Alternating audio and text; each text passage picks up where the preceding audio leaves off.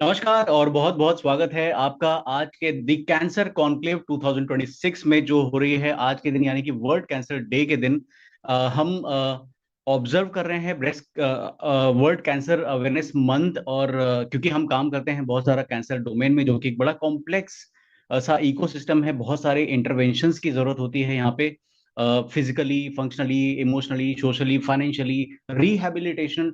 आज एक नई समस्या उभर कर आ रही है जब हम बात करते हैं कि कैंसर के ट्रीटमेंट अच्छे हो रहे हैं, तो लोगों को री इंटीग्रेट होने में सोसाइटी में वापस काफी सारे चैलेंजेस आ रहे हैं। और इन सारी चीजों की बात करने के लिए हम यहाँ पर आए हैं। मेरा नाम है Vivek Sharma. I am working in the cancer domain and उहापो और मिकी अमुक फाउंडेशन जो हमारी संस्था है वो काम करती है कैंसर के एक्सेसिबिलिटी के लिए, अवेयरनेस के लिए, एजुकेशन के लिए, सपोर्ट ग्रुप में and patient navigation and advocacy के लिए। और क्या खूब संयोग है, मैं कह सकता हूँ कि अभी रिसेंटली जो है हमारे देश में हमारा बजट जो है वो पास हुआ है। और हेल्थ बजट की जब हम बात करें तो उसमें कैंसर का भी एक छोटा सा हिस्सा है। एंड अगर हम देखें कि जो बड़ा सा बजट है 1,06,000 करोड़ का कुछ, जो हमारी सरकार ने पास किया, हालांकि ये बहुत एनकरेजिंग नहीं है, बहुत एनहांसिंग नहीं है, बिकॉज अगर हम देखें तो प्रीवियस बजट से करीब करीब 10% का उसमें इजाफा है। लेकिन शायद अगर हम इन्फ्लेशन को अगर ध्यान में रखें तो बहुत ज्यादा फर्क नहीं पड़ा है। हालांकि ये बहुत इंपॉर्टेंट है कि कैसे हम इस बजट को यूटिलाइज करने वाले हैं और क्या काम करने वाले हैं सरकार की तरफ से, अगर हम जाने कि हमें क्या सहयोग मिलता है, क्योंकि कई बार ये जो इकोसिस्टम होता है वो नेविगेट होता है और बढ़ता है, फलता फूलता है because of the systemic changes and systemic support. और बाय एंड लार्ज जो कॉरपोरेट या सरकार या जिन लोगों के पास भी रिसोर्सेज होते हैं वो प्रोवाइड करते हैं। We are the beneficiaries like patients and care givers, and हम उनके हक की बात करते हैं तो जानते हैं कि हमारे हक में क्या है। आज हमारे जो बजट में सबसे दो तीन बड़ी महत्वपूर्ण चीजें आई हैं कैंसर के डोमेन से, मैं आपके साथ शेयर करना चाहूंगा। एक तो वो है कि सरकार ने ये डिसाइड किया है कि एक लाख 50,000 केयर गिवर्स को ट्रेन करेंगे। आई एम नॉट श्योर उसकी डेफिनेशन क्या है, ये सिर्फ कैंसर में है कि मेंटल हेल्थ में है या दूसरी चीजों में है, रेयर डिसीजेस में है, that we need to learn more. But ये हमारे लिए एक अच्छी चीज है कि at least the government is thinking in this direction that has been propagated by various support organisations and advocacy network across the country, so that because एक बीमारी जैसे हमारी कैंसर है तो उसमें सिर्फ एक व्यक्ति बीमार नहीं होता है, पूरी की पूरी फैमिली उससे सफर करती है। सो ऐसे में केयर गिवर्स को कई बार जॉब लॉस का सामना करना पड़ता है। और ऐसे में अगर कोई एक ऐसा साधन है जो उनको ट्रेन कर दे या केपेबल बना दे उसी काम को करने के लिए, उनको अगर इंसेंटिवाइज कर दिया जाए या उनको पैसे मिलने लगे, तो ये शायद एक बड़ी प्रॉब्लम उनकी सॉल्व कर सकती है। That is a good news. सरकार चाहती है कि मेडिकल वैल्यू टूरिज्म डेवलप करना, including diagnostic and post care और rehabilitation support, that is again a very welcoming change, because जितने लोग बाहर से, क्योंकि हमारे देश का जो सिस्टम है, जो कैंसर ट्रीटमेंट का सिस्टम है, वन ऑफ द बेस्ट है। अच्छे इंस्टीट्यूट्स हैं यहाँ पे, टीचिंग एकेडमिक इंस्टीट्यूट्स हैं और काफी सारा काम कर रहे हैं वो रिसर्च में, चाहे वो क्लिनिकल ट्रायल्स हो या दूसरे तरह के रिसर्च हो, काफी सारा काम उसमें ऑलरेडी किया जा रहा है। तो मुझे लगता है कि ये एक बहुत वेलकमिंग चेंज है। हालांकि ये सारे जो चेंजेस हैं बहुत स्लो होंगे। हमें ये देखना है कि कैसे हम इसका पार्ट बन सकते हैं और देश को विकसित करने में, विकसित भारत बनाने में हम अपना योगदान दे सकते हैं। There is a good news about tariff relief also. कुछ ऑन्कोलॉजी ड्रग्स हैं, कैंसर की जो दवाइयां हैं उस पर भी सरकार ने टैरिफ्स कम करी हैं, यानी कि ड्यूटी एग्जम्पशंस करे हैं, जिसकी वजह से उनकी कॉस्ट थोड़ी कम हो जाती है और ये ज्यादा लोगों को मुहैया कराई जा सकती है। बायोफार्मा शक्ति जो अभियान है, इसके तहत करीब करीब 5 साल तक और काफी सारा पैसा जो है पंप इन करने वाली है सरकार। मैं ये सारी चीजें क्यों बता रहा हूँ, मैं तो भाई मिनिस्ट्री ऑफ फाइनेंस का व्यक्ति नहीं हूँ और ना तो मुझे उससे बहुत ज्यादा तारुक है। लेकिन हम ये सारी बातें आज और अभी इसलिए कर रहे हैं क्योंकि हमारा जो आज का कॉन्क्लेव है, आज जो हम बात करने वाले हैं वो बात हम करेंगे क्या, हम बात करेंगे कि कैसे इन चीजों को हमारे सिस्टम में हम लेकर आए, क्या तीन चीजें जो है इम्पैक्ट होंगी इस बजट से और अदरवाइज हमारे काम से। हमारे साथ बहुत सारे स्टेक होल्डर्स होते हैं। देर इज लाइक कोई भी जो व्यक्ति है या कोई भी ऑर्गेनाइजेशन है अकेला साइलो में काम नहीं कर सकता है, और करता भी है तो बहुत बड़ा चेंज लाना या इम्पैक्ट लाना बहुत मुश्किल होता है। सो हम तीन चीजों पे आज मोटा मोटी बात करेंगे। पहली है एक्सेस एंड अफोर्डेबिलिटी, क्योंकि एक्सेसिबिलिटी का बहुत चैलेंज होता है। Cancer comes as an accident, कोई भी प्रिपेयर नहीं होता है। हमें से कोई नहीं सोचता है कि वाह हमें कैंसर होगा, या मतलब कोई भी जो है हम प्रेडिक्ट कर लेते हैं कि डायबिटीज जो है जनरेशन में चल रही है, लेकिन this is not the case with cancer. और कैंसर कभी भी एक चीज या एक तत्व नहीं होता है, वो हमेशा बहुत सारी चीजों को लेकर आता है। मृत्यु का डर, हमारे बाद हमारे परिवार का क्या होगा, फाइनेंशियल इनकेपेबिलिटी, फाइनेंशियल टॉक्सिसिटी, जिसके बारे में आज हम ढेर सारी बातें करेंगे। तो वो एक्सेसिबिलिटी कैसे बढ़ाई जाए, कैसे अगर किसी कोई अगर नया पेशेंट आता है जिसको पहली बार डायग्नोसिस होता है, तो कैसे वो सेफ फील करे, कैसे वो ये फील करे कि हाँ मैं अकेला नहीं हूँ इस लड़ाई में, और कैसे वो ये फील करे कि उसको जो भी मदद की जरूरत है कहीं ना कहीं से मिलेगी।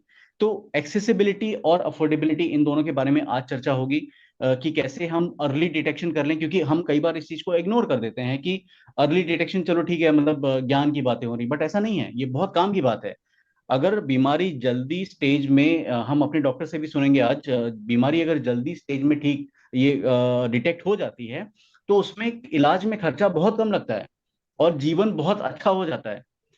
रेफरल पाथवेज कैसे डेवलप करें, क्योंकि आज कई बार हमने हमारी बहुत सारी हमारी खुद की स्टडीज में हमने पाया है कि पेशेंट्स जो है उनको कई बार भटकना बहुत पड़ता है। जो सही इलाज है, उनके प्राइमरी जो इंडिकेशंस होते हैं उससे जो जब उनका कीमोथेरेपी या इलाज शुरू होता है उसमें 4 से 6 महीने कई बार लॉस हो जाते हैं, कई बार ज्यादा समय।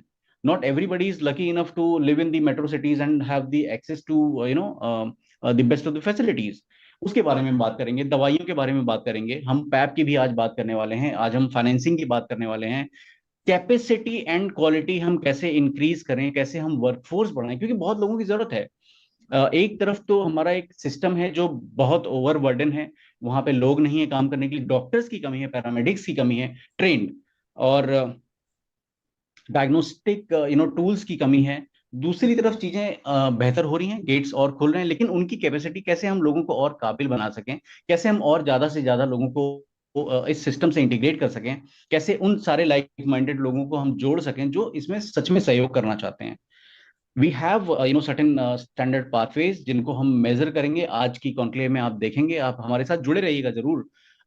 एविडेंस टू पॉलिसी कैसे हम मूव करते हैं वो हम बात करेंगे कि भाई हमने like for example last year हमने पूरे साल काम किया और हमने काफी सारे नए इनिशिएटिव्स लिए, जैसे कि गायनी कैंसर में एक हमने सपोर्ट ग्रुप बनाया।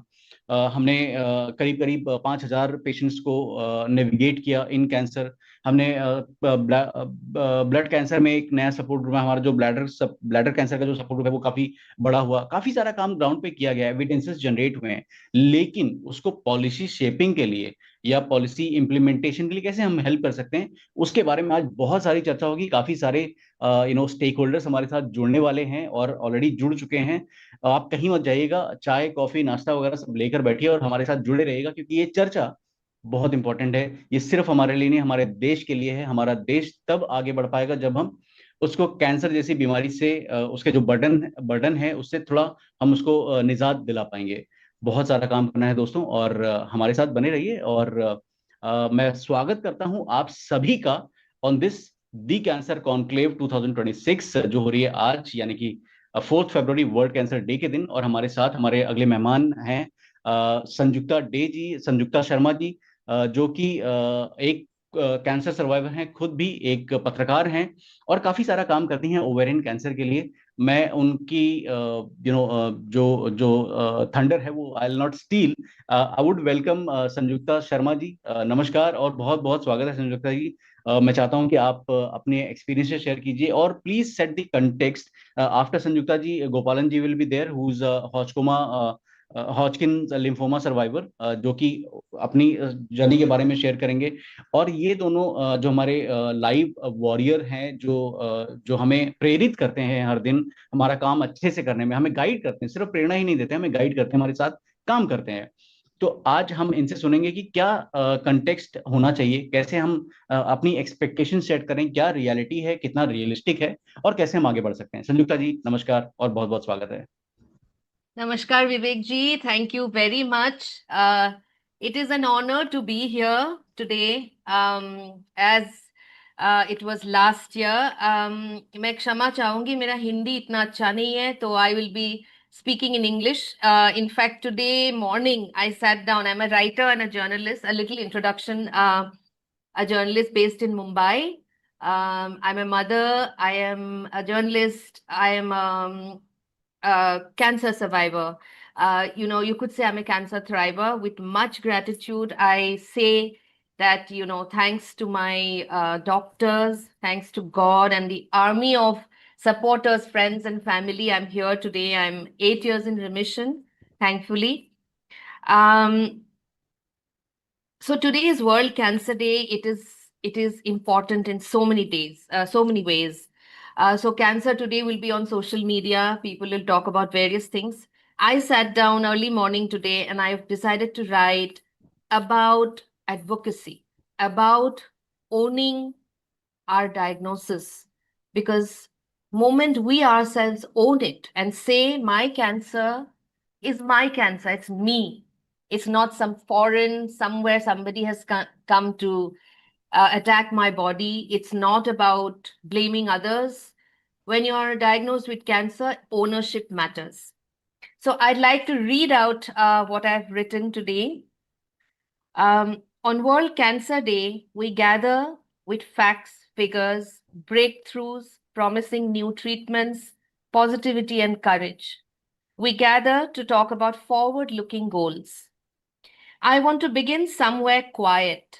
I want to begin in a hospital corridor. In 2017, I remember sitting there just after my diagnosis, not as a statistic, not as a case at the time, but as a person who had just heard the word cancer attached to their life. In that moment, I didn't need awareness campaigns or resolutions. I needed clarity, I needed dignity, and I needed to be heard. That is where patient advocacy begins. I stand before you today not just as a cancer survivor, but as someone who learned the hard way that surviving cancer is not only about treatment and medicine. It is also a voice, it's about agency, it's about being active. It's about being an active participant in your own care and in the systems that shape that care. So, what does patient advocacy really mean? It is often misunderstood. Patient advocacy is not confrontation, it is not ingratitude to doctors and your caregivers, and it's certainly not being difficult. Patient advocacy is the act of saying, my life matters enough for me to ask questions. My body matters enough for me to understand what is happening to it. My experience matters enough to shape better care for me and for those who come after me. Advocacy begins with something very simple and yet very radical: the belief that patients are not passive recipients of care, but partners in it. Like many patients, I initially believed that to be a good patient, I had to be quiet, I had to be compliant, obedient, and endlessly grateful to all those who are helping me. That's a good thing, of course. Gratitude is a good thing, support is a great thing. At that time, I didn't question delays. I didn't challenge side effects that were dismissed as just normal. I didn't ask why certain choices were made for me and whether alternatives existed. And then one day I did. I asked a question to my oncologist that changed everything. That single question led to different conversations and to other questions. And that conversation changed the course of my treatment and my life. That's when I understood something really profound. Silence can be dangerous, not because doctors don't care, but because healthcare systems are complex, overstretched, and after all, human. Doctors are human too.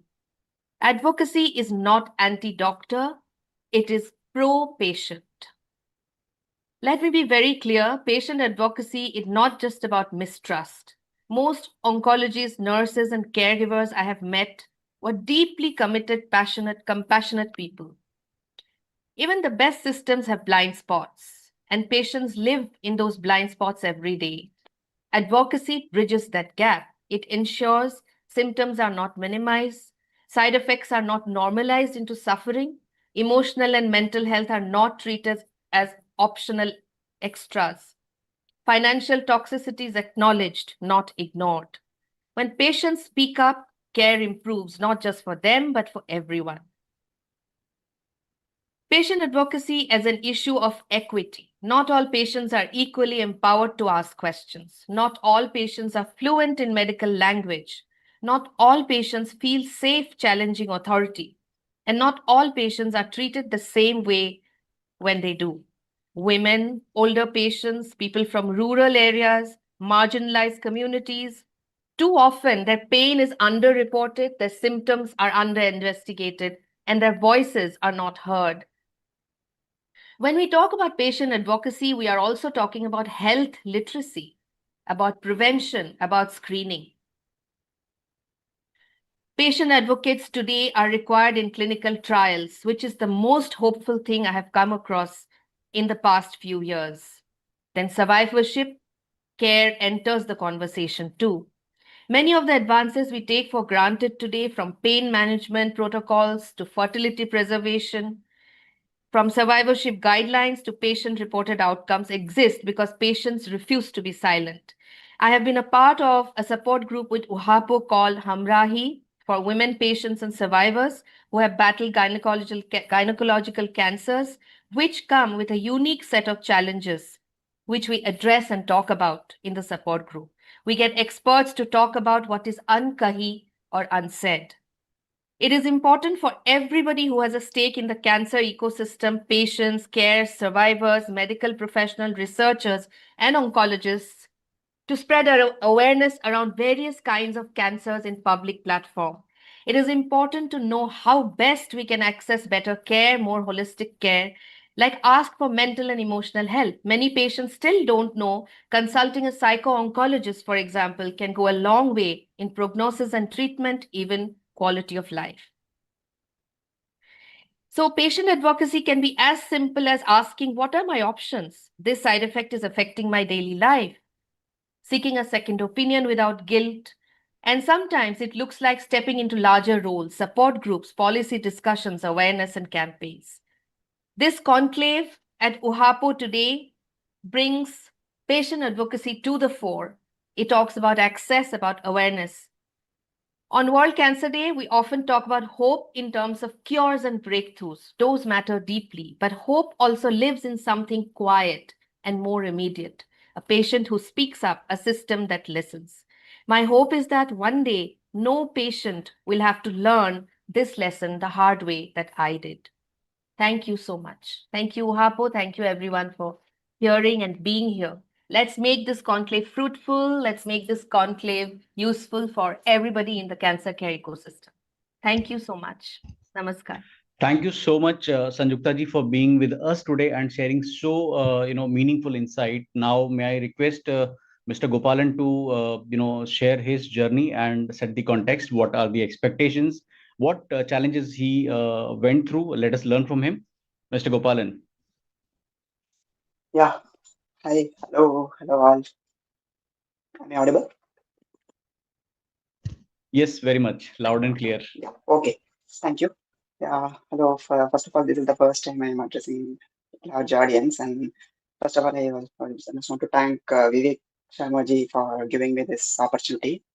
So it's a cancer conclave, it's a cancer day today. So let me introduce myself. I'm Gopalan. I'm a Hodgkin's lymphoma survivor, and I'm a qualified chartered accountant working in a corporate company.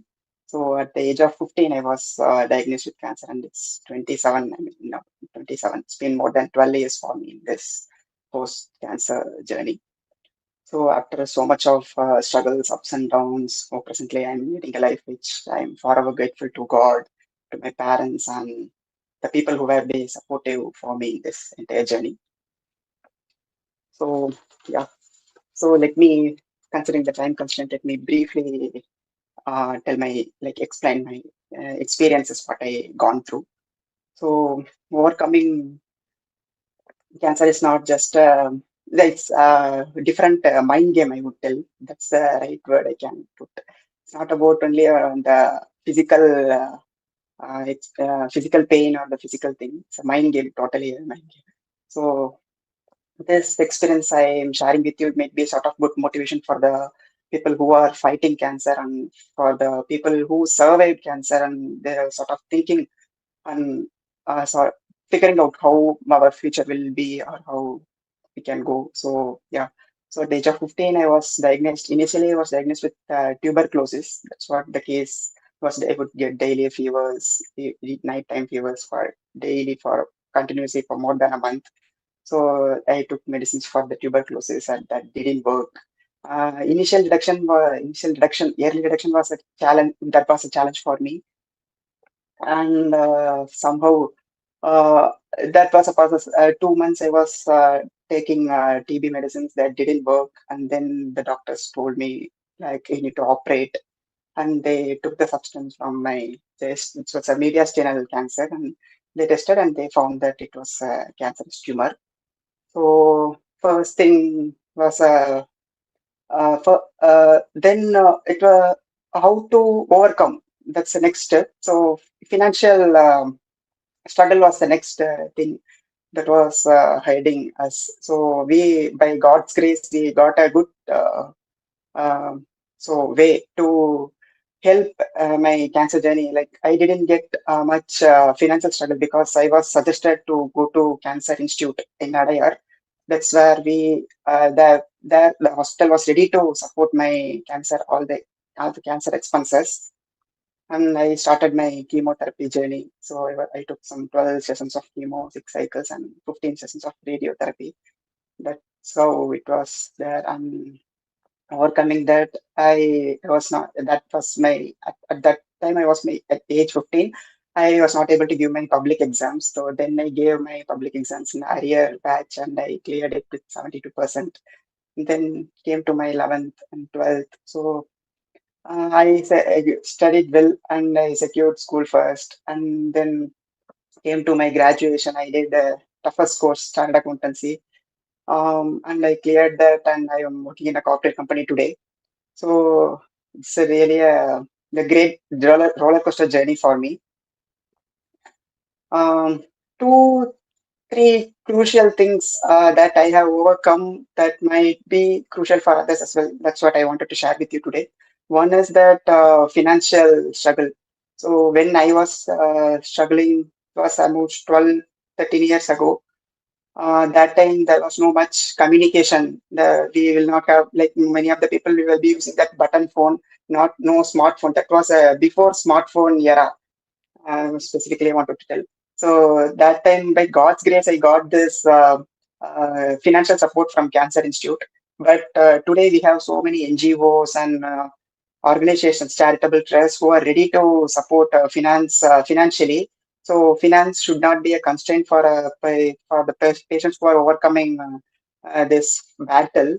That thing. And then other thing is the diet plan I followed at that time. So I was following a very strict diet because the food we take at the time of the chemotherapy sessions, no, it is very crucial actually. So no outside foods, nothing. The very strict diet, very homemade, and the soups and the moringa soups kind of thing. That was really helpful for me. So to overcome the thing, this battle. And to overcome this mind game, I would like to share my experience, what I did. So this is totally a mind game, as I mentioned previously.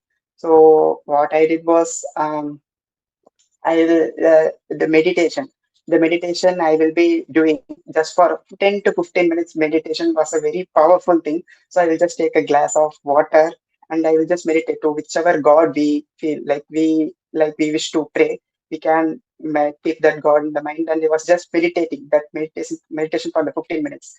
How we will overcome and what will be our future.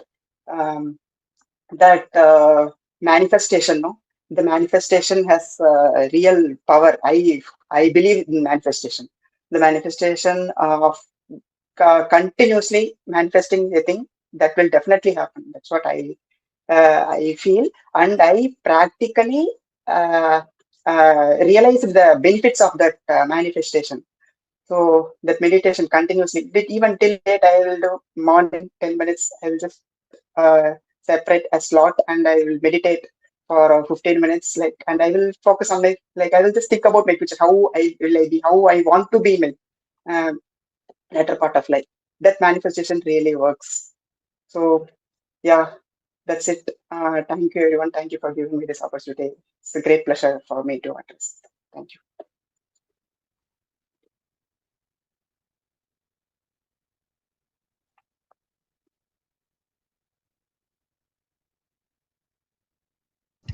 Thank you so much, Mr. Gopalan. And I think it was quite a heartening journey to appreciate. And we understand that there are a lot of challenges. And this is what we had been talking and advocating about, that this journey in cancer navigation through emotional, social, financial, and other challenges, it's very tough.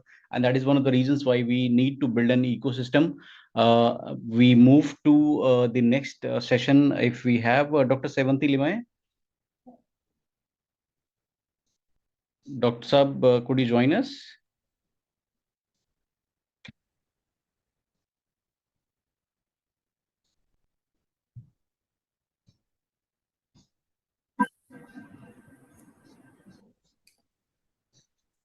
I don't.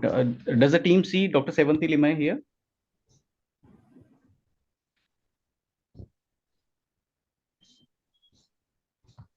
Okay. Meanwhile, she joins us. Let me introduce or let me invite all her panelists on board. And while the backend coordinates with her, let us set the ball rolling. We have Miss Shalini Verma today with us. She is a cancer caregiver. Shalini ji, namaskar और बहुत-बहुत स्वागत है आपका. We have Dr. Priya S. Punyani with us, who is a surgical oncologist. Just a sec.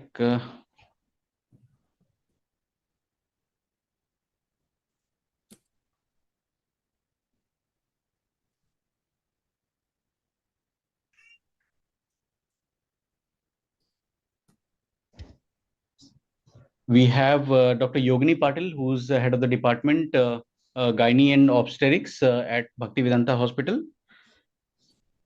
We have Dr. Nitin Ambadekar. Sir is there. He's Sir.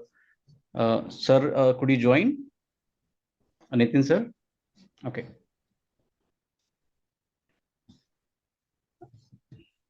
We have Dr. Swati Jha, who's the Director Health Outreach at HN Reliance Hospital, Mumbai. We have Mr. Arvind, who's a radio jockey and a cancer caregiver as well to his mother. And Dr. Sevanti is just joining. Maybe in a few seconds, she will be there with us. Meanwhile, she joins. May I request all of you to briefly introduce about your work in cancer? We start with Shalini. How had been your encounter with cancer, and what had been your journey so far, and what is your expectation from the conclave? Hi, Vivek and everybody. Thank you for giving me this opportunity to speak on this panel.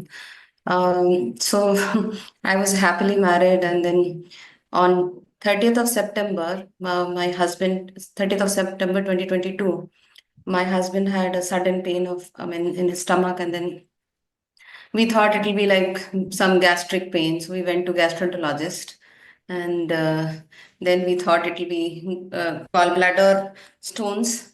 So they advised us to go for a surgery to remove the gallstones. But when they went for when he went for surgery, they found I think the ascites. So within 4 days, we got to know with the biopsy that he had metastatic adenocarcinoma, and that changed our life forever.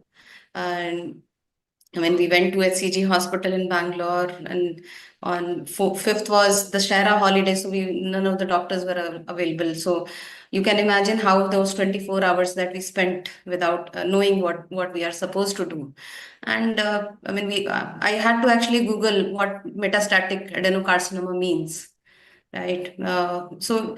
And then he got the PET scan done. He had this chemo port on 7th of October, and he had started his first chemo with gemcitabine cisplatin on 10th of October. He took 8 cycles. Then it did not work. I spoke to at least 100 doctors in India just to get some hope, because doctors told us that he has stage 4 cancer, and the chances of survival are very low in his case. But still, I as a caregiver was fighting. I had to leave my job. My husband was also not working at that time when he was diagnosed. And financially, we were struggling. I mean, but still, whatever was available, like we had to go for immunotherapy, which was costing us around 5.5 lakh every 21 days, just the medicine, right? So, and then I lost him in January 2024. It's been 2 years that I've lost him. And the journey was quite difficult, not only for me, because I was a caregiver, I was the one who was talking to all the doctors, but for my husband also, it was a quite painful journey. And during his last days, he was unable to, he was on like, he used to be given all the painkillers, 4 or 5 injections every day, just to survive that pain. And I have seen him losing the weight from, 75 kgs to 42 kgs. Uh, Traveled all over the places, spoke to the doctors in US, Germany, if, whatever was possible.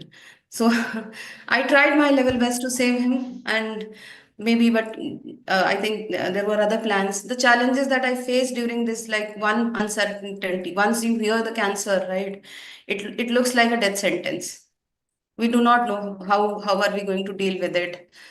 I felt that doctors were also not very sure. I'm not blaming anybody, but yeah, we could have dealt differently, giving us the right information so that we can make an informed decision, right? How do we deal with it?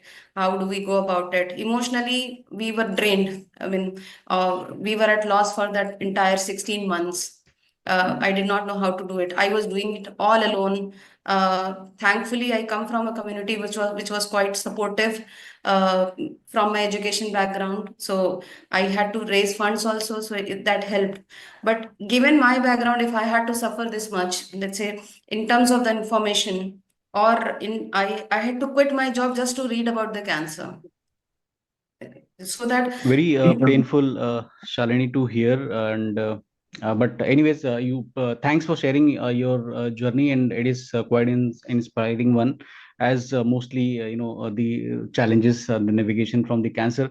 We have our moderator, eminent moderator, the perfect combination of beauty and brilliance, Dr. Sevanti Limay. Dr. Saab, namaskar, or welcome to the panel. Namaskar. And now No, thank over you to you. so much, Vivek ji, for having me, and sorry for a few minutes of delay. As you know, the clinic never stops. So I was just listening to what Shalini ji was saying, and truly, this is the heartache. And no matter what we do um, in our clinics, and I say this all the time, that where I work is a 7-star center, and even here we see struggles of the patient, and just the few minutes of delay happened because one of my previous patients who has been with me for last 7 years, 6 years, she was here, and she was emotional and she was crying. And this is one patient where she has now actually been a winner. You can imagine 6 years later. So this is that one patient who's been a winner. And rare moments, but largely the journey is what Shalini ji was just outlining. That's the usual journey.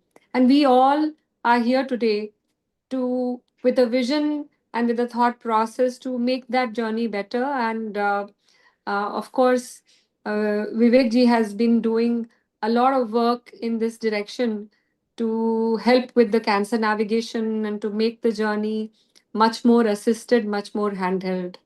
So um, I wish and hope a lot of healing to Shalini ji.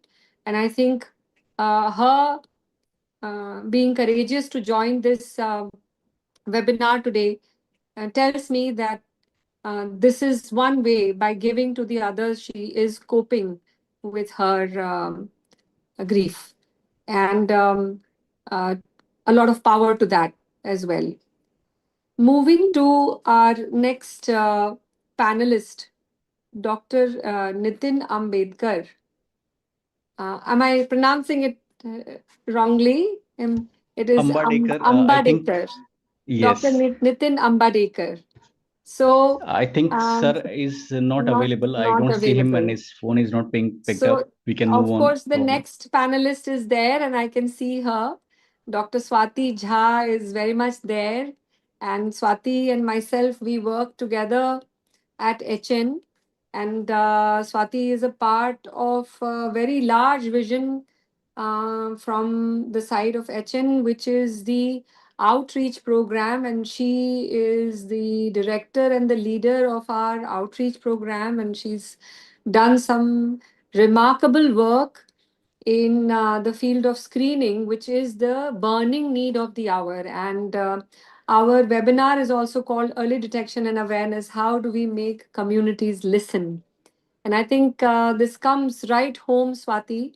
So, um, the question that we wish to ask you is for request you to define when, where, and how screening triggers, and what is the referral pathway, the follow-up methodology, the what where are the bottlenecks, what are your challenges, and what are your wins, and what would be your message to the society.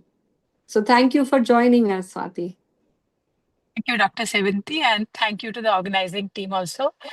Uh, I hope I'm audible enough. Yes, you are audible. Yeah. Yes. Okay. So, when is the best question?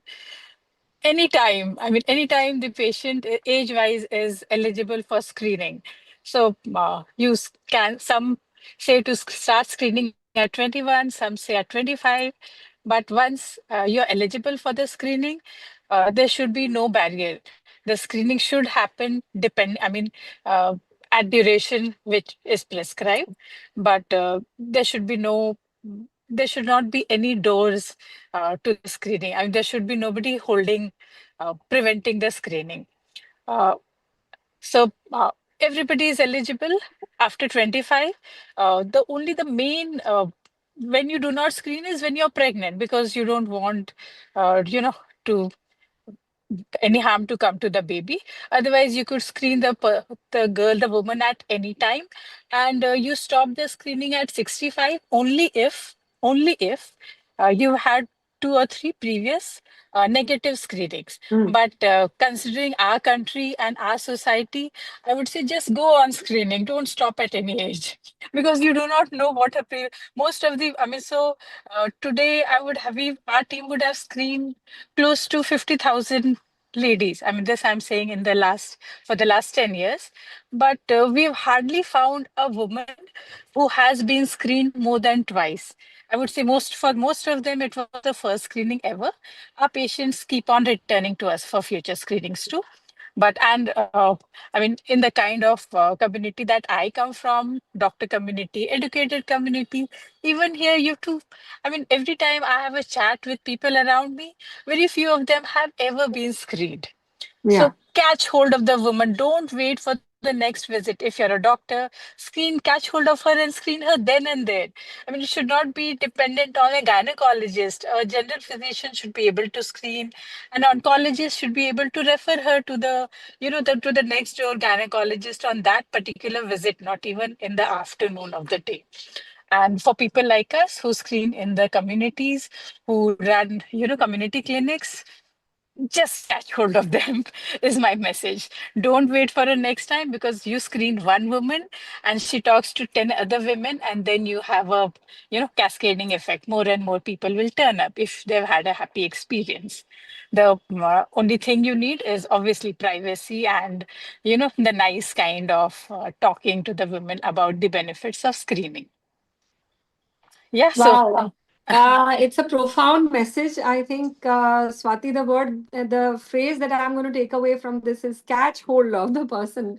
And I yeah. think it resonates, the core thought resonates with what I have felt.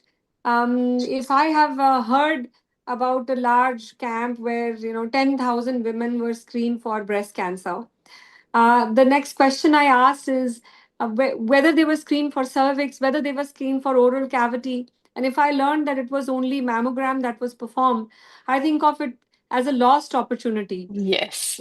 because there was a captive crowd, Yeah. and that captive crowd was screened for only one cancer, and the other two cancers, which could have been screened in a routine way, were missed as a lost opportunity. So catch hold of them when you see the opportunity and just screen, because these are people who are lacking awareness. They are actually not um, having that degree of awareness to really come in and seek all different kinds of screening. And um, it is an opportunity for the screening activists. I call them activists, called Yes. Swati and activists. Yeah, because you are so passionate about the work you do.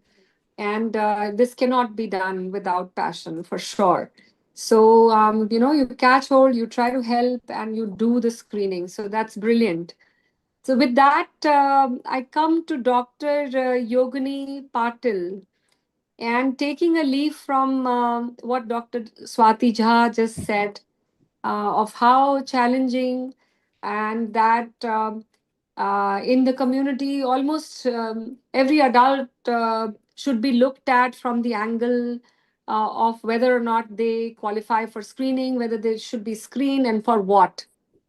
So, a question to you in particular is, how easy or difficult is it to um, detect or suspect a woman for cancer?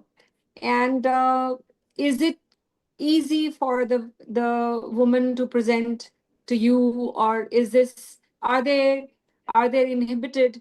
Are they scared? Do you see that psychology? Does that prevent them from seeing you at the earliest? Thank you, madam. Thank you for joining us. Thank you. Thank you, Vivek, for involving me, because I think Swati madam and Sevanti madam represents the main South Bombay part, and I represent the Mira Road. So the clientage is different, the patients are different, the socioeconomic strata is different. So the answers may vary for you and me. So I will give perspective from a gynecologist who's sitting in a community charitable hospital. So my answer is yes, it is difficult to detect them in an early stage. It's not that the women don't care, but they are scared. The word cancer. So if we see amongst the total female cancers, gynecological cancers represent 50% of the total burden.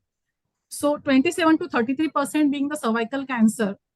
27 to 33% is the CA breast. Now the CA breast has superseded CA cervix. CA cervix remains up to 12 to 22%, followed by CA ovary, which is 6 to 7%, followed by CA uterus, which is 3 to 4%. So when it is representing 50% of the female cancer, it is very important to screen them. But there are many difficulties that we face. So the difficulties come from both the sides, from the patient side and from the doctor sides. From patient side, the first thing is lack of awareness. On this side of the town, most probably the patient are unaware of that so many simple modalities are available for the screening of the cancers. Then there is fear in the mind. Fear of the word cancer, fear of the word chemotherapy, radiotherapy, fear about the social stigma, fear about the treatment, fear about the surgeries. So fear plays a major role. So the word which is used as scare is very important. The moment it comes to cancer, the scare does exist. Third thing, I will say that the women are not given that much importance. Women health is not given that much of importance in the family, in a mediocre family. The priority goes to children, followed by the male, and the last comes the women health. So taking a woman when she is not suffering from any disease is very rare. More often than not, they are taken to the doctors when they are already suffering from the disease. So that also makes it is difficult for them to get screened. They lose the opportunity to screen. Then from doctor's side, what are our difficulties?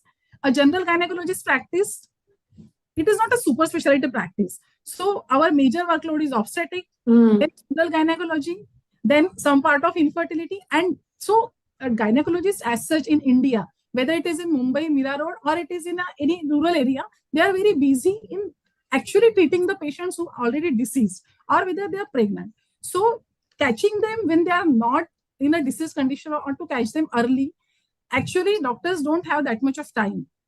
The screening part needs lot of counseling. But for that counseling, again, you need time. But that much of time is not there in busy practices in OPDs. So this is also from the doctor's part, doctor's side. Why the screening lacks? So actually, we should not give this justice. This is not that we should tell like that, but this is what actually practically happens. So I feel the women's I very nicely put together regarding the different challenges of the differences in the challenges that we see in the patient presentation. And I was just going through in my mind, my mother was a gynecologist, obstetrician and gynecologist, a general obstetrician and gynecologist. And I just recall her practice used to be just like that. And there are so many pressureful times where you're handling obstetrics and so much work. And amongst that, then there is a screening case, and then there is a presentation, maybe someone presenting with disease. And I can totally imagine how much under pressure you all are and what kind of bandwidth, there is to have a discussion or convince a patient who may not be convinced and already inhibited and not wanting to tell you, and how challenging must that be.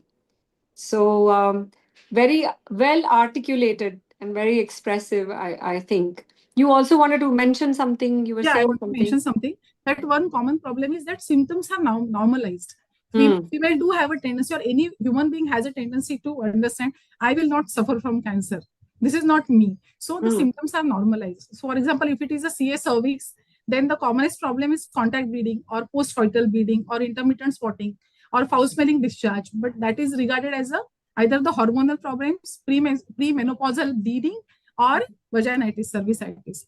If it is a CA endometrium, again it is abnormal uterine bleeding, which is taken as hormonal changes. So right. This is how the things are missed. So that is a very important point, because nobody see the point that you bring forward is so critical, because nobody is actually thinking awareness is aware of the disease, right? It is the orientation to the disease that makes you think that disease. So if the person is not thinking cancer, they are not thinking of these symptoms as cancer.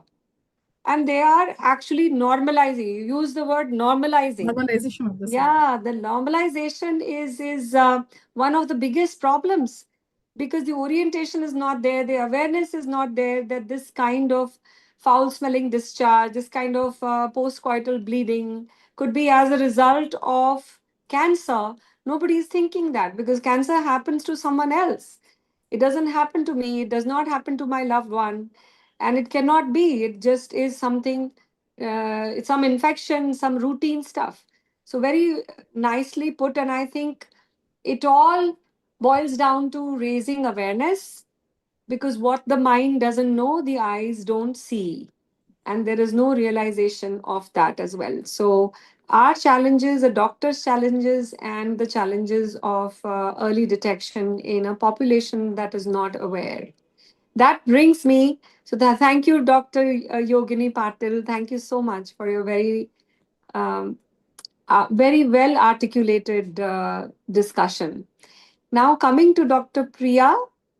Dr. Priya Eshpunyani is someone who we have interacted. I personally have interacted with many, many times, and I'm looking forward to seeing Priya again in our meeting that we have the next week. So, Dr. Priya is a senior surgical oncologist, and she's going to help us understand what is the current situation for screening for lung and head and neck cancer. And I'll also, in the same breath, ask you, tobacco cessation, measures? Are there any supportive measures in that direction? And what do you think needs to change?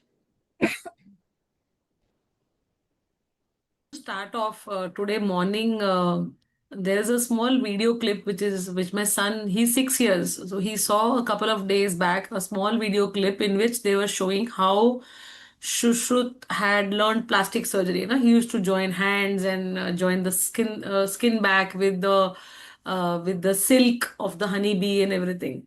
So today early morning he woke up and said ki I am going to be someone like Shushrut and you have to teach me surgery now only. You have to teach me how to do that and I'm going to use the ants and the silk and I'm going to do that. So normally how people respond, and that is how my mother responded from the other room, is that when you grow big, you can do that. And I told him, yes, in this very vacation, I'll give you the books. You just learn English till then. You will practice to speak English till this March, April. And in your vacation, I'll give you books of that. You can learn and you can start practicing.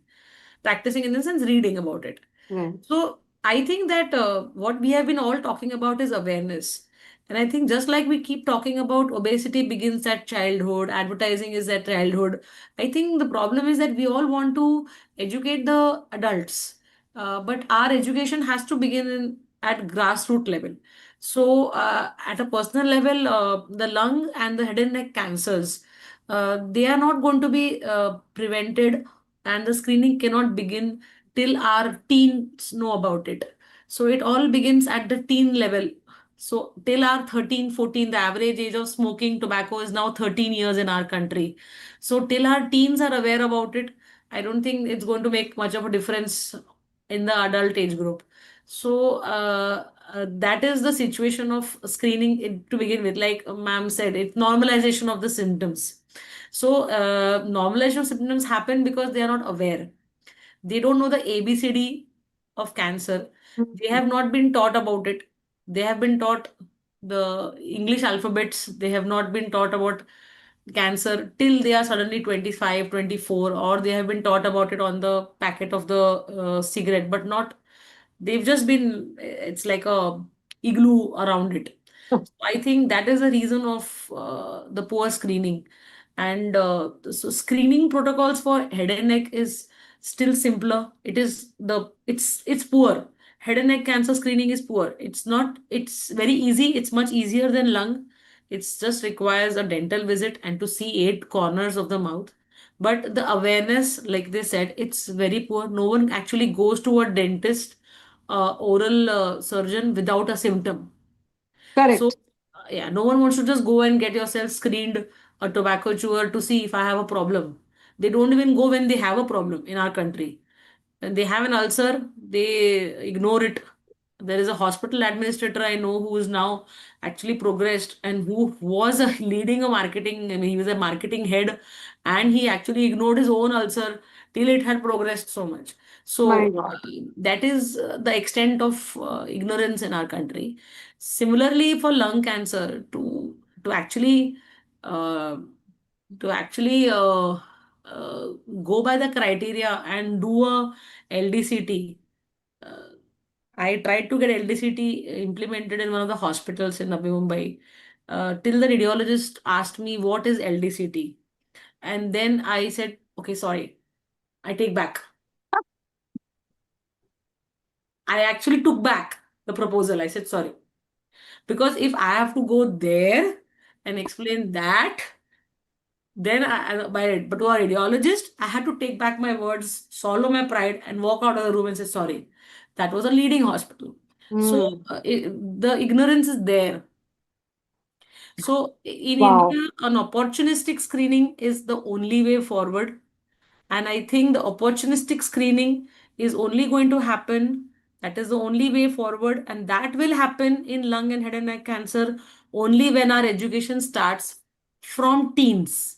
And for that, Uhapo is doing a fantastic job because I myself have been going around with Vivek's team in wherever possible in all the colleges. We are targeting colleges. We go and we go to the grassroots level to teach the students these are the symptoms, these are the yellow signals Don't wait for the red signal to crash your car. See the yellow signal and go and get yourself checked. I think that is the only way. So we are a very poor numbers right now, but to improve the numbers, I think we have to get the children aware of the warning signs. That is what my take is. So many, Dr. many great points touched upon. Yes, Vivekji, please. A small request. One is like we have two more panelists to address, and you're running a little behind of the schedule. Sure. Is there, and Dr. Nitin could not join, but his assistant Dr. Rita is here, who's the additional director of health, assistant director of health services, government of Maharashtra, and she looks after cancer. So Dr. Rita is here, and Yeah, Dr. Rita is here, and RJ Arvind is here. I see RJ Arvindji here. So, Dr. Rita, I have a quick question for you. Okay. Thank you for joining in. Can you hear me? Yes. Can you hear me? Yes, we can hear you. So very quickly, we are discussing screening. We are discussing raising awareness. What exactly has been the government's stance in propagating awareness and screening? I'm sure there are multiple initiatives ongoing. We would like you to reflect on a few of them. And what do you recognize as the bottleneck in the service delivery and the support that could be enhanced from the community side? Would you be able to reflect on that? And essentially, for people like us, we are actually looking towards whether or not screening and awareness would become a part of Ayushman Bharat and such initiatives and receive government funding as well. Good afternoon, everyone. On behalf of State Government, I would like to point out certain measures which we are taking for the cancer awareness, screening, and treatment of the patient. Ma'am, can you be a bit louder, please?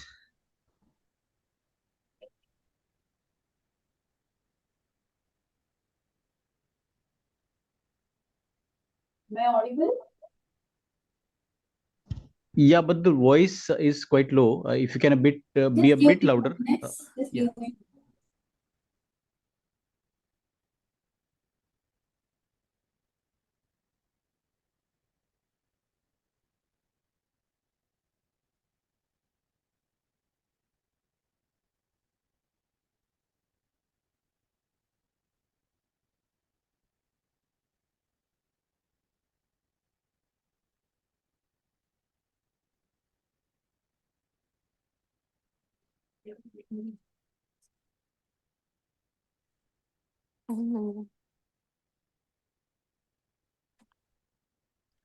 Maybe in the meantime, we can talk to RJ Arvindji. I think there is some problem with the video, so I have to switch off the video now. Am I audible?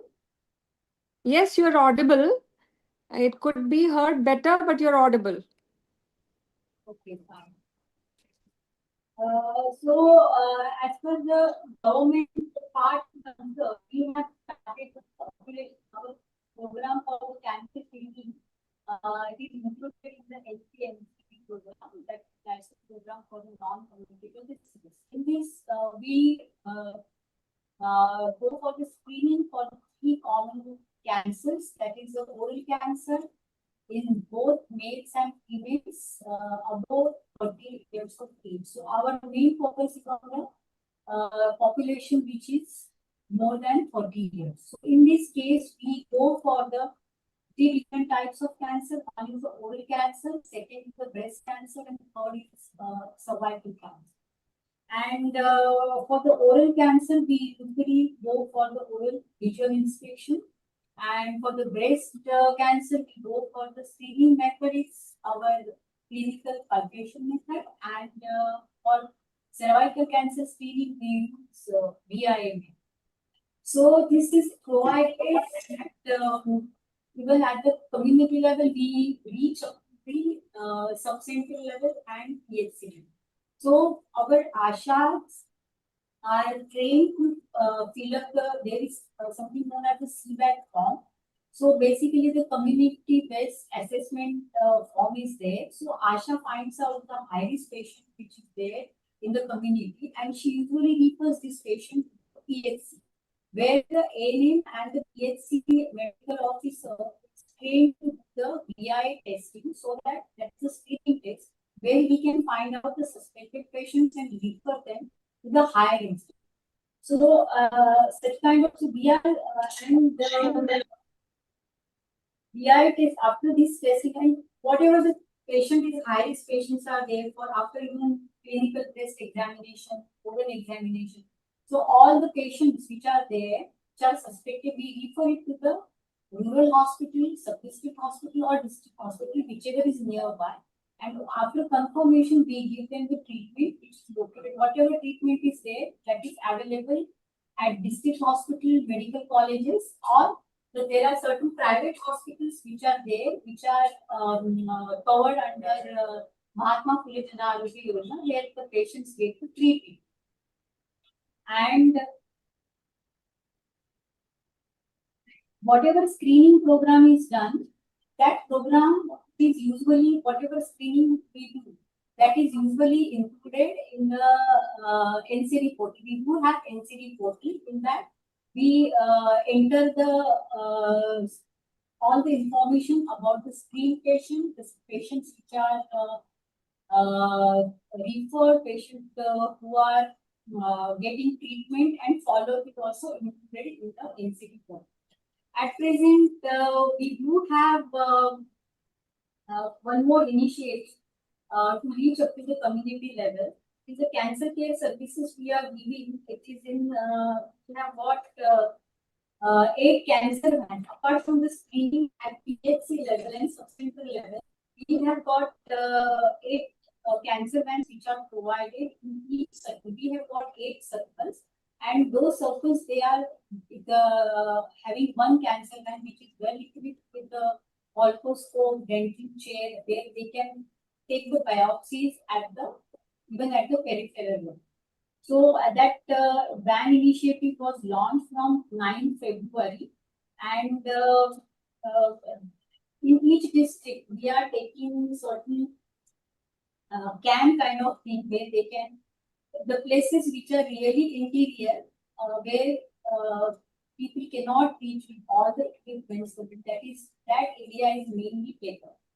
So in during this initiative, in last 1 year, we have almost 3.47 lakh people, and out of that 1 month, like 112 patients were diagnosed. Usually the patients are referred to the other hospital, higher institute, where patients take the treatment.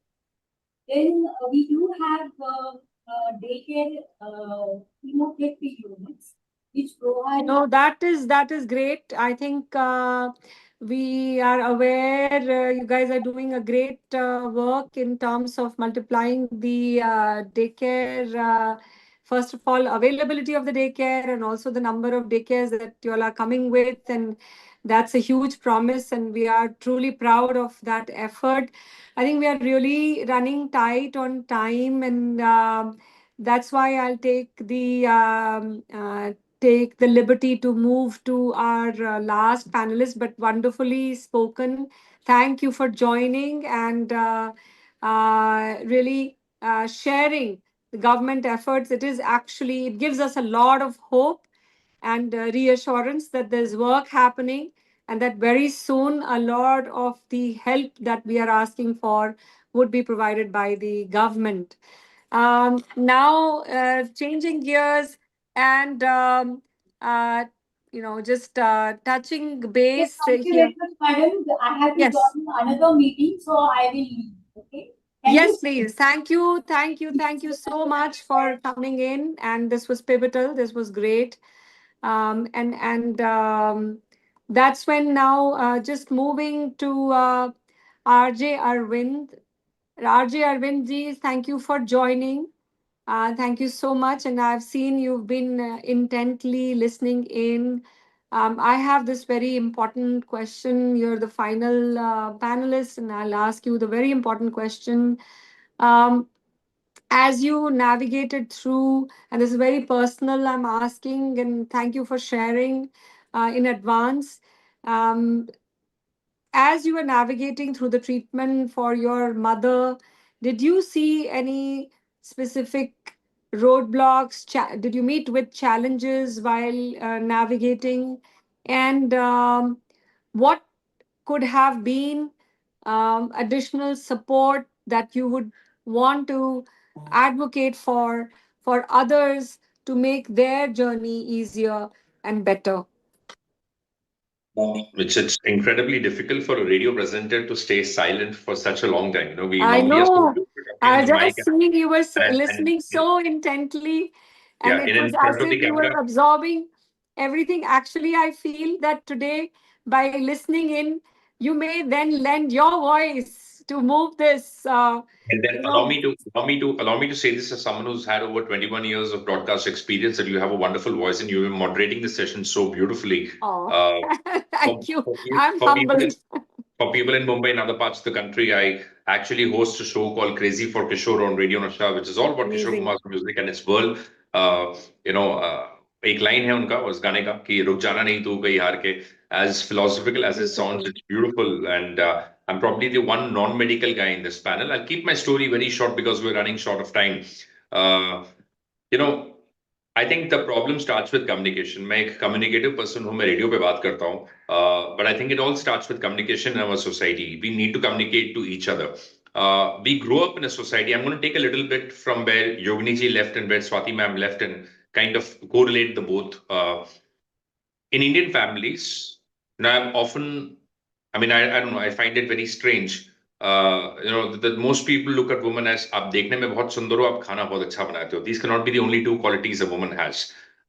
You know, she needs to be communicative, she needs to be assertive. There are many more things. We worship the goddess in our daily life. जब हम देवी माँ को worship करते हैं, so we should look at the woman in our family in a very similar way, as symbols of courage and endurance, and allow them to communicate. Why am I saying it? Because my mother had cervical cancer. She was stage 1 cervical cancer. जब उनका discharge हुआ, the first person she came and spoke to was me. I mean, she did not go to my father and tell him.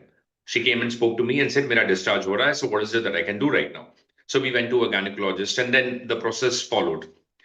But इस पूरे process में सबसे पहला key area था that she did not have the fear of communicating something as taboo as एक discharge हो रहा है, मेरा बेटा क्या सोचेगा? So I'm going to stay quiet, you know, till the time the damage spreads to the other organs. I mean, back then we had no idea what cervical cancer was all about, to be very honest. And as we started reading, knowing more, my doctor was very, very supportive. But I think it all started within the family that we had to communicate. Second cheese जो मैंने करी was a little unique one. I did not inform any of my relatives. You know, in Indian families, we have a हम आपके कौन हम साथ साथ हैं family.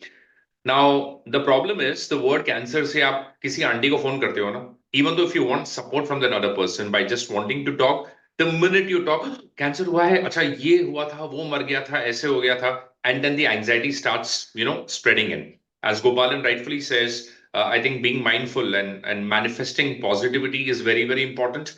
तो मेरी कुछ यूनिक चीजें मैंने करी थी and I want to share it in with my perspective. You know, I made my mother write down why cervical cancer is actually good for her. I don't know if you can try it with your patients.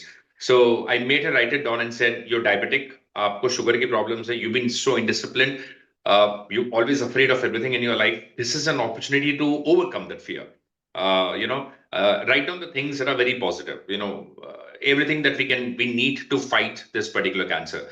And then I told her, these are all the qualities this cancer is helping you build up in your own consciousness, in your own system, जो otherwise आता नहीं अगर आप यही नहीं करते. You know, sometimes when a back is pushed to the wall, तभी हम सीखने का हमको मौका मिलता है. So I think cancer also offers us an opportunity to go deep within our own selves and say, कुछ तो है कि suffering हो रही है हमें. So let me just find out, let me not fight it, let me accept it. That was a game changer. That was an absolute game changer. In very Zen thoughts, we practice mindfulness. Spirituality really, really helps. And I completely agree with Gopalan sir. If you have belief in a higher power, leave the result to that person. बहुत सारी चीजें हैं जो हमारे हाथ में नहीं है, जो हमारे हाथ में है is accepting our destiny, our faith with a little dignity and not constantly fighting with it and saying ये क्यों हुआ, ये मुझे क्यों हुआ, ये उसको क्यों नहीं हुआ. I remember when my mother was admitted, Seventy ma'am, there was this wonderful gentleman in the other room. He was crying because he had lost his wife. Okay, and he was crying. It was just, I mean, not because of cancer, but some other reason. तो मैं उनके पास गया और मैंने उनसे पूछा कि आप रो क्यों रहे? तो उन्होंने कहा कि मेरी वाइफ का डेथ हो गया. I'm very good with elderly people, so I just went and spoke to him at random. And I just told him कि क्या हुआ? He says, I've lost my wife and I'm feeling so bad. I said, you're a brave person. I need to hug you. And he looks at me and said, why? I said, नहीं, I'm just thinking, अगर आपको इतना कष्ट हो रहा है, imagine if she would have been alive and you would have been dead. Have you imagined the amount of suffering that she would have had to endure? I mean, you're a hero to me that you've taken her suffering and said, आप पहले जाओ, मैं suffering endure करने के बाद वापस आता हूँ. It just came out of my, जैसे होता ना एक normal flow of conversation में. But I think that's the time that I realized suffering has to be for a reason. जिस वक्त हम इस reason को समझते हैं बहुत ज़्यादा important होता है. So I did some pretty unique, innovative ways. Did not go vegetable shopping. Trusted my doctor. Did the basics. Common sense जो हिंदुस्तान में उतना common नहीं है वो आपको use करना होगा.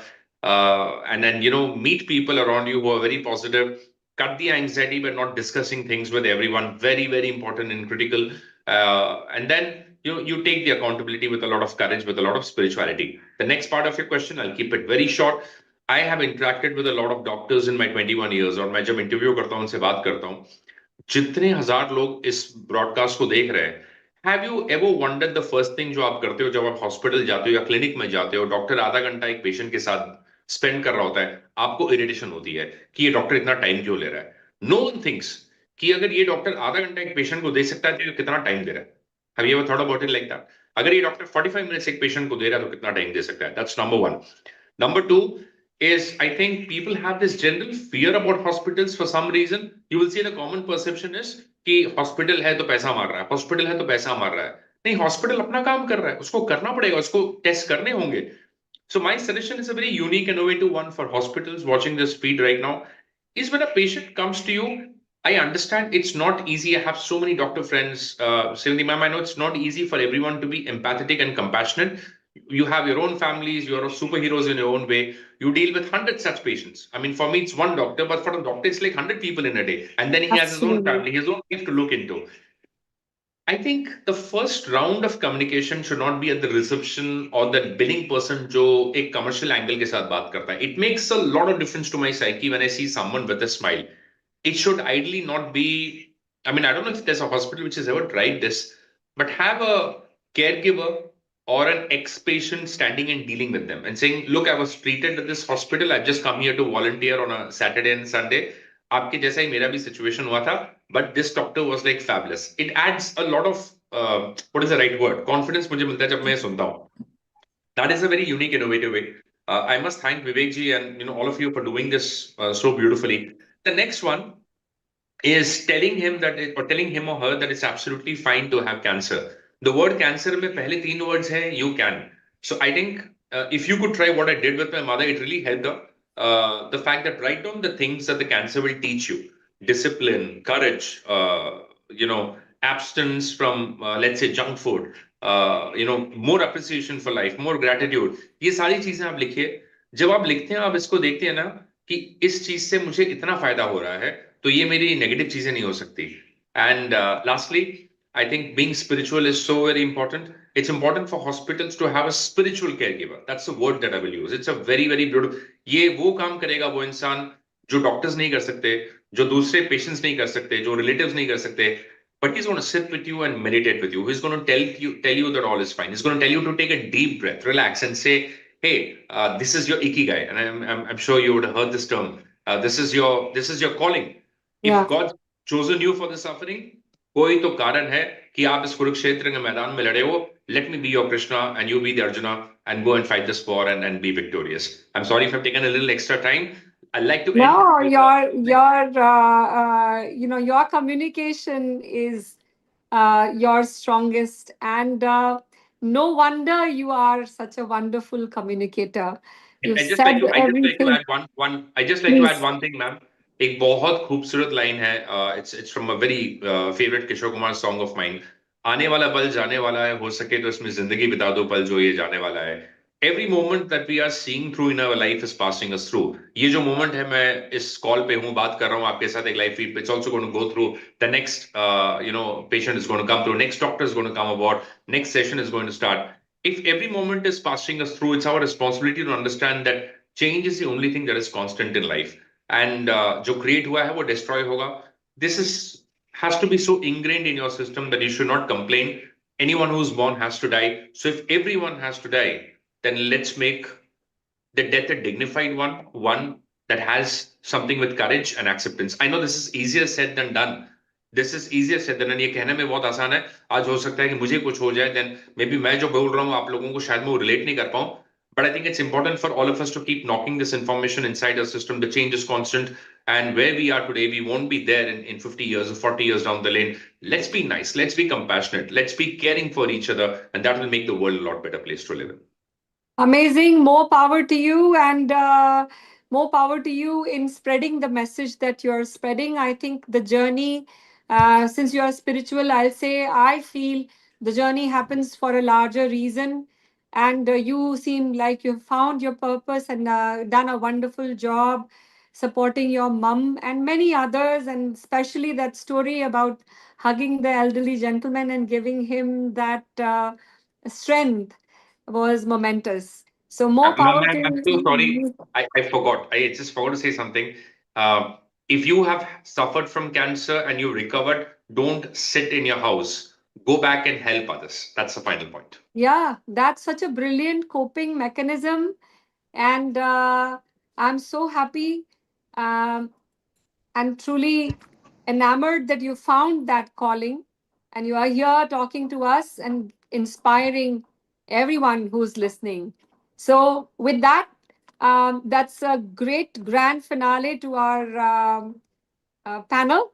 And I bring back the conversation to Vivek ji. And Vivek ji, congratulating you for Uhapo and the wonderful work that you are doing, and for the Cancer Conclave 2026. And thank you so much, all of my panelists. And a special thanks to RJ Arvind. Thank you. Thank you. Thank you so much, Dr. Sab. And we are immensely grateful to all of you for being here and enlightening us. And some 50,000 odd people who are watching us. Probably this number would grow and the awareness reaches even far. Now, may I request Dr. Nandini Menon to come on board and invite her panelist and take the discussion forward.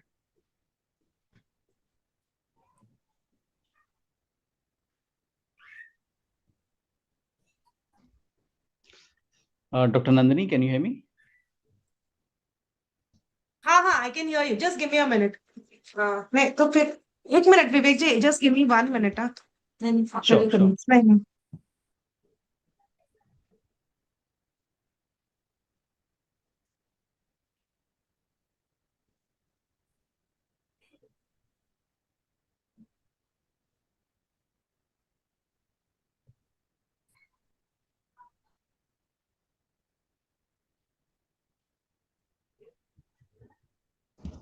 Meanwhile, may I request the tech team to bring all the panelists together in one frame?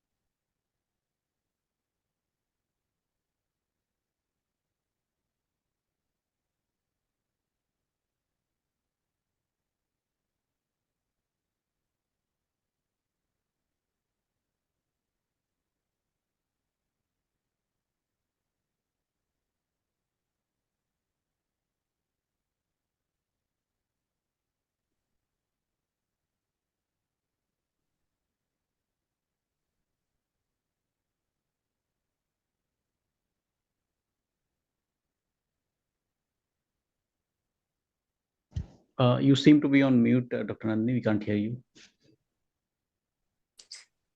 Sorry, Vivek. Sorry. 1 second. I'm trying to. Okay. Is the screen visible? Yes, and you are audible and visible both. Okay. Okay. So good afternoon, everyone, and welcome to this panel. I think at the outset, I'll thank Vivek for and the team for inviting me, and we'll move on to the panel. And I would like to invite our panelists. Vivek, can I go ahead and invite the panelists? I think they've already logged in. Please. Mr. Gautam Gauri, who has been a caregiver for a patient with cancer, he is our first panelist. Ms. Nishu Goel, ma'am is the lead of KBUT at our center, Tata Memorial Center in Mumbai. And she basically heads the patient navigation program at Tata Memorial Center, and which has been very pivotal in helping us manage patients and clinical care. Dr. Saili Shilevant, she is the lead of public policy, and she was ex-NHM. And my two colleagues, Dr. Amit Kumar and Dr. Minit Shah, who are both medical oncologists.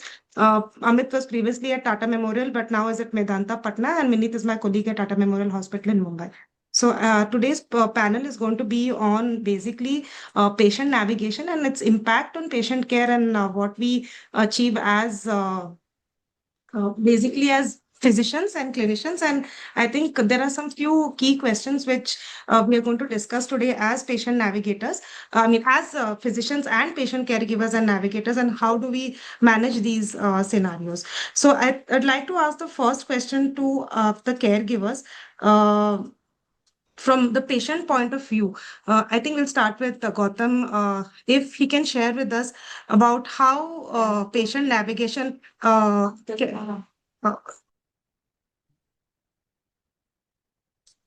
Yeah. So just give me a minute. Gautam, go ahead. Yeah. So I'm based in Bihar in Patna, and like the healthcare system in any case in Bihar is poor. So the first place where patient get lost is the diagnosis step itself. So as a result, what is happening that a lot of patients are getting diagnosed at a very late stage.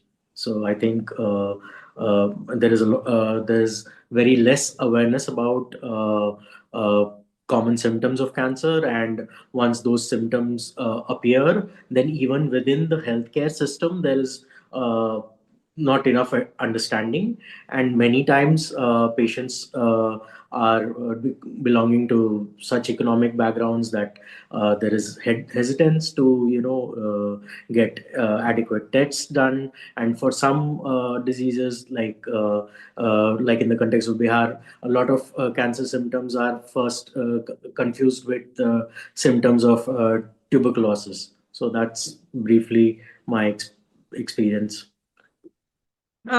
So thank you, Gautam. I'd like to get perspective from Nishu, ma'am. Ma'am, in all these years that you've been running our KVIT program, what is, in your opinion, our like basically our Achilles heels? Where do our patients get lost? What are the systemic lacunae that we have to address through patient navigation?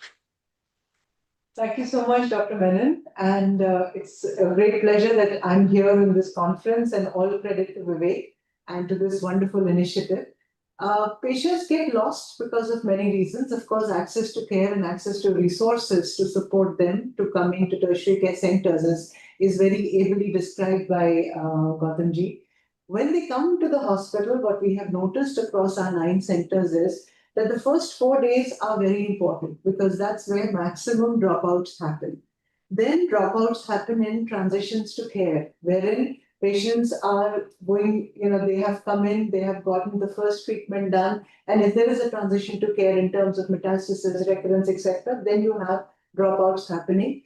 Also, when there is referral to palliative care and or best supportive care, there also you will have patients dropping out. But what we have seen from our experience is the 4 main days is very crucial, and that is why we enable something called as tracking for new patients, and most of our navigators are associated with new patients when they come to the hospital. Thank you, ma'am. I think we'll move on to our next segment or point of discussion. And I think I'll go back to ma'am again. Ma'am, what would you define as the job for a navigator? Because in many settings in the Indian healthcare field, patient navigation is not very well established, unlike our center. So, if somebody wants to set up a navigation program, what are the duties or the responsibilities of the navigator, and what is the job that the navigator should do? Uh, so essentially, a navigator in the parlance that exists today, and understanding what a navigator does, is remove the barriers to care and support the patients throughout their journey of cancer care management and survivorship. So we would be, we would kind of do a disservice to imagine that a patient navigational role is probably just that initial part of the patient journey, or in OPDs, or during surgery, or any other intervention. The need is not over till the time the cancer is resolved. So that is the continuity of support that a patient navigator really needs to give to the patient and to the caregivers.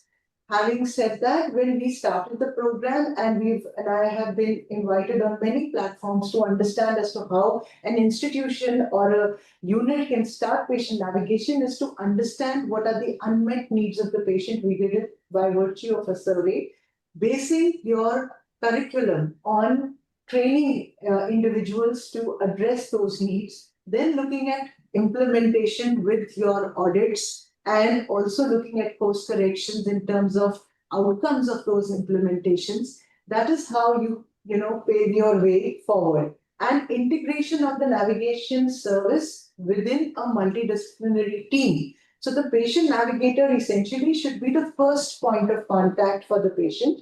It could be the first visit to the hospital or the first consultation, and that is how the navigator, proceeds with the patient's. Actually, he or she has the patient's back. That is what we had envisaged as the role of the navigator.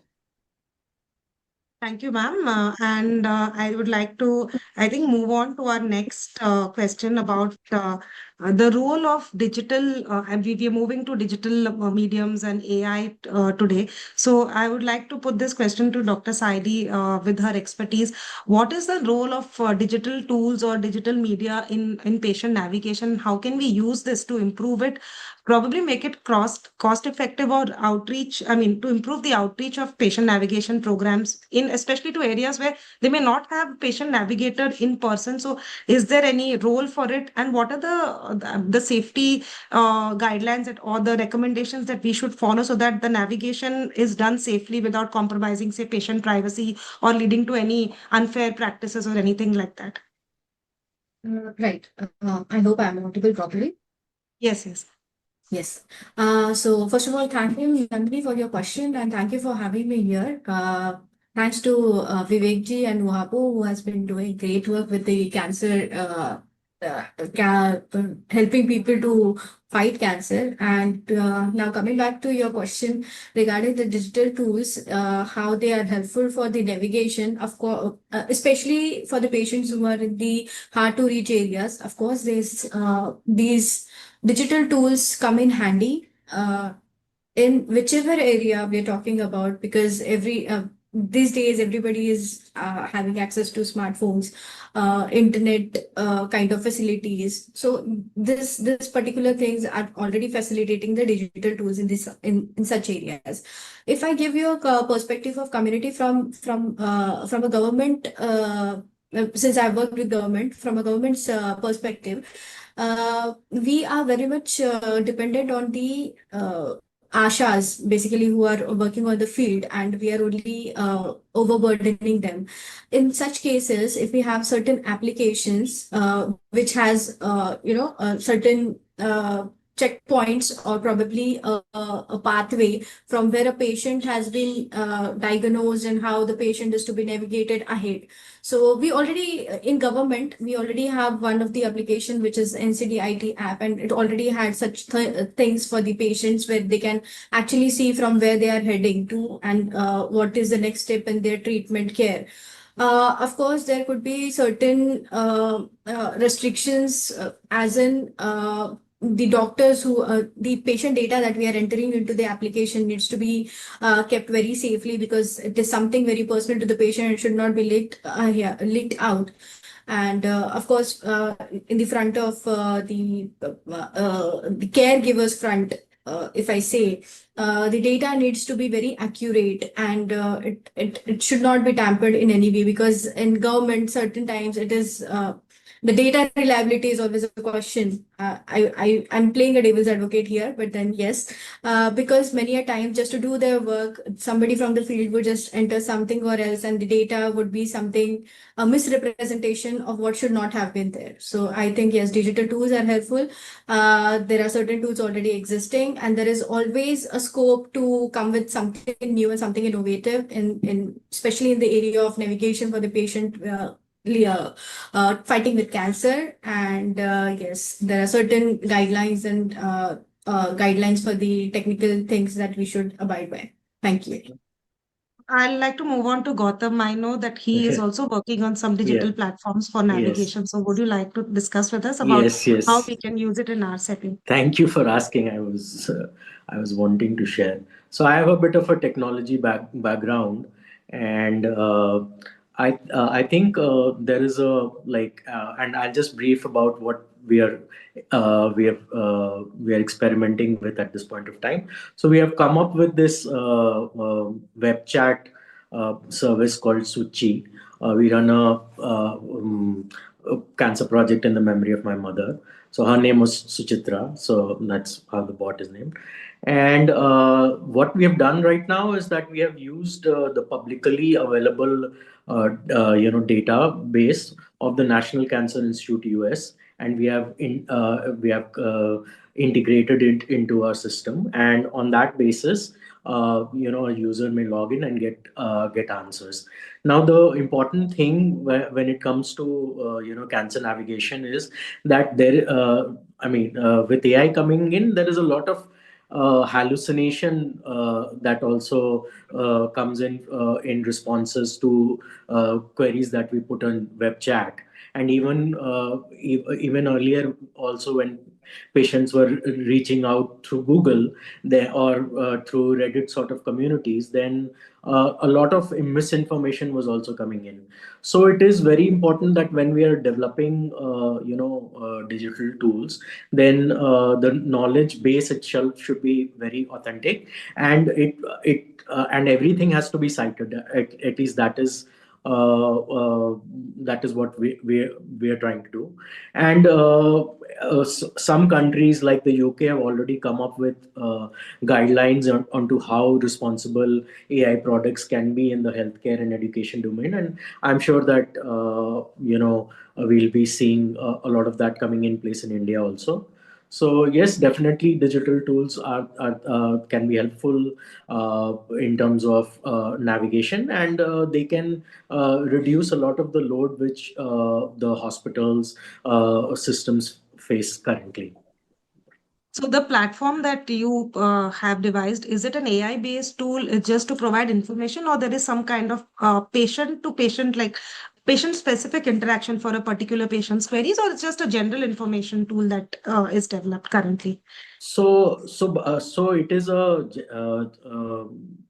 patients can come in and give in their queries. The only thing is that the platform is not designed to replace a doctor. So for specific, like if patient wants to understand what is chemotherapy, that sort of advice the platform is designed to give. But whether this dosage or this particular treatment is relevant to a patient, that sort of decision making has to be with the doctor. So anything which a medical social worker or a navigator would do, that is the sort of role we're aspiring to do through the platform. Thank you, Gautam. And I think I'll just move on to this question, which I'd like to ask my colleagues. Like, we know that patient navigation is very important. And for us, at least in our center, it is one of the things that we rely on for the patient navigators, the caregivers at our center, as well as the volunteers and the NGOs that volunteer with the volumes. So I want to ask both my colleagues who we worked in Tata Memorial, what are the basically the aspects that we look at, like what do we as physicians want navigation to help our patients with? Is it time to treatment to reduce it? Is it to improve compliance, to improve the rate of investigations? Is it to only raise funds, or is it to guide some patients in different ways? So which are the metrics that are important and that we need, and we can objectively quantify that it is going to really contribute to cancer care and improving outcomes? I'll start with Amit and then I'll go on to Mineet. Will you share your thoughts? So mostly, say if we are using a digital app or something, so it may help the patient first. So it should be patient friendly. It should be like that. And if a patient has a query, should be a frequently asked question like thing, and it gets the answer to the patient. Once you advise any test to a patient, a diagnostic test, so it should clearly show that in your hospital where the test is being done, how he has to pay the bills, and how he has to go and get an early date in those subset of the patient. So it should be simply guiding them to the different diagnostics. And if you are planning a chemotherapy, so it may simply help them. So obviously we will going to say the patient these are the side effects he is going to suffer. But it should be like that he may get a written advice also on that app that this is the chemotherapy being planned to the patient. So these are the most common side effects you may have, but definitely not. So it's in the language of the patient. It should be like that. And for the when to take chemotherapy, the duration, so it all should be explainable, so the patient can go back again and read if they want on that app. And it should be something like a common community. It should be connected with patients of the same, I'll say if a patient has any particular type of cancer, so if other patients with the same cancer are being connected to that app to the patient, so this may help them to discuss with them what is the side effects, so how does they feel, so what are the outcomes? So definitely the final call will be always with the doctor, but this will help them to get the peer groups. And regarding the visits, I'll say it's the most important that they be able to say that the patient is being planned to come on OPD on this day. And the doctor should also get a message that the patient is coming. If not coming, the reason may be messaged, or it may be like that the patient may get a call, why he is not coming and what is happening to that. So I think the apps, if we are using, so navigation, either a phone call if there is a person being appointed doing those things, or with a digital way we can add these facilities to the patient. Thanks, Amit. I'll move on to Mineet. Mineet, what are your thoughts? What are the aspects that we should look at for patient navigation? What are the metrics that matter? So I totally agree with what is being discussed, and especially what Nishu ma'am was saying, that the first few days are very, very crucial. And especially if a patient comes to a high volume center like Tata Memorial, where we see more than 4,000, 5,000 patients on an average per day, the initial few days are very, very crucial, because an oncology management is completely different from what is maybe in a cardiology or nephrology or neurology or any other setup where a patient may be well versed with. There are a lot of emotional aspects which are also going on. There is a multidisciplinary JC. Patient has to do blood investigations, imaging, have to meet multiple doctors and multiple days and multiple OPDs. They're waiting for their biopsy. So a lot of things are going on in the initial few days. So if the initial 4 to 5 days, most of these patients and caregivers need a hand holding. So if we go an extra mile and put in a little bit of extra effort just to ensure that these patients have reached their appropriate places. So aggressive tracking. So this cannot be like a passive thing. Ki the patient will, agar patient aaya to theek hai. If the patient reaches there, then it's okay. We need to be at the tail of it. We need to be at the back of it just to ensure that patients have reached where they are supposed to reach, and they have come back to you in the right frame of time. So your first important aspect of time to treatment is very important.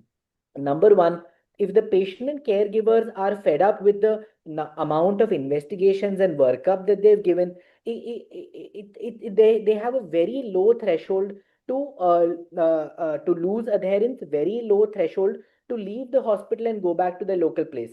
So we need to understand that most of the patients which come, say for example, Tata Memorial, 60 to 70% of these patients come from outside of Maharashtra.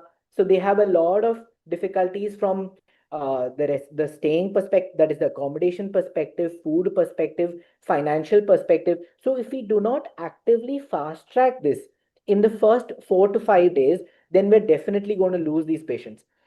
Thirdly, if the cancer is very aggressive, so there are some tumors which do not behave very aggressive.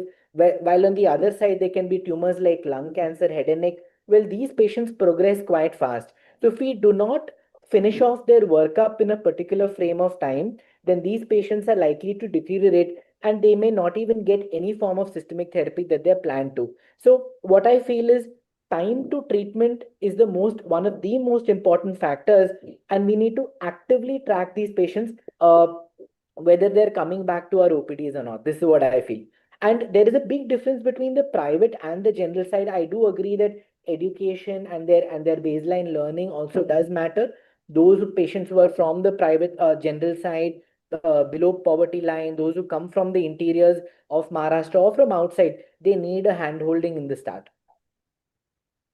Thank you, Minit. And I would like to go put this question back to Nishu ma'am and Dr. Saili. Is that when you have navigation systems when you're devising or you're the person organizing the navigation system, how do you assess how well your system is functioning? What are any parameters that are there for quality check or quality control that your navigators are doing the navigation appropriately as it was planned? So I'll in fact take up from what you had asked the other panelists. There are two kinds of evaluation that you can do for any intervention, whether it is medical, non-medical, clinical, non-clinical. The main focus is on long-term survival and quality of life. So your long-term outcomes include survival, quality of life, and patient-reported satisfaction. Then the short-term outcomes, that is, things that lead to this, which would be compliance to treatment, reducing dropout. So you need to see timelines towards treatment initiation, treatment adherence, patient and caregiver distress, and patient satisfaction. So we can easily divide it up into these two categories. Also, I would like to share with you all what we did in Vizag very recently, which we had the privilege of presenting in SAPCS 2025. So we had an observational audit in which we studied or observed the patient navigation intervention to improve compliance in women with breast cancer. We conducted an audit which was done over a period of from November 2024 to May 2025. 391 women were recruited for this. And we had the tools that were used were the standard hospital records, navigating tracking tools, and electronic medical records. The navigator interventions included dedicated navigator to meet all new patients, pre-consultation, post-consultation. Further clinical endpoints were set to have initiation of treatment within 30 days and the JC or the treatment plan that is supposed to be made between 21 days. The navigator would actively follow up, something that Vineet has just suggested. It wasn't a retrospective tracking, it was an active tracking. And they would not wait for the timelines to lapse to then follow up patients. Then follow-up of the patients was done in person by the navigator, and when the by the navigator when the patient visited the OPD, and also checking the electronic records. The second thing was that pending workup was done within 24 hours of non-compliance. So if anything that was reported between 24 hours, that was followed up actively. The efficient multidisciplinary care coordination with clinical teams was ensured. The consultation, we had a pre-consultation to prepare the patient and caregiver with prior records available, and also psychosocial triaging of psychosocial issues like anxiety, stress, identifying potential barriers to care. Post-consultation, it was a teach-back method wherein the patients were asked to recount what they had, what the doctor had stated to them, and what investigations they are supposed to do. In investigations, also we were checking the compliance of the instructions of the clinicians, as well as the coordination of appointments for investigations. And treatment initiation was checking on the treatment status, and they would coordinate till the start of treatment as per plan made by the joint clinics. The results was that patient navigation reduced default rate by 47% and increased treatment compliance within 30 days by 46%.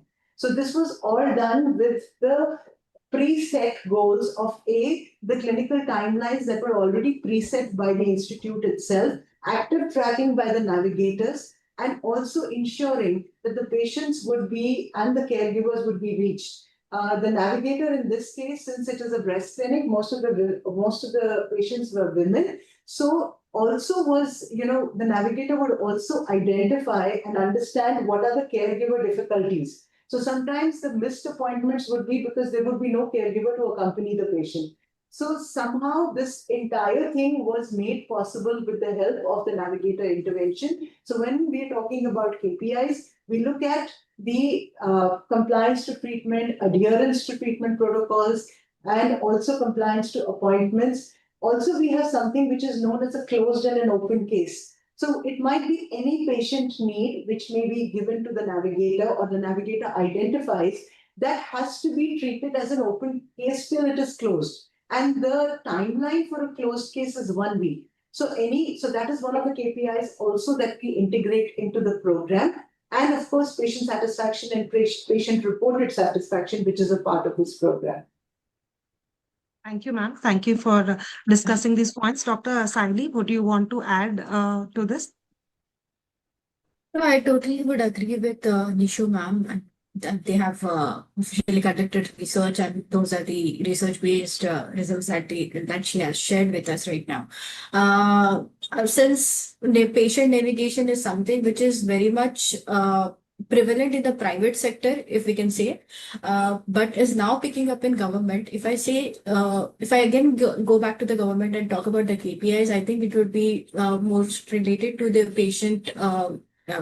patient reported outcomes, mostly on patient satisfaction and treatment adherence, I would say, because these two are the mostly faced challenges in government. The adherence to treatment is not very much seen in government per se, since people from the interiors are supposed to go to certain tertiary care institute, which takes a lot of time for them. Again, loss of wages, so many factors are there.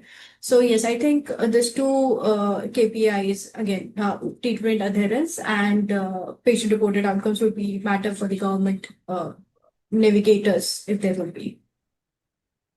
Thank you, Dr. Saili. I think this was scaling up, but I will skip this question. And I would like to thank all my panelists for this great discussion. Before I close, I just want to mention that, like Madam presented the data from Vizag, even here we've looked at navigation at our center with the help of our Caregiver program as well as NGOs who volunteered. And this was in predominantly lung cancer patients. And what we saw is a lot of things improved, including testing for genomic alterations. That is very important in lung cancer. Getting the MRI brain done, which is again basically a bottleneck roadblock because of date and other issues. And this was what improved the time to treatment initiation, compliance, emergency visits, people reporting symptoms, which was often missed earlier. And this has been discussed by all our panelists. And with this, I will end this meeting in interest of time. I would like to thank all our panelists for the interesting discussions and a lot of thought-provoking, eye-opening insights that they shared. Thank you. And I will just end here. And I would like to invite our next moderator, Dr. Raji Chanana, who will take over from here. Thank you, everyone, and thank you, Vivek. Thank you so much, Doctor. Thank you. Thanks, everyone.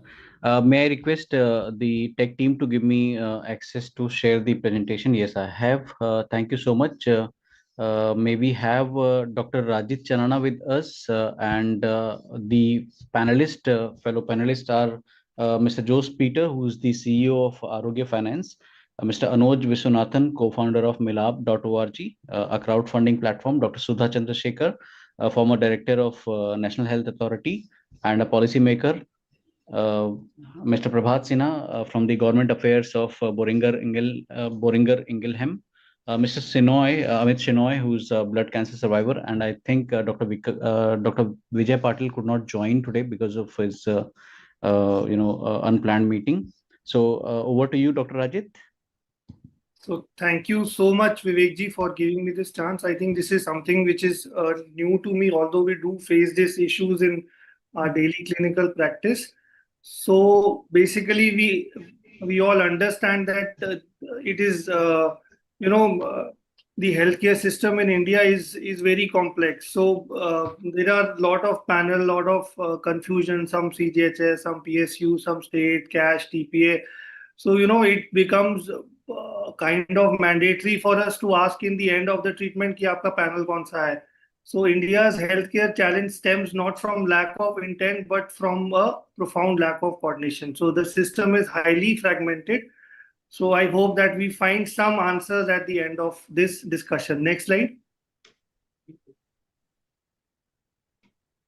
So just sharing the context of what we'll discuss. So India's healthcare is scattered. So we have public and private sector. So the dynamics is such that private sector delivers majority of the treatment, that is 70% of outpatient treatment and 63% of inpatient care. And the government sector provides 30 to 35% patients of inpatient and 60% of preventive and public health services. And cancer care, private hospitals manage over 70% of diagnosis and treatment, and doctor density reveals public sector shortages while the private sector is concentrated more mainly in the metros. Next slide. So this is the table showing the division of the role of public and private sector, and in cancer care also we can see more than 70% is seen in the public sector, mainly by the screening campaigns. So cancer care is now a critical and continuous and also an unavoidable reality. So ideally it should have been a notifiable disease. So I think the time has also come. I'll raise these questions. So India's rising cancer incidence strains the limited funding. And it is very important that because of the rising cost, newer treatment modalities, financial toxicity is now actually probably sometimes more difficult to manage than the disease toxicity or the treatment toxicity. And because of lack of proper clear funding and lack of a specific, a unidirectional flow of funds, there are treatment abandonment and there is not equal access to treatment. Next slide. So we do have sufficient funding for our healthcare system, but there are number of hospitals, number of foreign investors which are landing up. But I do believe that still this number is not sufficient. So the question is not how much, but how well coordinated these investments are in serving patients. And the percentage GDP is still not up to the world standard that we expect for our country. Next slide. So this, because of the financial gap, so the various government schemes that we have, generally the cost decided is not very clear. The standard that have been taken to decide 5 lakhs per family per year, considering the rising cost of cancer treatment, these patients cannot receive advanced treatment because of the cost, and 30% of the cancer patients, they are not able to take treatment because of finances. And because of this, medical debts pushes around 55 million Indians below poverty line, and only 20% of the patients have health insurances. Next slide. So this is the general costing of the drugs that we see. So chemotherapy is generally covered by majority of the panel, but when we want to give something different, which may be better than chemo, like targeted immuno, majority of the healthcare schemes, patient cannot, they are not enrolled in these newer modalities of treatment. Next slide. So the India's cancer burden, it is rising. Cancers cases are projected to exceed 1.6 million by 2025, and cancer ranks among the first 3 causes of adult mortality, and over 60% of the patients present with an advanced or metastatic disease because of the lack of awareness and lack of screening campaigns that we have in our country, and a lack of structured program that we have for cancer. Next slide. So because of this, there is a lot of financial burden. Around 50% of the cancer patients experience catastrophic health expenditure. Over 50% of treatment costs, they are borne out of pocket. And because of this, there is treatment delay, there is dose reduction, there is treatment abandonment, and families are forced into debt, and also leading to asset sales, and they ultimately end up in doing a crowdfunding. Next slide. So with this context, I would start my first question to Mr. Shinoy. So I think he's the perfect one to answer this question. So how do you relate to these facts and figures in your cancer treatment journey? And can you please share very briefly regarding the data that I have shared? So Thanks, Dr. Rajesh. Absolutely correct what I stated. Financial toxicity in India is just not is a side effect. It's as lethal as the disease itself. So I am a breast cancer survivor, AML, and because of my background at that financial background at that time, I had to undergo crowdfunding for my treatment. So the first 2 cycles of chemotherapy took around 22 lakhs, which completely uh, extinguished my health insurance. And since the doctor told me that I would be needing a matched unrelated stem cell transplant, so they gave me an estimate of around 35 to 40 lakhs for the transplant as well as post-transplant care. Taking that into consideration, since we were already exhausted of funds, one of my wife's family members suggested that we should go ahead with a crowdfunding platform. We put up a campaign, and thankfully, to the generous donation by people, we could achieve the target within a matter of 5 to 6 days. And, yeah, that's the main reason why my treatment got successful, and all thanks to the team of doctors, the support staff, and mainly the stem cell donor who gave me his cells. That's why I'm surviving. Detected in 2018, and right now in remission, 7 years. So I think your journey is an inspiration to many, but it also, gives an insight that we are probably losing many Amit Shinoy because of the lack of funds. So cancer is now, if detected at proper stage, and blood cancers, they are curable, but because of lack of funds, we are unable to treat these patients. So next slide. So this slide is very well showing the previous slide, please, that around 25 to 30% of the pediatric patients also, and pediatric, can you go back to the previous slide?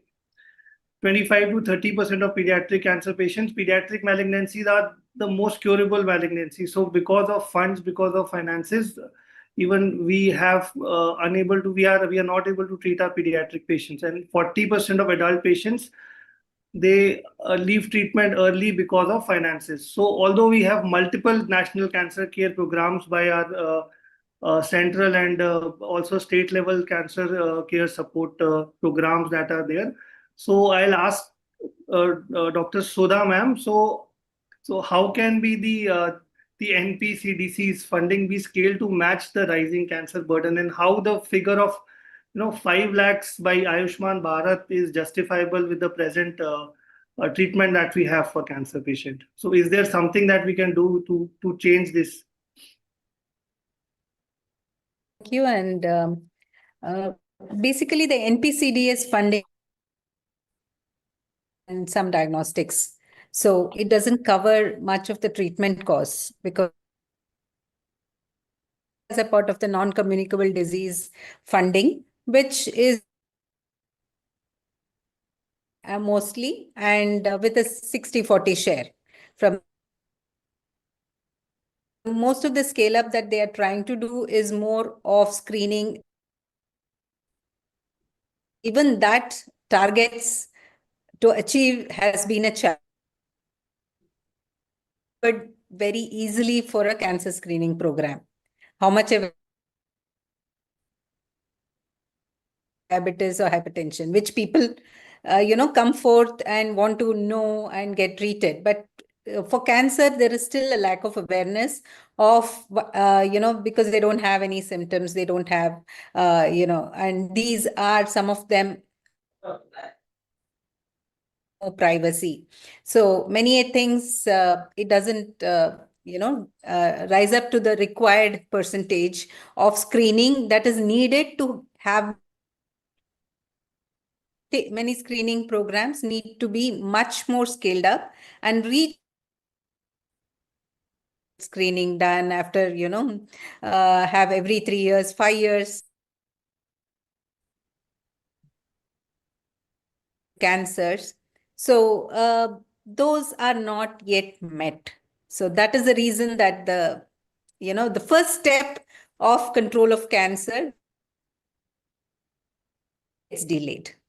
So why do you think that is the issue? So should cancer care be declared a national health priority? Because it is actually causing a lot of financial burden. We are losing a lot of quality of life of our patients, and those who are in the earning age group, they also nowadays they also have cancer. So the daily is also lost. And should there be a dedicated budget? Because we have never seen a budget which is dedicated for cancer care. That's what currently it is clubbed under the NCD budget,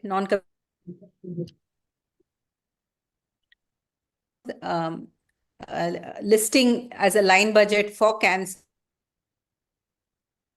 So that is a priority, and especially some states have taken it up much more. State says it is a notifiable disease, and they come up any kind of physician identifies such case. I think that is a positive step. We have seen that in Tamil Nadu. So they have all, Andhra Pradesh also. So they have all come forward. Are doing, and I think Himachal in the north. So these states have show that this government tries to look at how that could be, addressed. With your question on whether 5 lakh is, but for some cancers it is not enough. So that again, modal treatment, and for each mode of treatment there is are needed based on the treatment plan. So 5 lakh per individual. So it is per family. Have that also for a long time. So I think this is a good start. That and some states add that additional 5 lakh. So they cover up to 10 lakh coverage of 25 lakh, right? So each state is looking financial availability at the state level. They are also trying so that it can be used. And cancer is one of the key diseases. Amount that is available would be really useful to the family. So that is one way of looking at, maybe Ayushman Bharat PMJY may increase the scale of the scope of amount gradually, but right now. But another thing is with the 70, they are giving some more additional so that if they do exhaust some amount, another way for at least the elderly cancers that are coming up as an individual, and the amount is also, adjusted based on from the family contribution. So it is kept aside.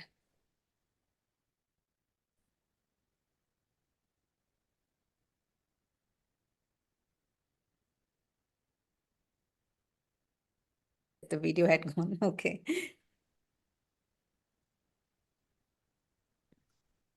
Yeah, I think there was some internet stability issue. Dr. Sab, should we, Dr. Ajit, you're there?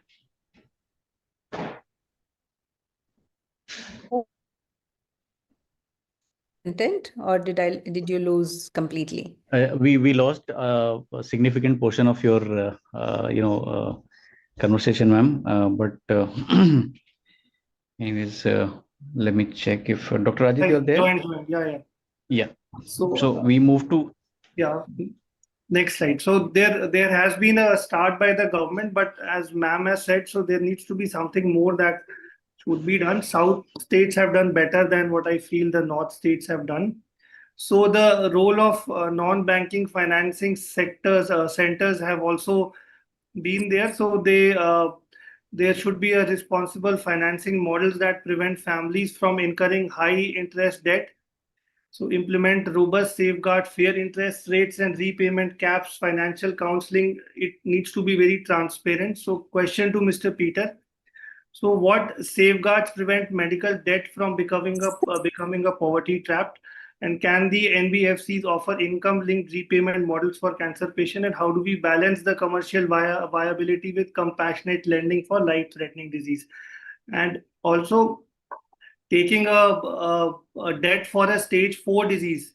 So does the NBFC see the prognosis of the disease before offering a loan to the patient?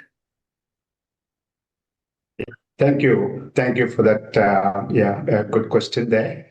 Quick introduction. So I'm Jose Peter. So I run this company called Arogya Finance, which is a dedicated healthcare finance company. We do support a large number of oncology patients, including Dr. Saab, patients in stage 4 terminal cases, all of them. Okay. Yes. So now the problem is very clear. The insurance penetration is limited, so most people have to spend significant amount of money out of pocket. 60% plus, right? There are limitations to what the government can do, what NGOs and crowdfunding platforms can do. A viable solution for many could be to borrow funds, which they can then conveniently, comfortably repay over a period of time. It is possible. What safeguards? The main safeguard is we will ensure that those who take the loan have the ability to repay that over a period of time. We ensure that we give a loan for a tenor which they can manage. So someone who has limited, have significant income may be able to borrow for 6 months or 12 months to take care of the treatment cost. But those who have lower income will need to take the loan for 24 months, 36 months, etc., so that they can pay the monthly EMIs without too much difficulty. So that is one way you are avoiding the poverty trap. The second thing that we try and do is provide most of the loans as interest-free loans. Now, obviously, someone has to support us for this. So using the support coming from the pharmaceutical companies or from the healthcare providers, we make most of the loans interest-free. Just a statistics, around 76% of the loans that we give out are completely interest-free. And the remaining loans carry a lower rate of interest of 2 to 9%. So that is the second way in which we try and make the loan affordable, and they are able to repay over a period of time. The second thing that we do is we also try and work with the pharmaceutical companies to make the drug available at a price point which the patient is capable of paying. So how we do this is we have something called a price discovery mechanism, whereby we do a socio-economic evaluation of the patient's family, and based on their socio-economic condition, a patient assistance program is rolled out so that the drug then becomes available for a much lower price point. Without naming, to give an example of a drug that we are dealing with, it's a drug that can cost maybe 40 lakh rupees for a year's treatment. But based on the socio-economic evaluation that we do, we make that drug available at 11 lakh rupees to the patient.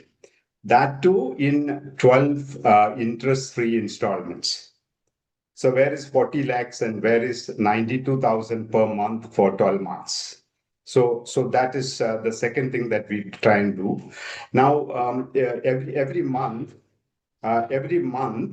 we onboard 1,000 plus patients for oncology into such programs, where 80 to 90% of them are getting that drug at the lower price point of level like that I indicated.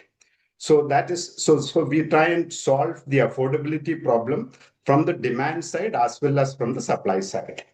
So that is true. Now, we will also ensure that, when someone comes to us for, financial assistance, we will ensure that they have the ability to repay. Because if you give them a loan, which they don't have the ability to repay, we are only troubling them more, not less. Because they will be burdened with it, and then they wouldn't even know what to do. So in such cases, the solution will lie with going to an NGO, go to a crowdfunding platform, etc. So wherever we give out loans, we will ensure that we would have already ensured that they have the ability to repay that over a period of time. Now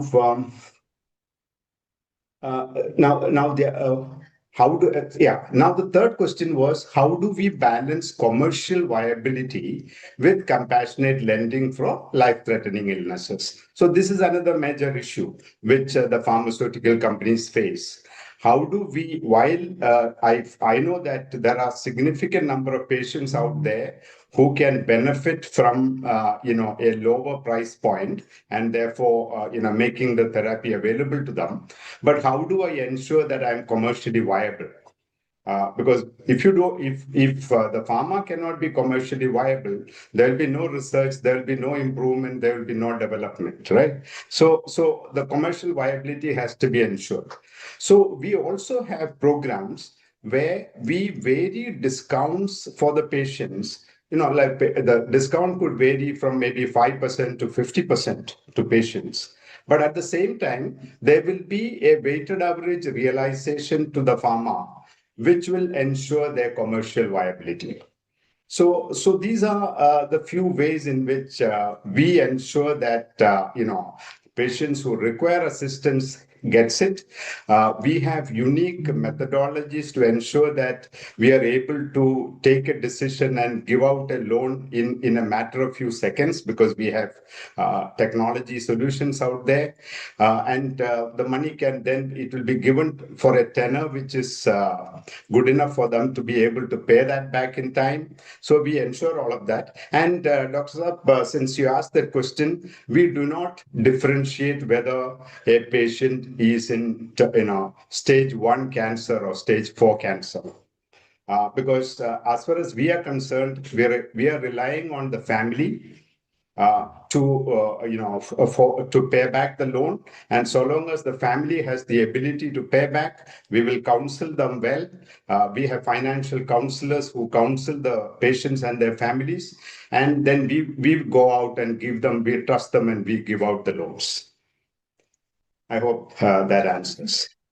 You have very well explained your points and your role, but at some point, I think the survival outcome should also determine how much finance we should provide to the patient. I don't know how, but there should be a mechanism. If the outcome is around 2 to 3 months, then why should a patient take a loan of 50 lakhs? So there should be a check mechanism. I am not sure how. So next slide. So now comes the role of pharma. So we have number of pharmaceutical companies, and most of these operate on PAP support. So the PAP support beneficiaries are still limited, and the major PAP categories, they are in the co-pay models. The patient pays for some part of the treatment, and the rest are provided by the company. So my question to Mr. Prabhat Sinha: so how can PAP application to approval time be reduced? And there are so many pharma PAPs that it is really confusing for the doctor and the patient to actually remember and explain these two patients. And what prevents the expansion of PAP coverage? And can pharma commit to transparency reporting of PAP impact? And how do we address the patients who are not eligible for PAP because of insurance or because of government panels? So what are your take on these questions? Thank you, Dr. Saab, and thank you, Vivek ji, for inviting me for this. I think this has been a very learning session. Now, whatever I'll be sharing, these are my own, views, not specific to the company where I work, and this is also considering the past companies where I have worked. So, first, sir, you asked about how can PAP application approval time be reduced. Now, see, we have different type of PAP. There are some PAPs which are relatively simpler. There are some PAP which requires financial assessment for the patients. Whenever there is a financial assessment based PAP, then it takes time. And this time maybe can go from 7 to 10 days. And most of the time is being taken because of the documentation that exists. A lot of documentation caregiver or patient have to upload so that the PAP partner undergoes, they review this and then they approve it. Whereas some simpler PAP where the PAP is not based on the income, nowadays in majority of the companies, So this has been. If I may ask, so the reason of delay of PAP due to whatever reason, so if the patient can take the first cycle and from then the PAP can be initiated, so why this approach is not feasible? Okay, so right question. I think this is a very obvious question. See what happens, for PAP, the eligibility of PAP, the rationale of giving PAP in India is that this PAP is given for patients who have not been covered under any insurance program, whether a patient is part of CGHS, ESIC, any other beneficiary or private insurance. So it is just to support patients who are paying out of pocket, and that is one of the major documentation is to confirm that the patient is not on any other insurance program. That is one. Second, sir, it is also for the indication for which that drug is approved. There are many drugs, especially in oncology, where if there is an off-label indication, then the medical team or it is non-compliant to give PAP for that non-approved indication. And these two things takes time for approval. And that is the reason as soon as, for example, second, also you rightly said, because these companies are not directly running PAP. It's always through a third party because the compliance doesn't allow us to directly speak to the patient and onboard them our patient. Now, once a physician is putting a patient on PAP, they give a number to a third party, and then the whole, the cycle starts. At the same time, there has been a lot of improvement that has happened. For example, for the last 10, 15 years, I have seen with the whole digitalization, how things have changed. And there is still a lot can be done. For example, let's say with our lot of digital thing. Earlier, a lot of signatures used to happen physically. Now with digital signatures, a lot of timeline have been reduced. Sometime even for financial assessment, let's say if a patient is on the lowest category. Now, if patient is already a PMJY Ayushman beneficiary, then there is no need to do the assessment because they are already been assessed. So if there is already a kind of assessment method that exists, can we co-ride on this? So there has been such improvements happening. And currently, there has been a lot of improvement in terms of the approval. The delay happens wherever as one is because of the non-indication. Second is that the whole documentation process, that it takes a lot of documentation sometime for patients to upload. Not everyone is so digitally savvy. So, the whole, and that's why the third party comes into play. They help patients to kind of help them to do these things. And also with programs like ABDM, for example, tomorrow, and this is futuristic, but once a patient has a digital ID, tomorrow, a lot of medical history, diagnostic things will be there. So this will further reduce the timeline for those patients who have a digital card like ABDM, but that's the future. So that is one. Second, sir, what you asked, what prevents expansion of PAP coverage from amount-wise? So see, PAP currently, each PAP is unique in its way, as you have put together. Now, and it is not based on the amount all the time. It depends on it's calculated on the therapy. Sometimes it's a capitation model where after certain cycle, the rest of the drug is free. Some places it is 1+1 or 1+2. So it is based on the whole financial viability of that particular drug, so that the company can afford to provide access to that section of patient who probably could not afford it. So it's an arrangement because there is no, and these PAPs are mostly in India. In many other markets, we don't have such PAP because government is paying for that. Third is, the awareness gap, as you said, that patients do not know about PAP. See, the knowledge about PAP goes only and only through the treating physician. So when the treating physician they are aware about the PAPs, then only they can actually give a number to those patients of the PAP partner, and then patients reach out to them and they get access to the PAP. Because it's proactively, companies are also not asked to kind of populate it or advertise it that there is a PAP on this drug. So that is how the awareness gap, it will come when most the coverage, and sometime as you rightly said, that tier 2, tier 3 city, for example, if company is not covering those city, then what happens that the information and the knowledge about that PAP also will be lesser in those cities. So these are the challenges, as well as some of the improvement that is happening in PAP space as well. I think we are getting late, so I think you have very well explained the PAP program and the difficulties and the benefits that the patients usually get, but it is still very confusing. Next slide. So crowdfunding is an important tool for us. So 600 plus CR patients have been CR rupees have been raised, and it is mainly for cancer patients, 40 to 45%. So we have multiple platforms. So we have Mr. Vishwanathan with us. So how do we reduce the platform fees? So the platform fees, I believe, is very high, and there is no explanation about what if the patient dies within the a shorter period span. Then what do we do with the money that is left?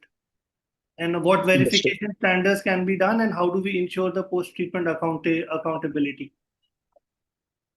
Thank you for having me here.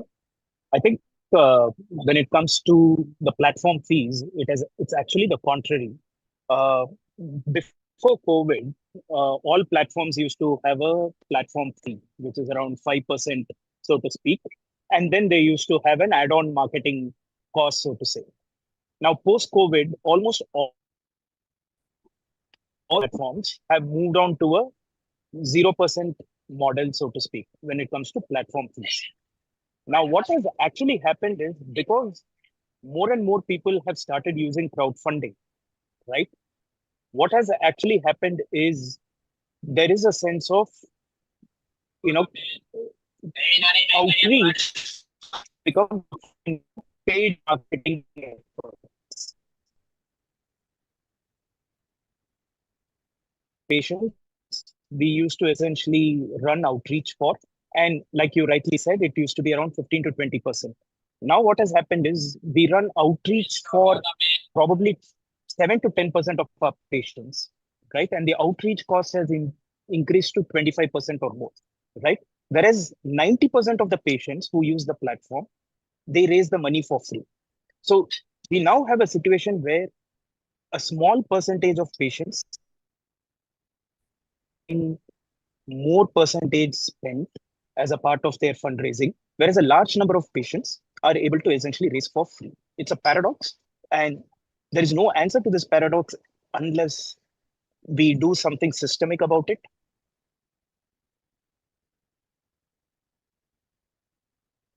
And can you just come to this point that how do we ensure the post-treatment misuse of the funds that is available? Come into picture. Hello?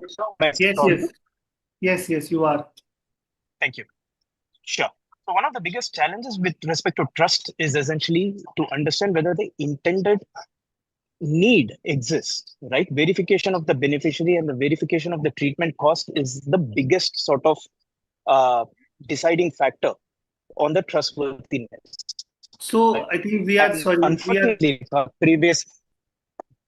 Yeah. So my question is, if the patient has completed treatment, then what about the funds that are remaining with you? Yes. So there are two aspects to this per se. So there are two kinds of campaigns. One is essentially patient-driven campaigns where the patients themselves raise money on their own. In those scenarios, it is essentially the donor's choice, right? Where the donors are essentially informed that there is still a surplus that is available, and the donors can essentially determine where they want to essentially take a refund or essentially to give it to another patient, so to speak.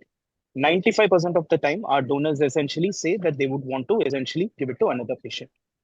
When it comes to campaigns which are promoted, right, which is essentially run through marketing outreach, etc.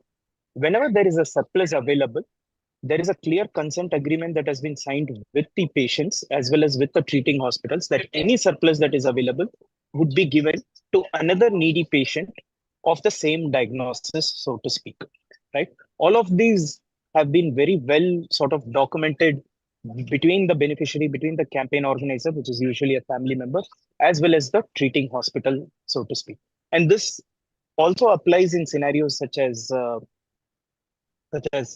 death or decision to not go forward with the treatment, etc. For all of these scenarios, now there are standard protocols which have been developed amongst the crowdfunding platforms as to how the utilization of money will be done, including scenarios such as refunding back to the donors. Now, the final question that I see essentially is around, can platforms integrate with hospital billing systems for direct payments? I think by and large, this is happening, right? More often than not, especially for treatments such as cancer treatments and high cost treatments where the cost goes more than, let's say, a couple of lakh. All the platforms essentially want to transfer the money to the hospital because it also serves as an accountability mechanism that the money is actually used for the intended purpose. However, currently, given that a patient has multiple sources of payments, right? They could have some part covered by insurance, some part covered by some foundation or a trust, etc.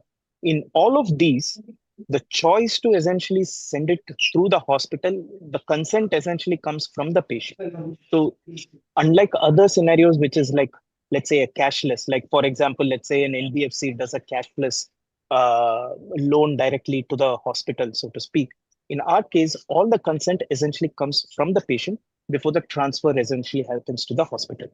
And I think the primary thing that would significantly change the paradigm would be standardization, something like ABDM coming in place, where with patient consent, if you're able to verify the medical records, the time that takes for us to essentially verify the patient, as well as the inbuilt credibility that comes for donors, significantly improves. Because when you have a national, just like, let's say, DigiLocker and other systems, if you're able to essentially have a patient consented method of verifying the treatment, the donors become much, much more confident. Even after 15 years of crowdfunding, the biggest question is essentially is this patient genuine? Is the need genuine? So that question, unless we bring in systemic answers, you have very it would well continue to be there. explained your points, and it gives more confidence to a clinician that actually the crowdfunding platforms are getting more and more transparent and the funds are used in the right place. So I had many more questions, but due to lack of time, I think we'll wrap up. So all these industries and framework, they are responsible: government, insurances, NBFCs, the crowdfunding platforms, they all are required. And also it's important to say that prevention is better than cure. So we need to invest in prevention. We need to live a healthy lifestyle, because no matter what's said and done, so we should prevent actually the people from getting sick. So that is the best thing that can happen. So with this, I would like to thank all my panelists, and thank you, Vivek ji, for giving me this chance. Thank you so much, Dr. Sab. So grateful to you for carving out time amidst this busy schedule. I would also express my gratitude to all the panelists who actually, worked very hard and try to in this pressed time manner, try to give some kind of headway to us to move on. This is just the kind of brainstorming, and we'll stay in touch with you and we'll learn more and we'll work together on that. Moving ahead, I would request to invite Mr. Kumar Shubham, who is the founder of India House, a public policy think tank. Kumar ji, बहुत बहुत स्वागत है आपका. धन्यवाद अपना कीमती समय देने के लिए. और मैं आपको रिक्वेस्ट करूंगा कि आपके जो पैनलिस्ट हैं वो भी आ जाएं डायस पे, and then we move towards the next panel. Uh, Thank you, Vivekji. We have a short time and a big topic to cover. Topic given to us is policy to practice, getting patient centricity into national and state cancer programs. And we are joined by a very esteemed group of panelists. We have Dr. Amit Agrawal, who is a medical oncologist at AIMS Raipur. We have Sanjeev Sharma-ji, who is founder of Lung Connect. We also have Vijay Acharya-ji, who has just joined us, who leads Living with Pancreatic, who is currently living with this. We have two more panelists who I'm expecting to see on the screen soon. The topic given to me is, so I come from a policy background, and for me, three questions become extremely important. Number one, at the fundamental level, how do we see policies impacting day-to-day life? When I come to this room today morning, I crossed through hundreds of policies, from the road I drove in to the air I breathe, to the water I drink, to my everyday schedule is defined by a lot of policies. How does which part of my life gets influenced by what policy? Number two, a very important question for anybody who is working in the field of policy and who is working in anywhere at the intersection of policy and social sector is to also see this in the form of what variations exist in policy, because health is also governed a lot by states. How much variation exists between state and center and across states? And number three, what is our desire? What is our dream? If there is a policy genie, what would we ask from it? If there is a dream state in policy, what is that dream state be? I will try to structure the conversation around the same. And to begin with, my first question to all panelists would be just a broad introduction of how much policies influence the life of a patient who is going through cancer. What does the government mean for a cancer patient? As per your understanding as a doctor, as somebody who is running organizations in it, as somebody who is, seeing this in day-to-day life, how much does the life of a cancer patient is influenced by what the government is doing or is not doing? I will request, in the order I'm seeing them on my screen, I will request Vijayji to start first, followed by Sanjeevji, followed by Dr. Mridul, and then Dr. Rupjyoti and Dr. Amit. First of all, I think I should say that a cancer patient has to face everything. The government has to do what government is doing, that is up to the government. But the patient should get the benefit of that policies. That is the main issue. And that should be sorted out by the surroundings working around us, around the patients.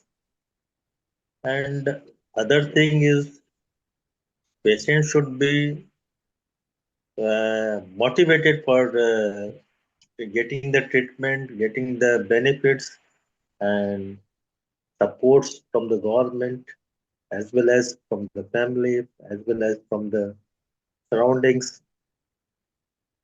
These are the factors one should understand what to do, what not to do.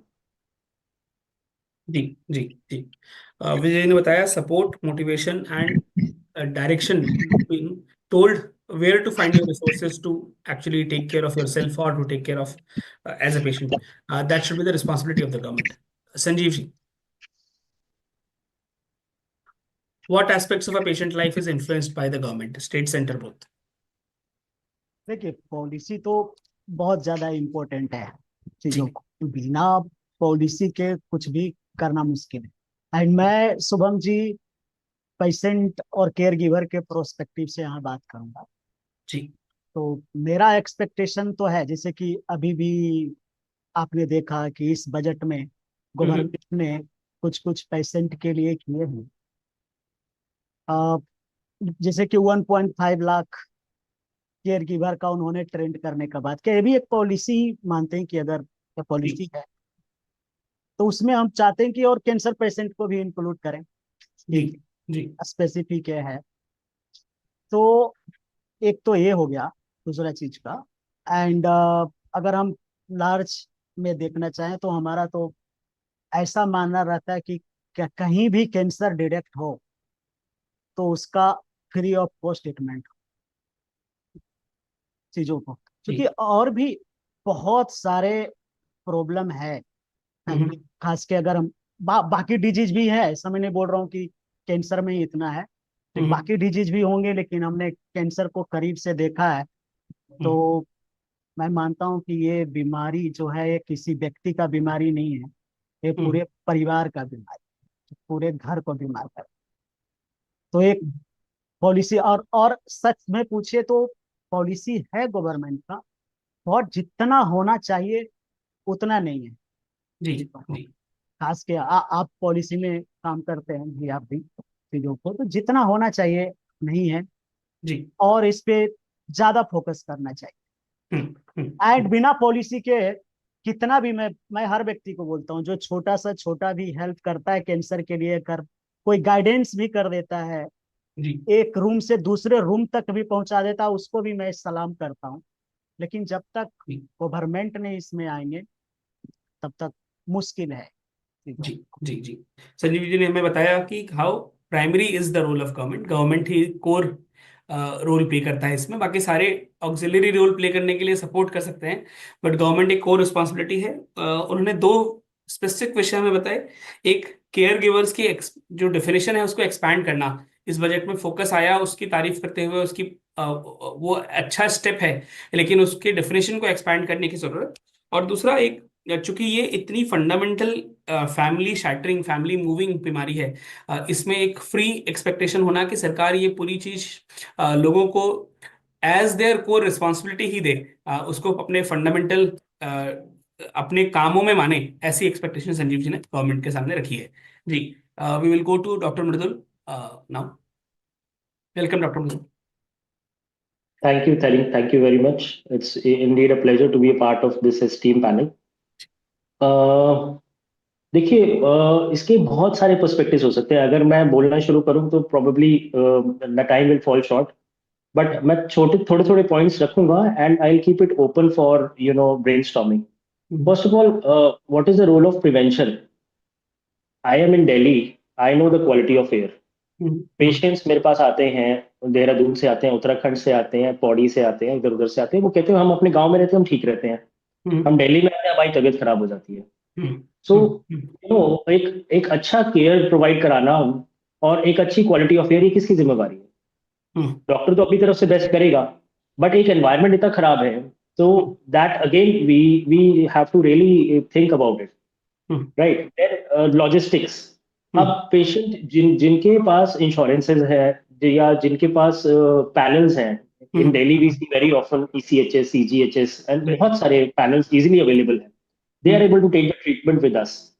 But what about those who are still well to do, but if they have their insurances to the tune of maybe 15 lakhs annual, वो भी cancer के complete treatment के लिए incomplete पड़ता है जी, many times, because the medicines are costly and you require multiple admissions, so there are multiple problems with that.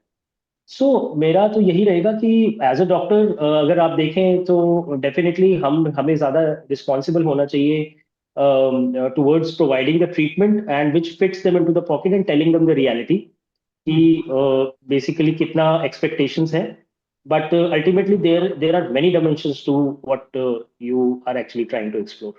जी जी जी, thank you doctor Mridul. Doctor Mridul ने एक बहुत डिफरेंट पर्सपेक्टिव हमारे सामने रखा, जहां उन्होंने बताया कि बेसलाइन लाइफस्टाइल या बेसलाइन क्वालिटी ऑफ लाइफ जो कोई शहर या कोई गांव प्रोवाइड करता है, वो तो कोर फंडामेंटल है जो गवर्नमेंट की रिस्पॉन्सिबिलिटी है।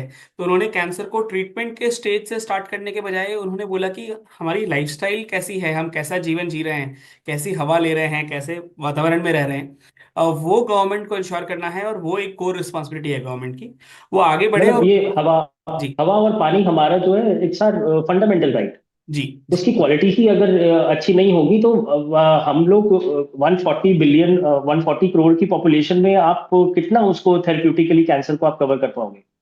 Eight the same time now we can see immunotherapies coming from multiple, पहले तो it was only from the west, in recent past we have seen so many immunotherapies coming from the Chinese market. Where is the innovation in our country? We don't have our own molecules. We are just जब उसका patent खत्म होता है, only then we get to get those molecules to be manufactured by our own companies. That is 10 years. तो innovation की भी हमारे country में कमी है, तो अगर इनोवेट करेंगे तो I think we should be able to serve our country better. जी जी जी। तो ये बेसलाइन क्वालिटी के बाद कोर, अभी उन्होंने जस्ट डॉक्टर ने बात करी कि किस तरह से हम the innovation spirit of masses of people of the best of the minds in India should be involve in one ensuring it is within reach, and दूसरा अक्रॉस इकोनॉमिक ग्रुप्स कैंसर का experience बहुत differ करता है based on whether they have insurance, based on which city they are based out of, और उस differences में government क्या role play कर सकती है, ये गवर्नमेंट का एक पॉसिबल रोल हो सकता है। Thank you doctor Mridul for it. Will now move to doctor Rupjyoti.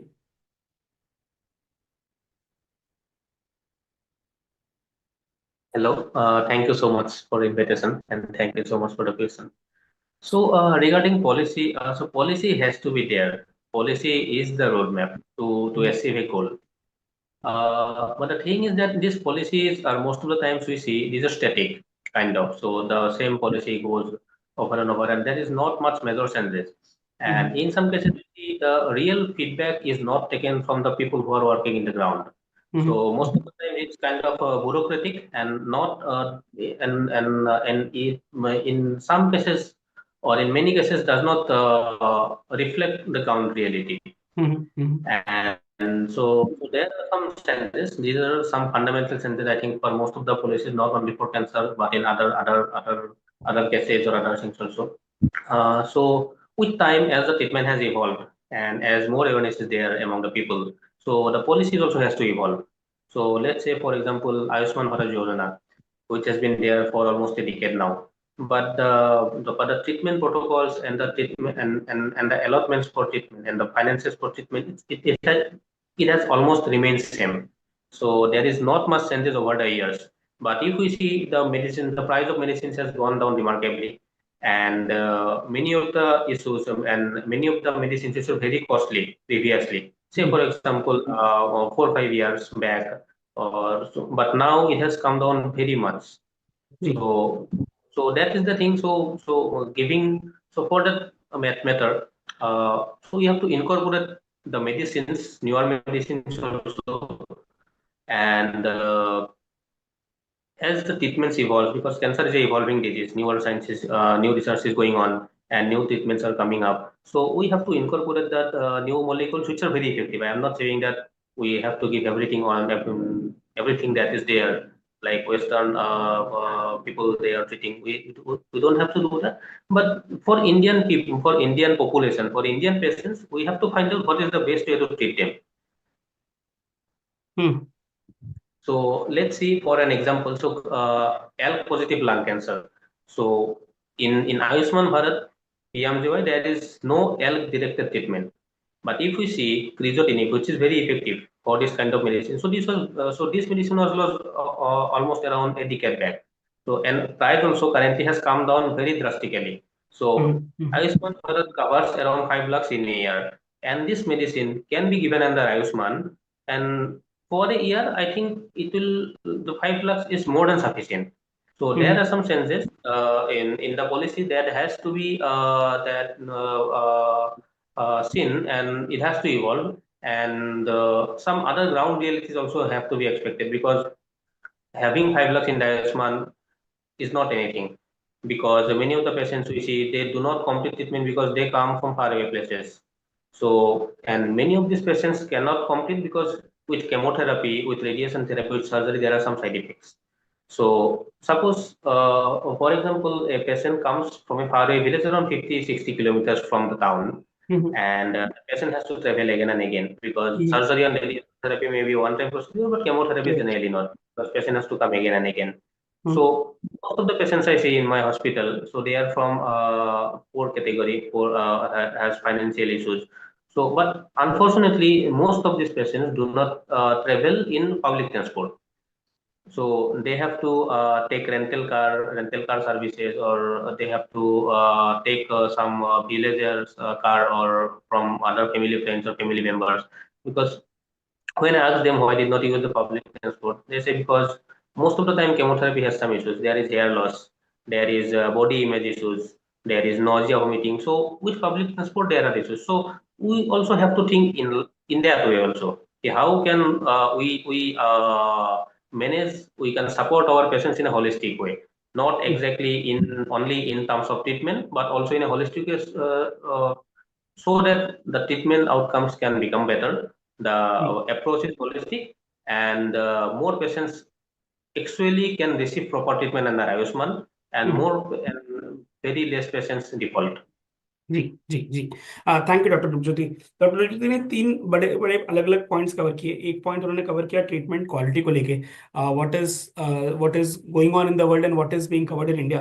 He also talked about Ayushman Bharat योजना और कैसे रिसेंट बजट में कुछ एक्सपैंड किए हैं कैटेगरीज, और अदरवाइज भी अक्रॉस ईयर्स कैसे वो कैटेगरी एक्सपैंड हुए, बट फिर भी अभी भी बहुत सारी चीजें जो कवर हो रही है और नहीं हो रही है कि बीच में है। He also talked about geographic variations. How much does geography matter? एक चंडीगढ़ में रहने वाले व्यक्ति के लिए बाकी सारे एक्सपेंसेस एक पास के गांव में रहने वाले व्यक्ति से ज्यादा होते हैं, बट अगर उसको कैंसर हो जाए तो उसके एक्सपेंसेस कम होते हैं, शायद इस कारण क्योंकि वो ट्रैवल करने की नीड नहीं होती उसको। और बाहर वाले व्यक्ति के लिए ये एक बहुत बड़ा एक्सपेंस हेडर बनता है, जहाँ पे उसको ऑन अ रेगुलर बेसिस एक बड़े हॉस्पिटल में विजिट करने जाना पड़ता है for regular treatment checkups, even for a small syringe sometime they need to travel. ये एक बड़ा डिफरेंस आता है, और शायद इन चीजों में government can play a role. My next question is link to this. चूंकि ये एक स्टेट गवर्नमेंट की पॉलिसी है, अक्रॉस स्टेट्स बहुत वेरिएशन मिलता है। दिल्ली की पॉलिसी केरला की पॉलिसी से बहुत अलग है। पंजाब की पॉलिसी किसी दूसरे राज्य जैसे यूपी या आंध्रा या तेलंगाना से बहुत अलग है।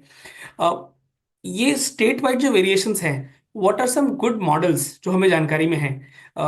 अगर हमने किसी स्टेट गवर्नमेंट के साथ कभी कोई पॉलिसी देखी है, तो या तो हम जिस स्टेट से आते हैं उनकी कौन सी पॉलिसी अच्छी लगती है और किस पॉलिसी में हम चाहते हैं कि कुछ बदलाव हो, या फिर भारत में अगर हमने 3-4 स्टेट्स में काम देखा है, as our esteemed panelist might have seen, किन स्टेट्स की policies do better in terms of the patient centricity, जो हमारे पैनल का टॉपिक है, patient centricity in policies. Which state government policies do well? Which state government policies need maybe changed a bit to be more patient centric? We can begin in any order. Anybody who wants to go first can possibly go first, and then we'll move forward. Hello. Yes, Dr. Amit. So first of all, thank you for giving me this opportunity. So I'm Dr. Amit. I'm working in AIMS Raipur. So being in a government setup, I do across with a lot of difficulties. So I know there are two things. There is a patient who is suffering from cancer, which is a very deadly disease, just not in terms of physical suffering, but mentally, and it is the whole family suffers actually. And there is government who is ready to help. The intentions are good, but somehow there is disconnect. I mean, not completely, but there is disconnect. And being in the center, the doctor or the healthcare professional is in the center of these two, between the healthcare policy system developers or government, and there is patient. In between, there's a doctor or healthcare professional. So we can actually point out what are the lacuna or disconnect. So like as Dr. Roopjyoti and Sanjeev sir and everyone said, if I take an example of this Ayushman Bharat scheme, so Dr. Roopjyoti has highlighted many things, but my point is, suppose patient is suspected of having cancer but not yet diagnosed. The diagnostic cost is not beared under the Ayushman scheme. So patient has to undergo these diagnostic testing, and that cost might vary from 20,000 up to 50,000. So for a leukemia patient has to undergo the flow cytometry, bone marrow, molecular testing. So cost may go up to 50,000. And for a villager who is, who is the only bread earner, and suppose he develops a cancer, so it is very difficult for him to get up to a diagnosis. Once diagnosis is made, then only treatment will start. Na? So the Ayushman Bharat, whoever is looking after it, so they should look into these matters, because that diagnosis and उस time पे जो patient के ऊपर, family के ऊपर जो financial burden पड़ता है, majority of them ultimately what they do, they will end up in going to some babas and Ayurvedic, homeopathic. They waste so much of precious time in getting diagnosis. Another thing, other indirect costs, like Roopjyoti highlighted, cost of travel. So there are public transport, but the availability, the timing is matching with their treatment protocols. So many things are there. So in these situations, I feel the role of the advocacy group is very important, because you guys can take these matters to the policymakers, and ultimately then it will be reflected in the policy. Regarding your second question, the which government? So I have not worked in many states, but I worked in UP, I worked in Maharashtra, and right now I am in Chhattisgarh, and I'm seeing patient from Odisha, neighboring Odisha. So I find there are some good advantages or some good things about each of state's policy. Like in my state, Chhattisgarh, under the Mukhyamantri Sahayata Vishesh Swasthya Sahayata Yojana, they are giving up to 25 lakhs rupees. So obviously there are hurdles, and not, I mean, it is not passed easily, not approved easily, but there are, at least they are providing up to 25 lakhs. So if patient is needing bone marrow transplant, it can be done under this scheme. But PET scan is not covered in our state. So you are giving up to 25 lakhs, but at 7,500 PET scan, which is done in our institute, or 25,000 in a private setup, it is not covered. So you cannot get it done, because you cannot wait for 1 month to get approval for PET scan. So these are some lacunas, and in neighboring state, Odisha, they cover PET scan under their own scheme. Earlier, it was Biju scheme. So PET scan was getting covered. Right now, again, it has started under the Ayushman. So probably, again, it might not be covering the PET scan. So there are gaps. So I think what policymakers should do, they should sit with all the state policymakers. They should make a uniform policy. And in places where there is some special need, like hilly areas, if there is some special need, so that should be taken care of. So I think the role of advocacy group is very much needed here. मैं add करूं doctor Amit इसमें? जी या तो सबसे पहले तो Shubham, policy maker को क्या करना चाहिए ना, किसी को खुश करने के लिए काम नहीं करना चाहिए। बॉस को खुश करने के लिए जो होता है ना, अभी एक स्टेट में पैट स्कैन है, एक स्टेट में नहीं है। मैं बताता हूँ 2005-6 की बात, जब जीवनदायी आरोग्य योजना महाराष्ट्र में शुरू हुआ था जी, तो 1.5 लाख देते थे। 1.5 लाख में आप जो डायग्नोस्टिक कराना है, ट्रीटमेंट कराना है, जो मेडिसिन लेना है, सब ले लो, ठीक है। टेंशन नहीं था एज ए पेशेंट। अब हुआ कि उसमें कुछ घोटाला हुआ, कोई डॉक्टर ज्यादा लिख दिए, कोई ये कर दिया। अरे ये पेशेंट का काम थोड़े, अगर डॉक्टर ने गलत लिख दिया या हॉस्पिटल ने बिल ज्यादा बना दिया, ये तो एज ए पेशेंट तो नहीं है ना ये।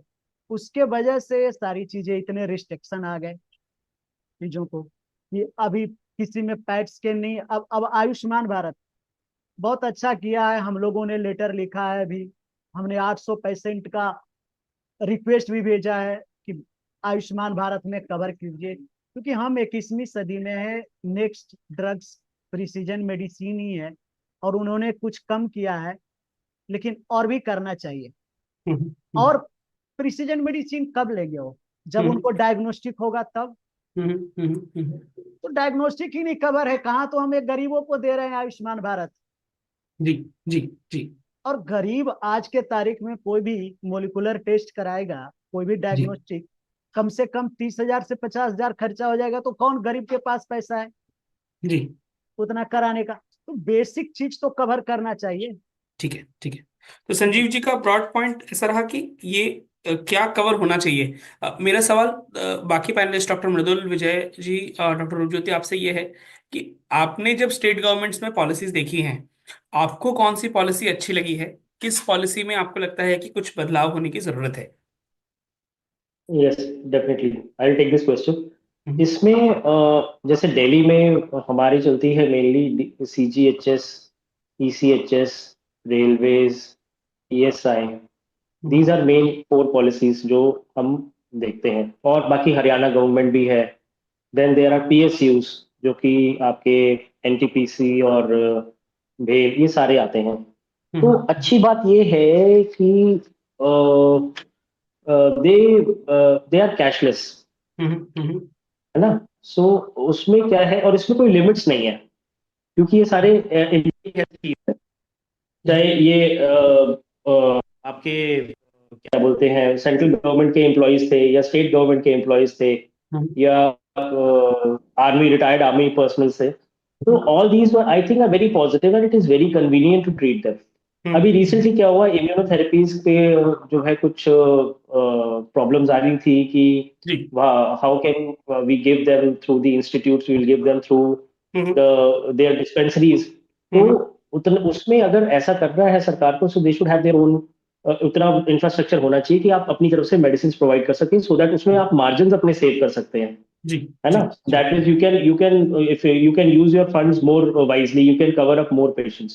So even that is a welcome decision. अगर मेडिसिन भी अपनी वो ले आते हैं और डिस्पेंसरी से, सीजीएचएस डिस्पेंसरी से, ये this was the positive point I must say कि इन सारी पॉलिसीज में है। नेगेटिव पॉइंट्स ये है कि कभी कभी they have fixed rate for certain drugs, और कुछ कुछ रेट्स जो है वो उनके लैंडिंग प्राइस से भी कम हो जाते हैं, या उसमें कुछ भी मार्जिन नहीं बचते। तो जो बड़े हॉस्पिटल्स हैं उनके लिए वो पॉलिसीज को फॉलो करना बहुत डिफिकल्ट हो जाता है।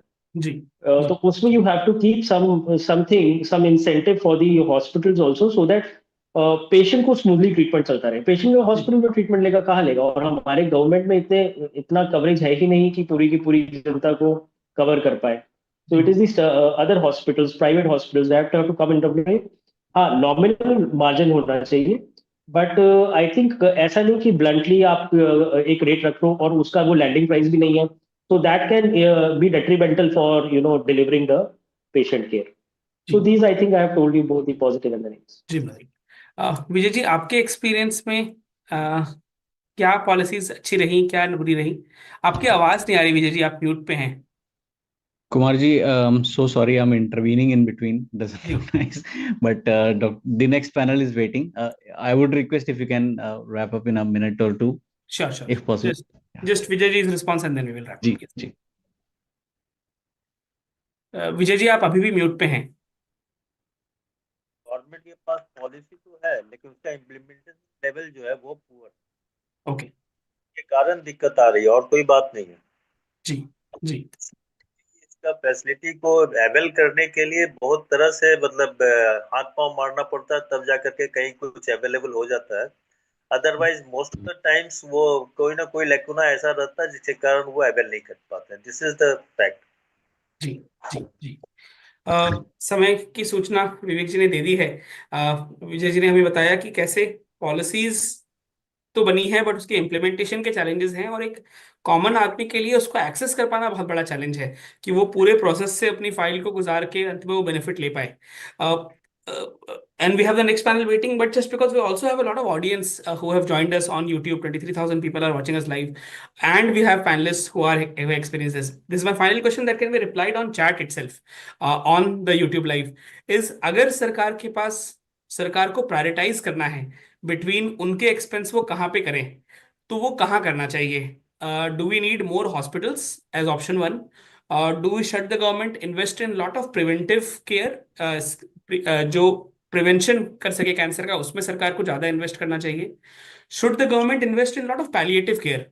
Should the government invest in lot of subsidizing of medicines and treatment that is available for a cancer patient? Should the government do a lot of investments around medicines and reducing the price of medicines?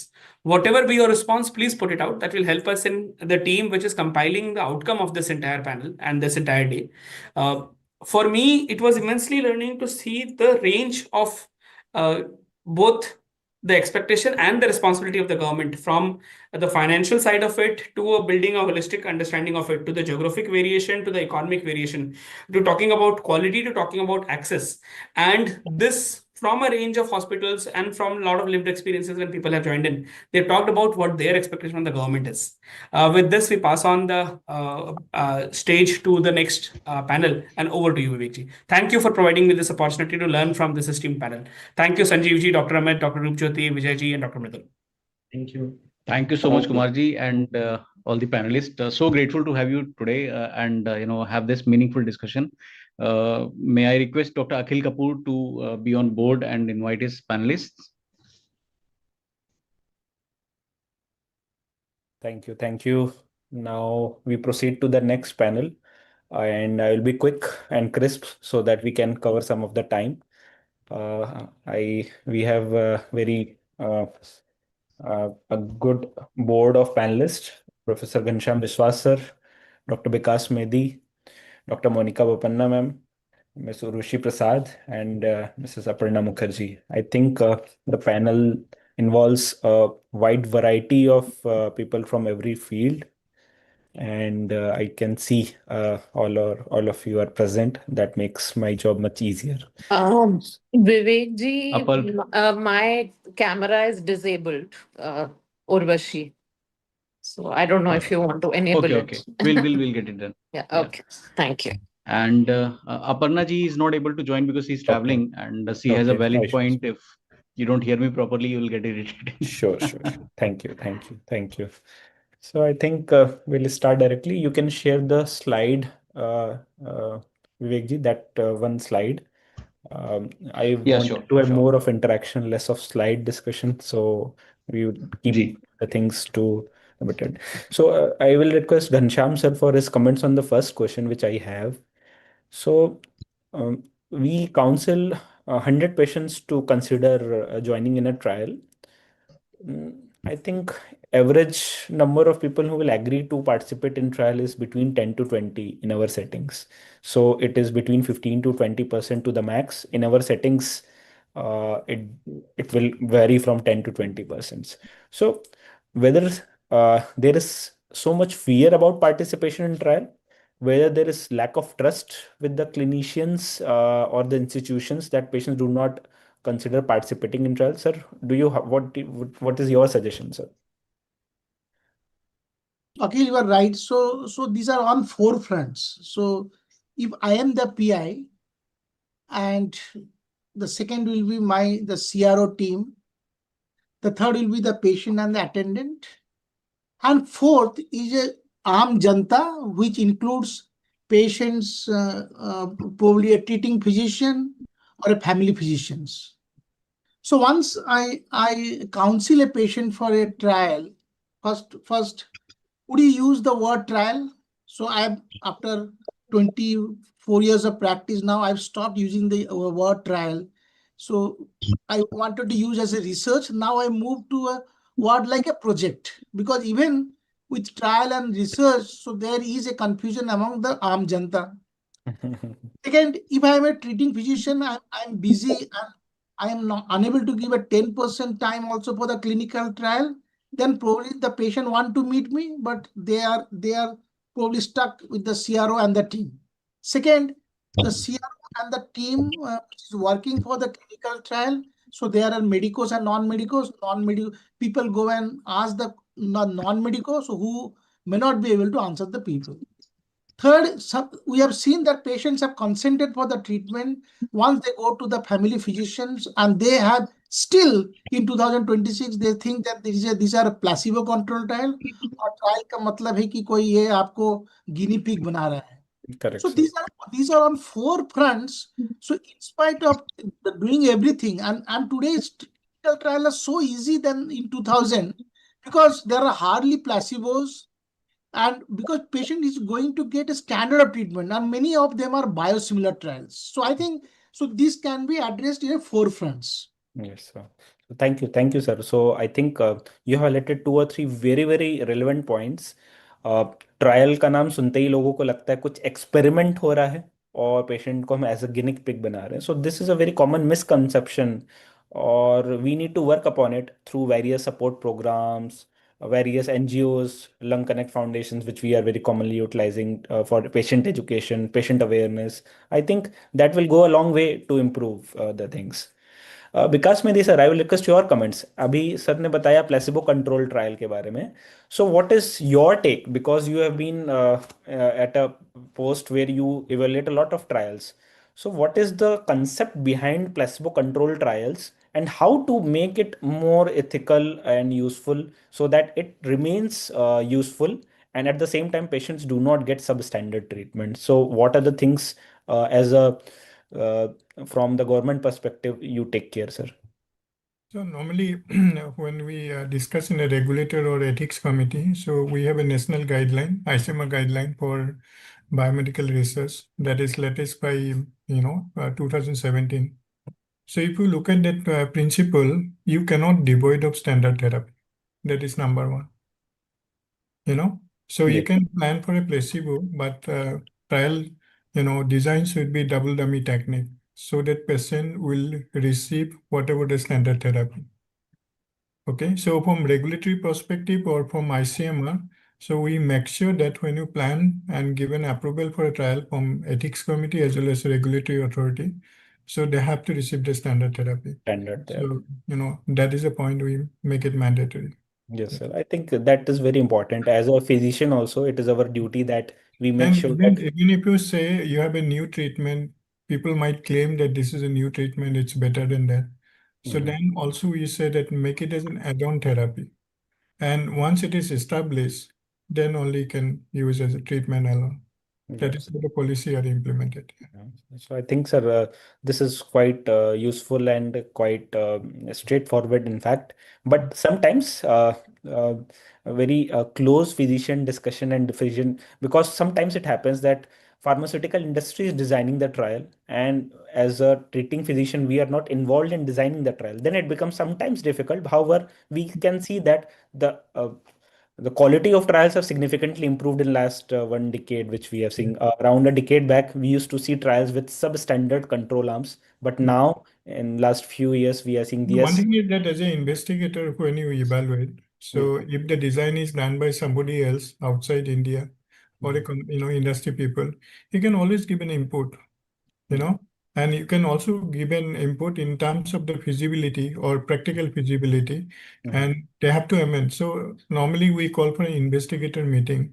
So in the investigator meeting, always you can input and you can improve. Yeah. So in fact, what happened with me in last few years, we were very strict in terms of selecting the control, and even if it was decided by, and it was even if the trial was FDA approved in terms of conducting the trial, and we didn't agree with the control arm, we did not participated in the trial. So even the pharmaceutical companies became aware that this institution has very strong team, and they will review the trial carefully before jumping into the trial. I think this is an important aspect which we as an One more point I just wanted to highlight that when you make it a protocol and it's a strict protocol, you might get a funnel effect also.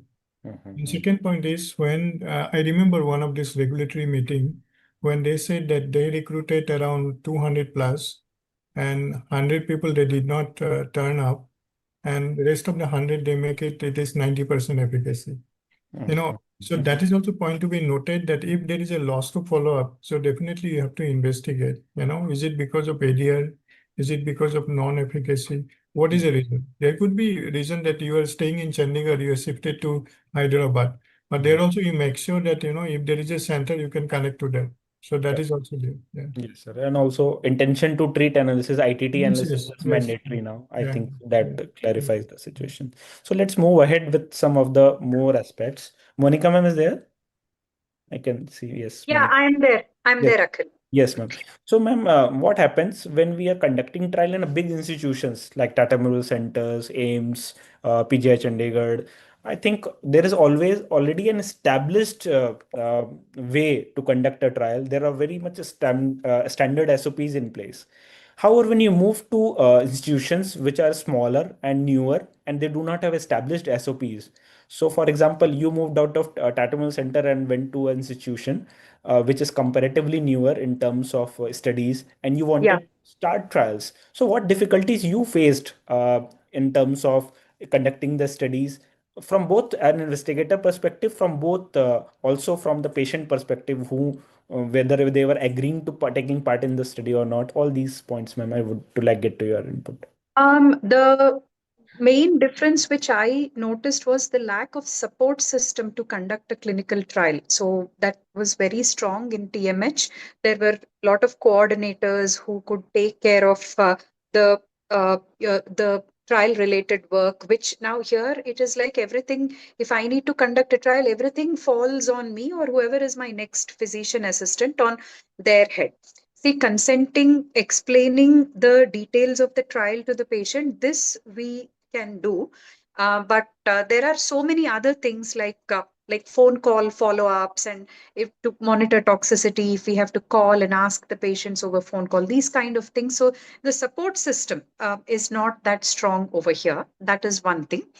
The other major issue is funding. Funding is an issue for us. We have intramural funds, but they are limited and they are able to fund only small pilot projects, whatever, however innovative the idea is, because they need to cater to all the funding requests. They are able to, at the most, give us support for 30 to 50 patients for any kind of a trial, whether it's related to a drug or anything else, any test or anything like that, like gut microbiome analysis we wanted to do. So for that, it was like around 15,000 per sample is what we had quoted. So they were able to give us funds only for about 30 samples for that particular project. So that is, funding is the other issue.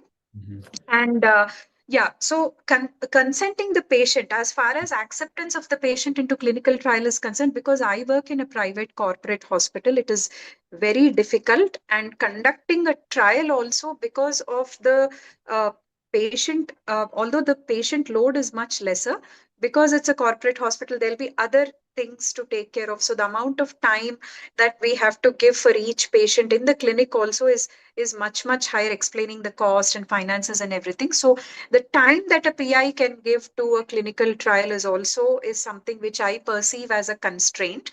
We are unable to juggle it in between the OP patients and then the trial patients. And consenting the patient for the trial also is a little difficult as compared to, because the trust, that the kind of trust patients have on organizations like TMH or AIMS is much, much higher. So sitting in a private corporate hospital, whenever I tell the patients that this is an experimental therapy, like I keep consenting them for the CCNU mebendazole study. So when I consent them for that study, whenever I say that mebendazole is a harmful and harmless antihelminthic, that it's been there in use for a long time, it's just undergoing drug repurposing, they still perceive it as a threat and as some experimental treatment which I'm going to do, and there is a chance of harm. So their acceptance level, so out of every 10 patients that I counsel, 5 or 6 are accepting, 4 to 5 are not accepting. So consenting is also difficult in a setup like where I am working, where the level of trust that patients have on organizations like TMH or AIMS, that level of trust is not there, it being a private corporate hospital. Yes, I think that's quite understandable. And still, trying to do studies in such setup is commendable, and I commend you for that, ma'am. That at least you are trying to do studies in such setups where it is not a conventional way to do studies. I think we need to promote that across the institutions, not only institutes of excellence. It should be across multiple institutions throughout the country. That will make trial a norm, not a luxury. It should not be a luxury. It should be available to all the patients, and it should be their choice whether they're opting for the trial or not. Right. Yeah. Urvashi ma'am, I will request your comments from the purview of a patient and a caregiver. What things you want to have in an ideal trial so that you or a patient or any caregiver will look onto it, so that it is not only financial. Apart from financial aspects, what things you want to make sure that it is clearly told to the patient or caregiver so that the confidence is much higher, ma'am? Yeah, I mean, I think in a context like India, it's still, in terms of the understanding that patients have, even something like informed consent, what is really informed consent in an Indian context is quite challenging, because what people understand, in what language they understand, all of that is not so simple or straightforward. And this is actually why a lot of the clinical trial guidelines several years back were tightened, and tightened to a point where we were having very few trials in India. Now, of course, over the years, we've tried to correct that a little bit in the policy space, and we've seen some announcements in the recent budget also. But I think that remains a challenge, that with very varying levels of awareness of being able to understand what does it mean for me to participate in a trial, What are the pros, what are the possible downsides? I think all of that is still a big challenge. And from a patient point of view, that is something you really want to understand.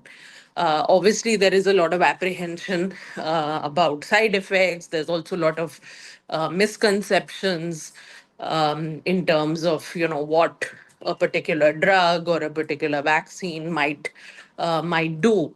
So I think, it's very important to have that sort of communication, which is happening in a language. And I don't mean just the language, but also the terminology that we are using, that the patient, the caregiver can actually truly comprehend.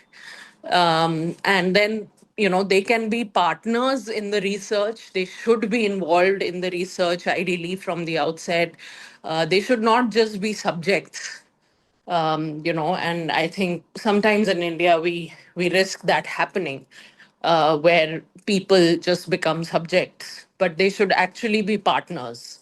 And for that we need to also empower the patient, because every patient is not in a position, doesn't come from my kind of educational background or professional background to be able to become that partner immediately.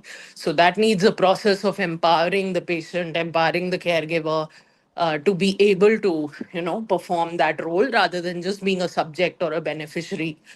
So I think that's the big shift that we need to try and bring about. Correct, ma'am. I think so. Trials need to be transparent. The ICFs needs to be simpler.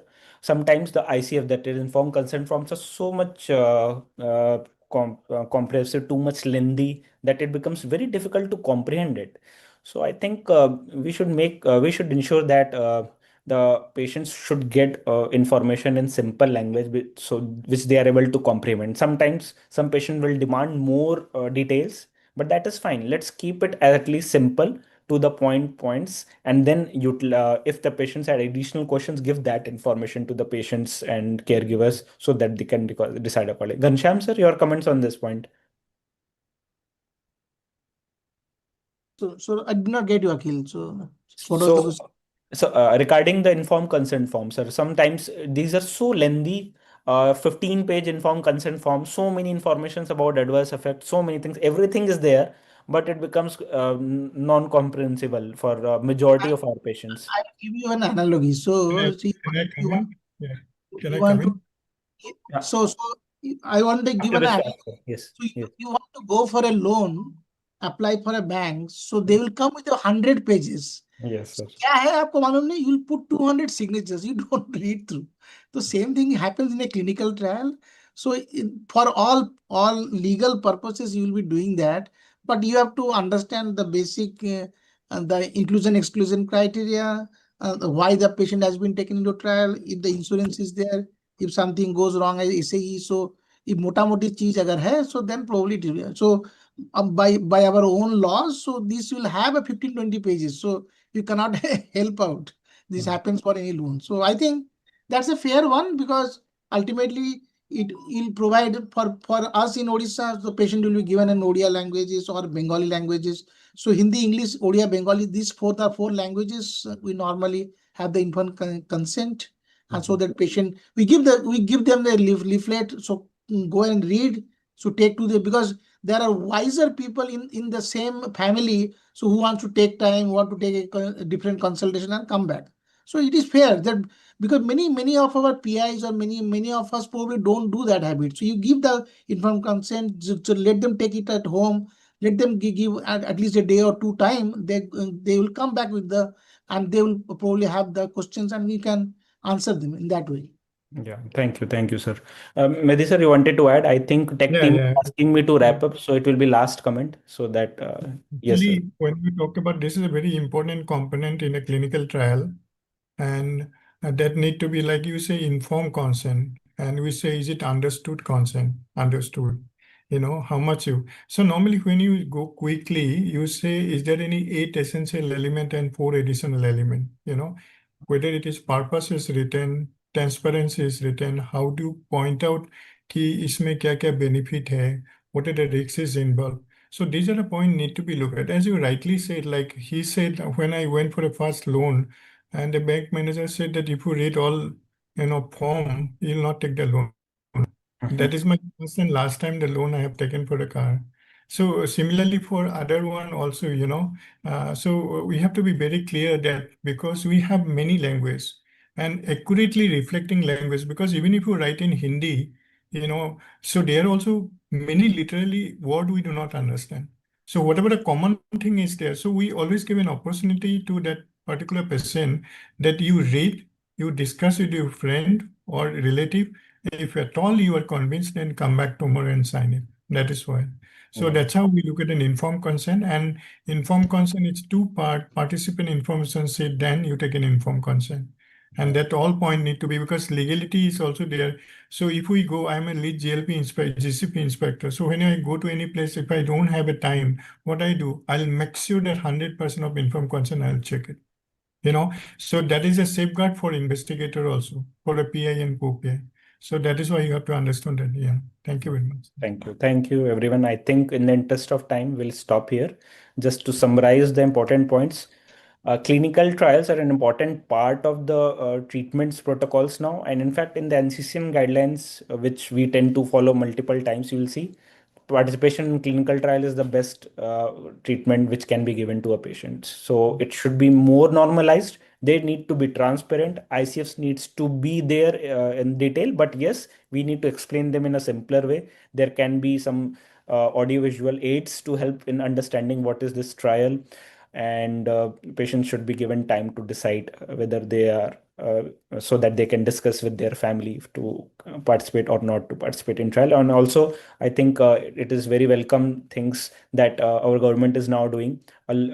Our institute, which started in just 2018, we had first trial coming in 2021, and in 2025 and 26 we have now 52 ongoing randomized trials at our center. So this is how things have changed, and I have seen changes in our system, and it has become much better. There is always a scope for improvement. Let's hope for the best and make it better, and trials to be more normalized in our systems. Thank you. Thank you to all the panelists. Thank you so much, Dr. Akhil, and all the panelists, Dr. Ghanshyam, Dr. Monica, Dr. Vikas, Dr. Urvashi. Thanks a lot for being here and enlightening us and giving us the way forward. Let me now introduce the next moderator, Dr. Smriti Khanna, who is a palliative care consultant in PD Hinduja Hospital. Dr. Sahab, Namaskar. A very warm welcome, and I would request now you to lead and call out your panel and move towards the next session. Good afternoon and welcome to the Cancer Conclave. I have been following the Cancer Conclave for a few years now, and it is wonderful to see how so many experts come together to try and work on policy and on what more can be done in the cancer field. And as we know, there is a lot more that can be done in India. I would like to call upon my panelists now for the session on survivorship, rehab, and dignity care. Dr. Shamali Pujari, who is a palliative care physician from TMH Mumbai. Dr. Prashant Siroia, who is the palliative care consultant at NCI Jhajjar. Ms. Rashi Kapoor, our patient advocate living with sarcoma. Welcome. Dr. Venkata Pradeep, medical oncologist from Guwahati. Dr. KV Ganpati, who is CEO of CHASCAP, a support group for individuals living with cancer.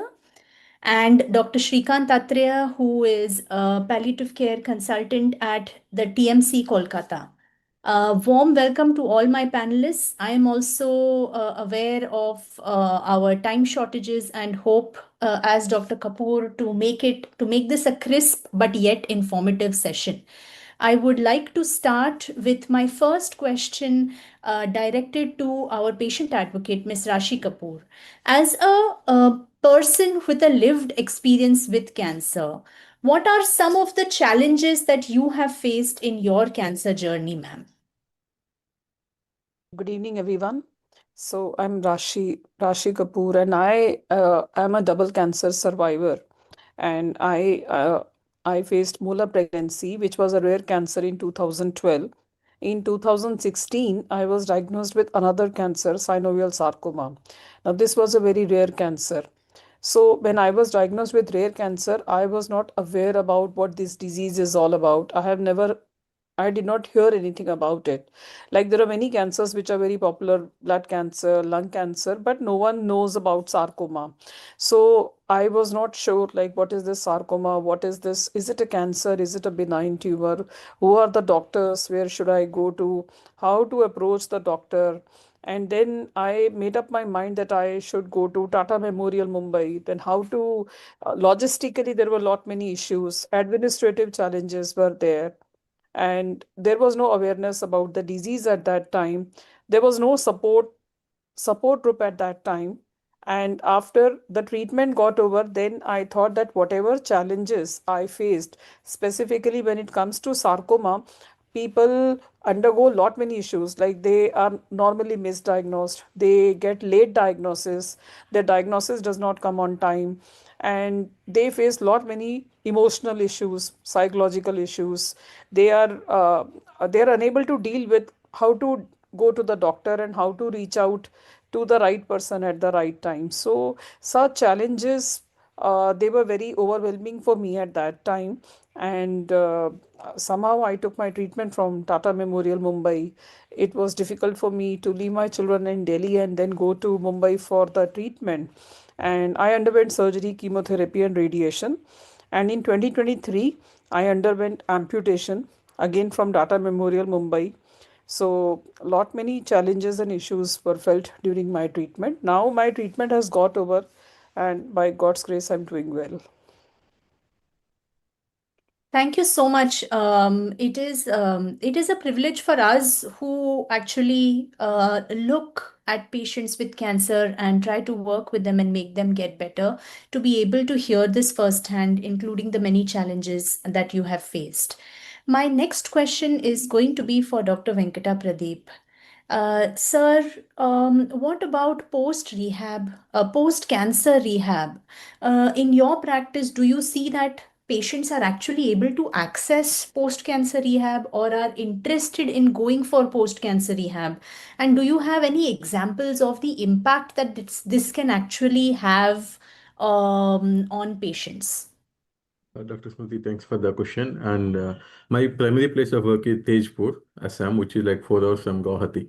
So, frankly speaking, post-cancer rehabilitation is a challenge, particularly in Assam. The reason being, there has been a trend of traveling to different places, from Assam to South India, Tamil Nadu, Andhra Pradesh, as well as in Mumbai.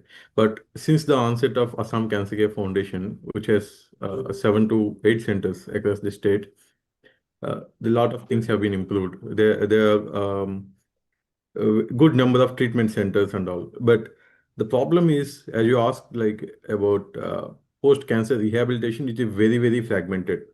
Unless we see the situation in metros or in big cities, where the private centers as well as the tertiary cancer centers, they are geared up with the specific departments to tackle with these neuropathies, fatigue, asthenias, sexual dysfunctions, where specific attention is given, like in TMH, AIMS, Delhi. But in other states, I don't think even the state cancer institutes are geared up for such a post-cancer rehabilitation. It's very, very fragmented. The problem is our systems, schemes, government, even the families, to that matter, they are geared up only for the treatment. And these are all treatment centric, not for the. So, because the moment the radiation, chemo, or surgery is done, we think that the treatment is over. But the actual challenge begins after that. Because I live in the rural area, patients tend to come for even for the small problems. Then we actually understand the issues, because I worked in Delhi as well. So in Delhi, when I was sitting there, usually patients come for treatment advice, and after that, I see every 3 months or 6 months. But in the rural area, when we sit here, even if there are small issues, they will come here. And when we think of small issues post-treatment, actually they are, they are disturbing their quality of life. For example, patient has traveled all the way to Delhi, completed CTRT. He is a Assamese teacher here, and then post-radiation, he has severe xerostomia, and he was unable to swallow. He is losing weight as if he has the cancer cachexia.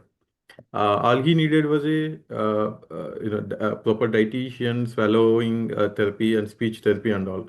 So because he is unable to talk fluently, because Assam is accent based and it's a very sweet language, and he has to stop going to the school and he has to almost resign to the job. Then, because the particularly in rural areas, government is, I would say, frankly, is not focusing on post rehab, unlike in tertiary cancer centers. And private centers, they do not focus on post rehab because the ROI on these departments is not so great, like in treatment departments. So they didn't do that. And also there has been incidents where teachers have not been allotted the post after the completion of treatment, thinking that other teachers have some amount of discomfort again to mingle with her and to start working with her. Principals start saying that students might not be comfortable for the teacher who has recovered from the cancer. So all these sorts of misconceptions, myths are still there. So it involves a lot of things. So second is even the neuropathy, for example, colon cancer patients and who receive taxanes. So they have severe neuropathy sometimes, platinums and all. So attending them and properly guiding them where to get the relief, and working together with the palliative care teams, other department like neurologist, cardiologist. So this makes a lot of difference. Thank you, sir. Those are very sort of points which don't always come across when you think about it, especially thinking about cancer patients and seeing them on a day-to-day basis, even after therapy is over. My next question is to Dr. Shamli. Dr. Shamli, in your experience as a palliative care physician, what are some of the challenges that cancer survivors have had to face, particularly after they have left their interactions with hospitals and chemotherapies and anything to do with the medical environment? I think Dr. Venkata gave a very good example, and he is actually brought into notice that our focus is more on the treatment, but we don't realize that the patient's journey continues beyond that and much, much beyond that. So even if the treatment is over, the heart still carries the bruise. There is this suddenly there is too much space. There is no hospital visit, no scans, no blood tests, no waiting in line. And in that quiet time, quiet space echoes fear of uncertainty, because we don't know what will happen in the next follow-up or the next scan or the next blood test. So that fear always stays with the patient and the family members that we've seen. They're always anxious when they come for the next visit, and much before that, because they're preparing of what can be the result. Physically, we all know that patients who have had pain for some time, they continue having that pain. So chronic pain, these now they are more prone to infection now, especially post chemotherapy radiations. Cognitive changes happen if they have received brain radiation or some chemotherapies. Hormonal changes in female if they are especially on long term treatment post in breast cancer, those they are continuing the hormone therapy, so that changes. Psychologically, changes in mood, so sometimes they may be anxious, they may be depressed, they may be sad, or they just may be worried, and people are not able to understand that.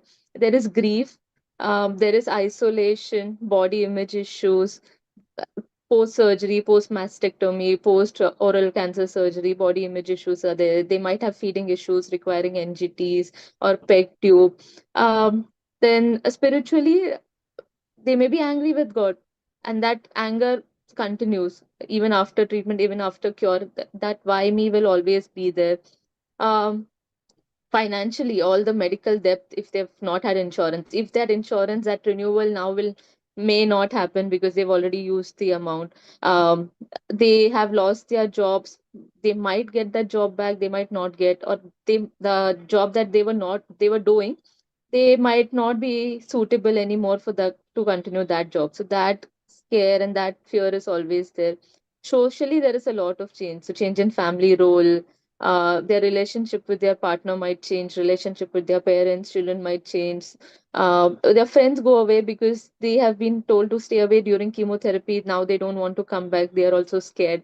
So they are continuously, these patients are continuously misunderstood.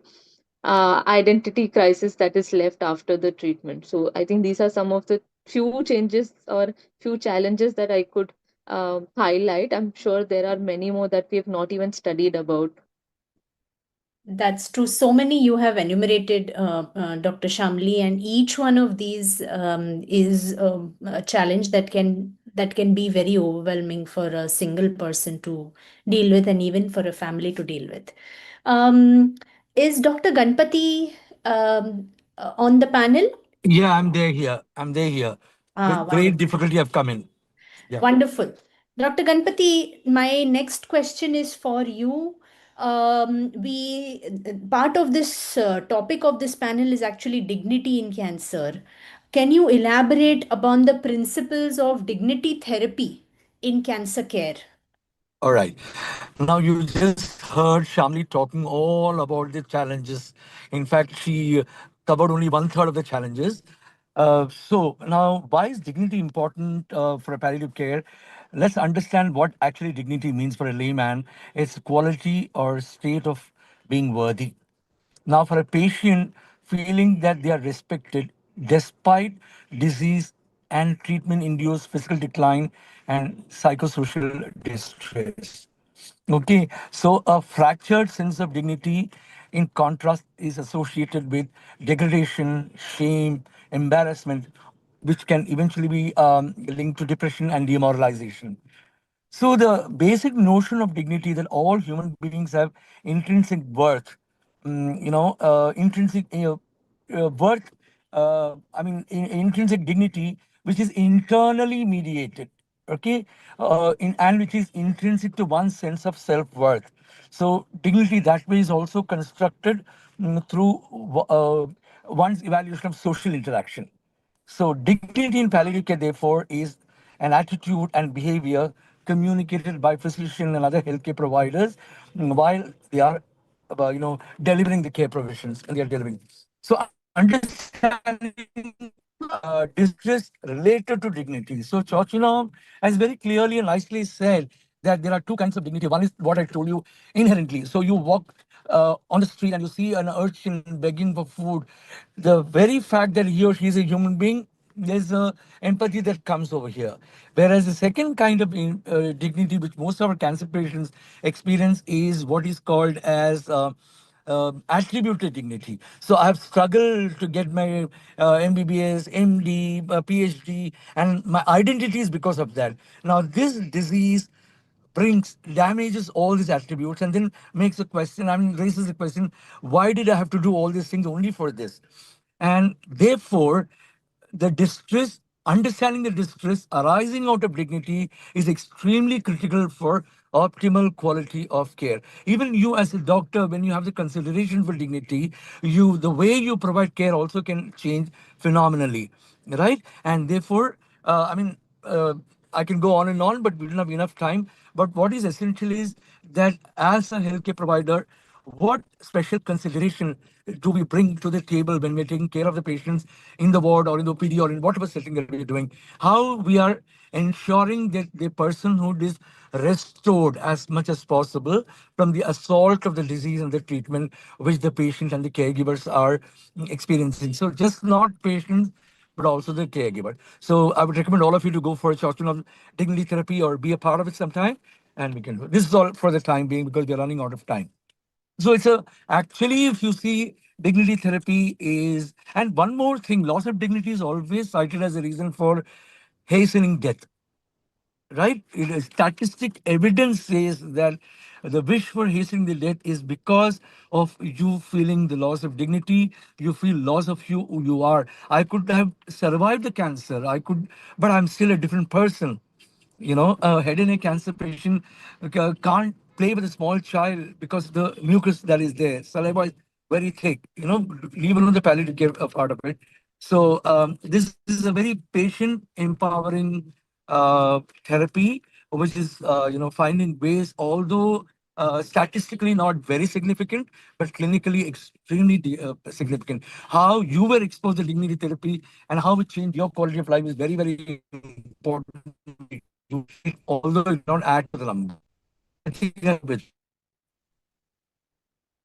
Thank you. Thank you, Dr. Ganpati. That was a wonderful explanation of how dignity therapy can go a long way in cancer care. My next question is Dr. Prashant Siroya. Dr. Prashant, if at present the reach of palliative care within the country is only about 4%, only about 4% of those who require palliative care actually get access to it in India. But if we were able to expand this access of palliative care all across India, what do you think would the impact be on cancer, on comprehensive cancer care all over? Good evening, Dr. Smriti. Thank you for the question. I truly believe that if we're able to expand the palliative care services across India, it can completely change the way we look at cancer care. From my experience at All India Institute of Medical Sciences and National Cancer Institute, Jajur, where these services, palliative care services, are relatively more developed in northern parts of India than other parts, we clearly see the difference when palliative care is started early. Like patients are not treated as just cases. Their pain and symptoms are better controlled, anxiety is less, and families feel supported. And this, I'm not saying, the research we are doing is saying this. And also we all agree on this that इलाज के साथ इंसान को भी देखना बहुत ज़रूरी है.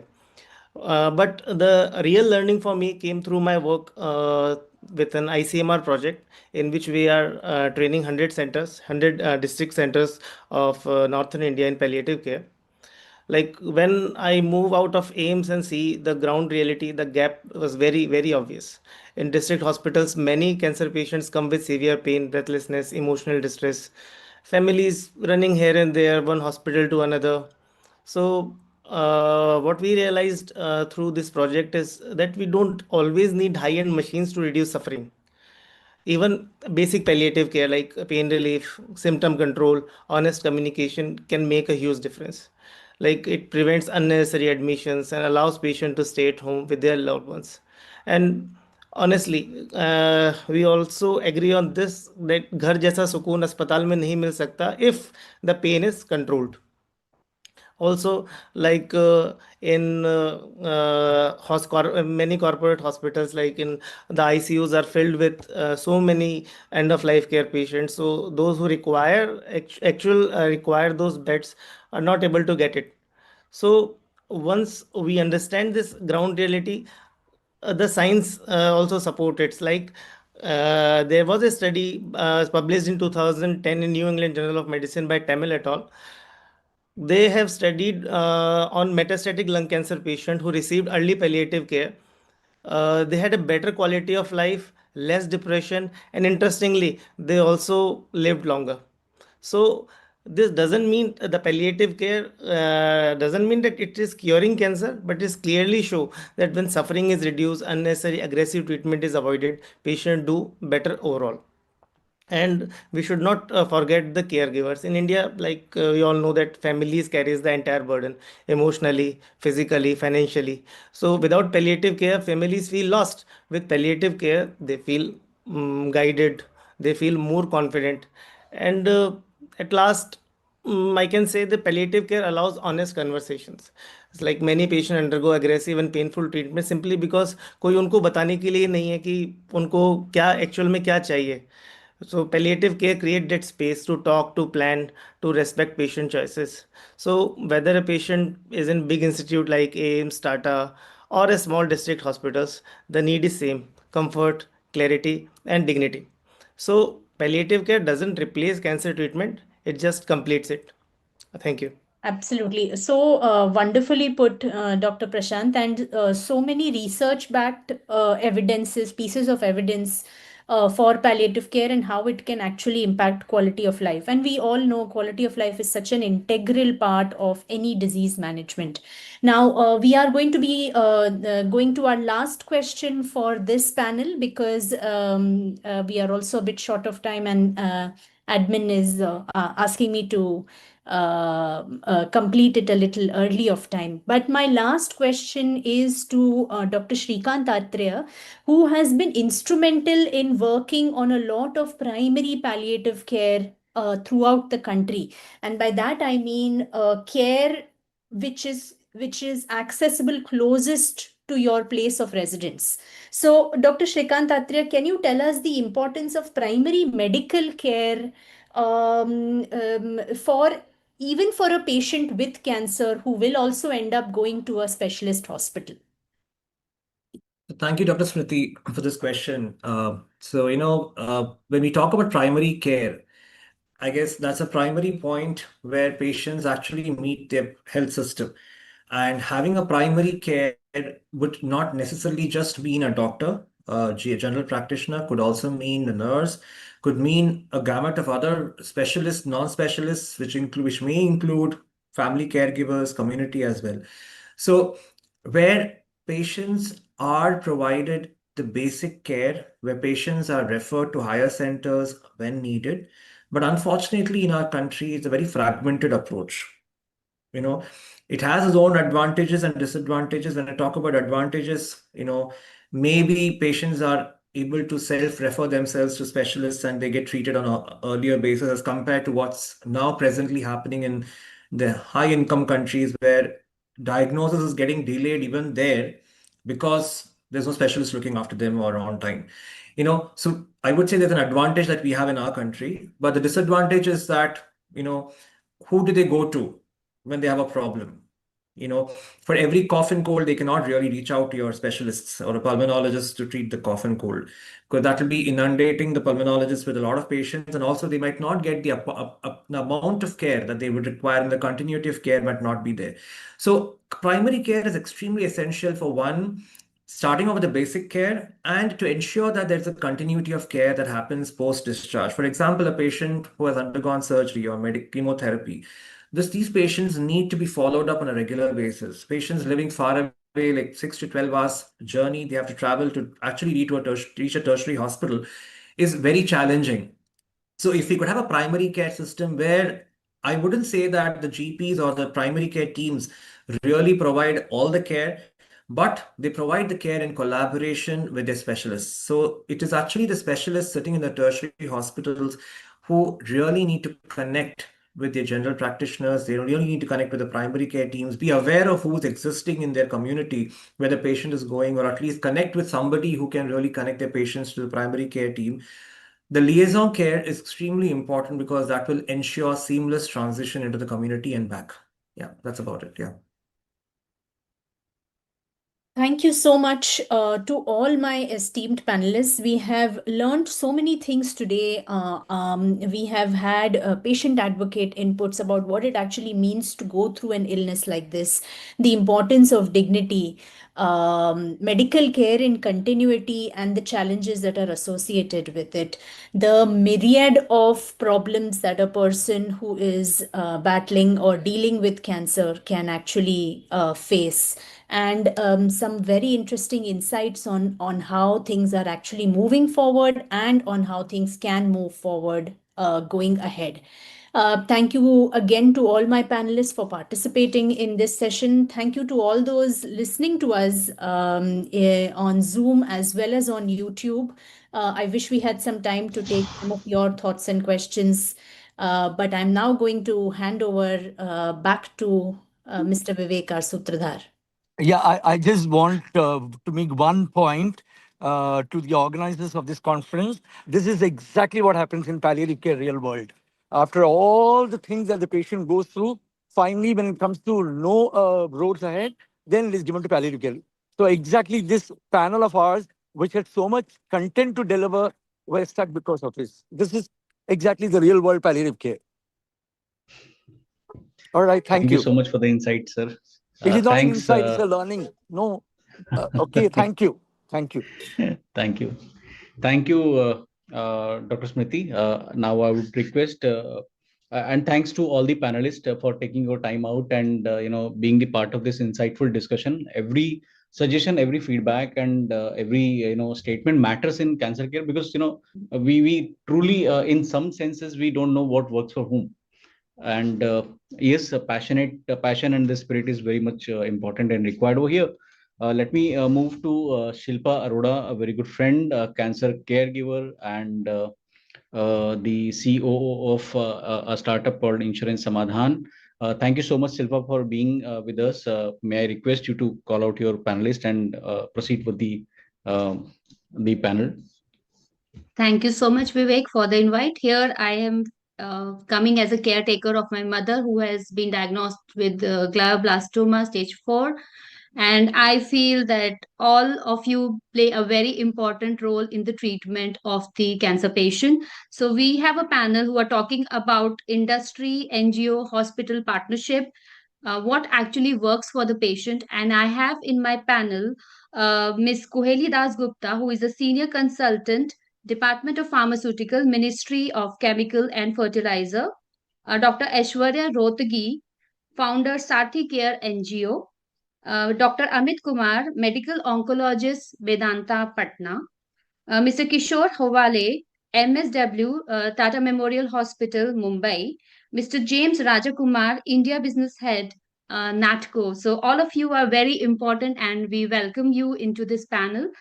When we talk about the word access to cancer care, I would like each of you to answer one question: that what outcome matters to you the most? Is it the diagnosis? Is it the start of the treatment?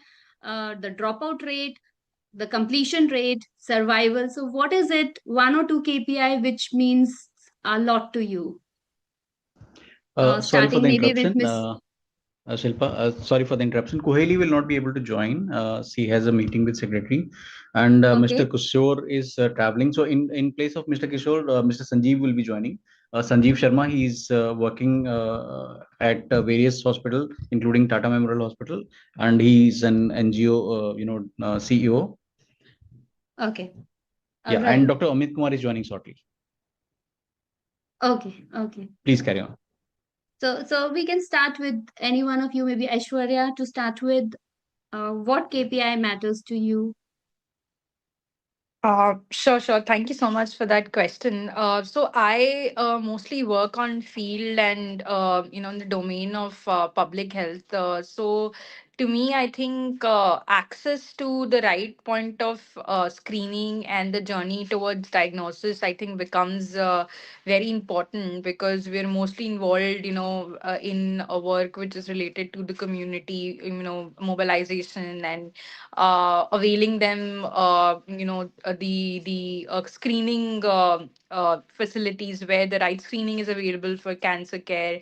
A lot of times our work revolves around navigating the public health programs, right? How they are responsible for the patient's care in terms of, for example, the NP-NCD program says that every person under the age of 30 needs to be screened for the three priority cancers: breast, cervical, and oral, depending on the target audience. I think that community Diagnosis. mobilization to screening to diagnosis pathway, I think is something that I closely look at, work with, and that becomes a priority to me. Yeah, thank you. Okay. Thank you.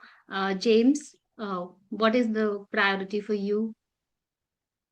I think it's not just one priority. It starts with access to awareness for the public. A lot needs to be done there. I think the digital media is bridging the gap, but still in remote corners, still access to awareness, and then of course access to diagnosis, and then classifying it molecularly, because today therapies are available both at the targeted level as well as at the immune level. So access to therapies, and then patient education is very important. That access is also important. So I wouldn't be able to say one single point. Maybe it's a composite. Sure, it is a composite, but yeah, so we'll take that. Sanjeev, ma'am एक बार what's your... आपका एक बार question बताना। मैं ये पूछी थी कि access इन cancer care की जब हम बात करते हैं तो कौन सी चीज आपके लिए बहुत प्रायोरिटी होती है, जैसे कि डायग्नोसिस हो गया, स्टार्ट ऑफ ट्रीटमेंट पेशेंट ने किया, ड्रॉप आउट तो नहीं हुआ, कंप्लीट किया ट्रीटमेंट और वो सरवाइव किया। सो आप कौन सा केपीआई सबसे ज्यादा मॉनिटर करते हो, आपके लिए क्या इम्पोर्टेंट है? अगर मेरे पूछे, मैं मेडिकल फील्ड से नहीं हूँ, मैं तो नॉन मेडिको हूँ, तो मैं अगर अपने एक्सपीरियंस से बोलूं तो सबसे जरूरी तो डायग्नोस्टिक है। अगर सही टाइम पे डायग्नोसिस हो उसके बाद ही सारा चीज होती है। अगर अर्ली डायग्नोसिस हो तो उनके लिए ट्रीटमेंट में भी पैसे कम लगेंगे। जितने ज्यादा एडवांस स्टेज होते जाते हैं उतना पैसे बढ़ते जाते हैं, उनकी खर्च बढ़ते जाते हैं और मोडालिटी कम होते जाती है। तो ये चीज है। तो डायग्नोस्टिक सबसे पहले मुझे लगता है कि वो सबसे जरूरी इम्पोर्टेंट। बिल्कुल। डॉक्टर अमित जो एक्चुअली ट्रीट कर रहे हैं, so what is important to you doctor Amit? I'd say every step of cancer treatment is important. So diagnosis is still the important thing is that even in any government scheme, diagnosis part is not being covered. So we need definitely a support and for this the diagnosis. So once a patient get diagnosed, एक बार diagnosis हो गई तो they may further go for the treatment based on different schemes. की आयुष्मान है, CM fund है, we can get that. But the diagnosis initially, if a patient needs a CT, MRI or biopsy, and the most important is now coming to NGOs and other things. So we are getting support definitely, but might be we needing more support in this field also. So still for NGOs, we are getting a full-fledged support for lung cancer, but for different cancers, we are still in the very nasal stage. We are not getting so much support. And I think that many people are using that lung cancer support because patients are not affording for that and no government schemes covers that. So diagnosis is the initial thing which is the most important. The second, I'll say when we go through the therapy part. So now many new molecules are coming. So thanks to the Indian sectors that we get the generics soon, but still there are many generics which are not easily available and many molecules are not available. So the clinical trials definitely come, that scenario helps. So we have many patients who get enrolled in a clinical trial if it is available for a drug, and timely, I'll say at least 2 years before the drug is being lost, we can give the patient that treatment.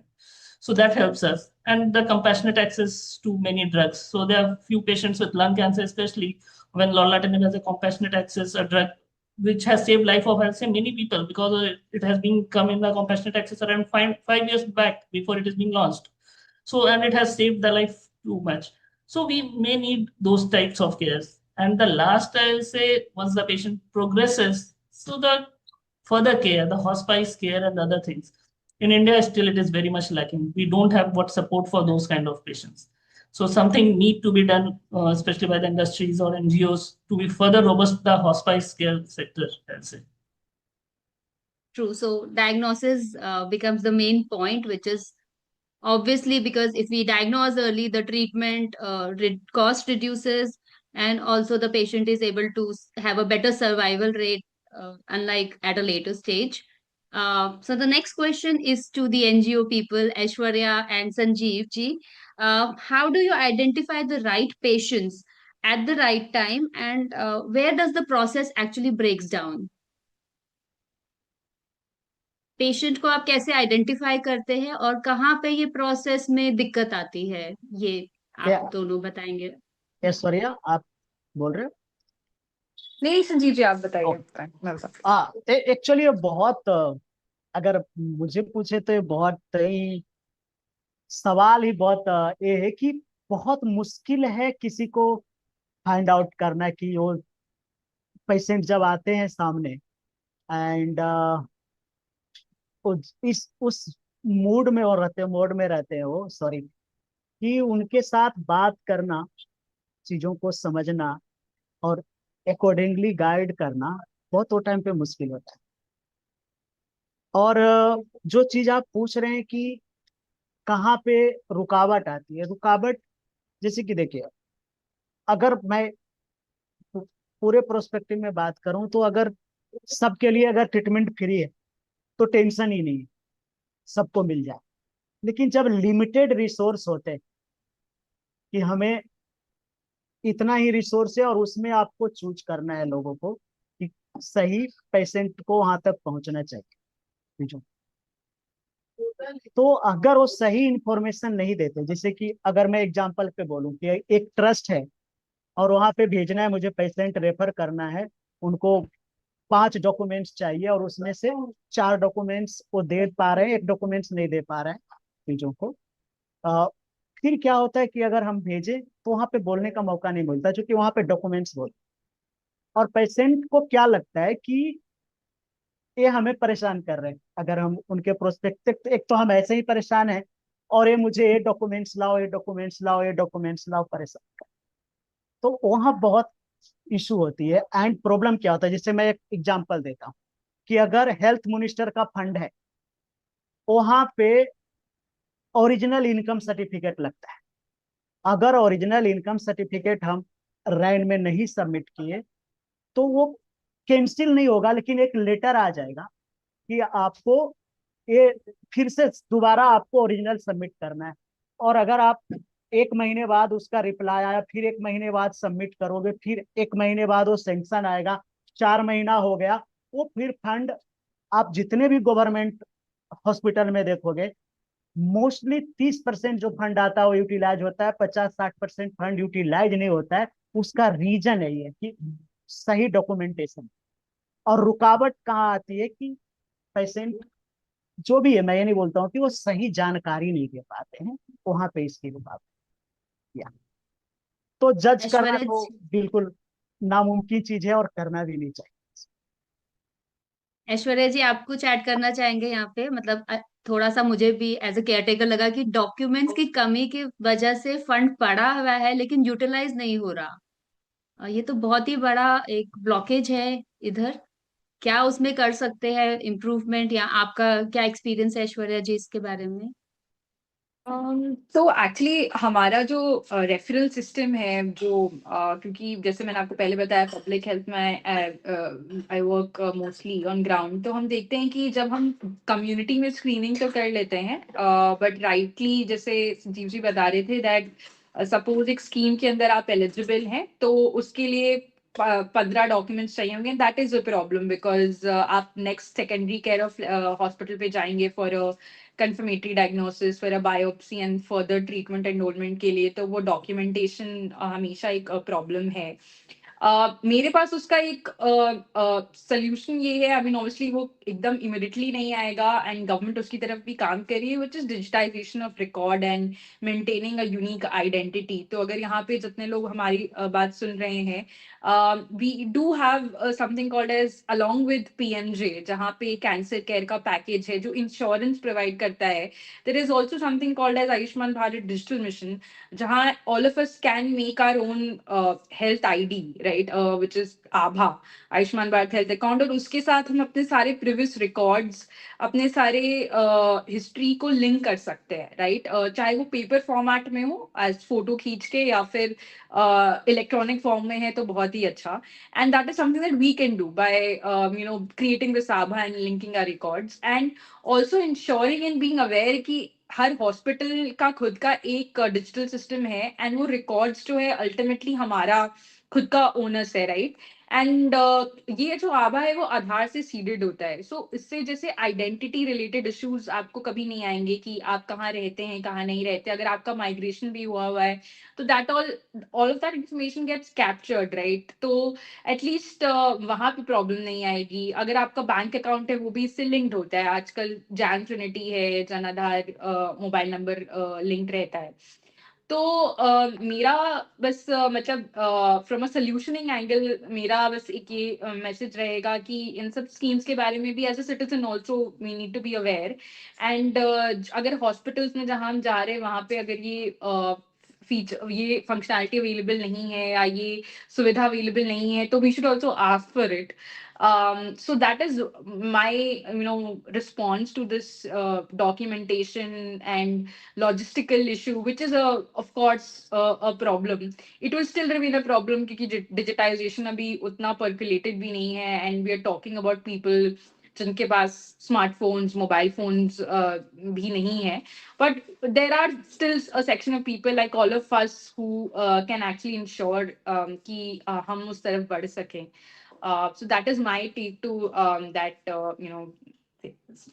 issue that That's a was good, raised. Thank you. that's a good point raised. Digitalization of and creating Abha ID can help a lot of us who are availing this cancer treatment, which of course is very expensive and support is required. The next question is to Dr. Amit. In this partnership journey where so many players are attached to the patient, who actually owns this journey in this like, is the diagnostic, is it the drug company, is it the hospital? Where does the patient belong to? Who owns them? I think so. It's a mutual thing where everybody is equally responsible for that.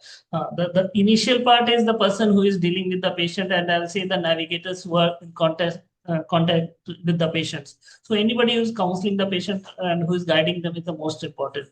And if they have got a good rapport with the doctor also, that rapport helps too much. So one have to basically give some time and to acknowledge that what does the patient exactly need. I'll say every patient with an advanced disease doesn't need the same type of care. So what are their demands at least? We should come to know that. And depending on the demand and the circumstances, we have to create the environment and let them be comfortable in that. So it is not like that everybody is going to get the best, need the best, I'll say. Even the best treatment, what does it do? It gives a survival of a few months. So whether that few months or a very good quality of life till the time we have to discuss with the patient. And that discussion helps us to adequately mobilize the resources. What does the patient have? What does their family have? How many people are there to accompany him? So we have to take in consideration everything. And based on that, it is a mutual decision that helps and make the journey smooth. It is the most important thing to make the journey smooth rather than giving the best with just a survival of few weeks, 2 months. That doesn't help anyhow. That helps you. Right. Thank you so much. So I've been hearing a lot since morning that, we need to ask questions, and with so many stakeholders in our journey as a cancer patient or caretaker. The next question is to Mr. James. How do we ensure that the partnership expands access without influencing the clinical decision or a conflict of interest? Because as a patient or a caretaker, I am not aware. I am relying on this partnership where an NGO, the government and the doctor, the hospital are facilitating the treatment. So how do we ensure that there is no influence in this journey? Yeah, when it comes to treatment decisions, no one could influence a doctor except the international guidelines for various subsets. Because when we talk about any cancer, it's in heterogeneous. Its molecular signatures are different. And then there are international guidelines. In the same conclave, people have been talking about NCCN guidelines, which is widely accepted or followed.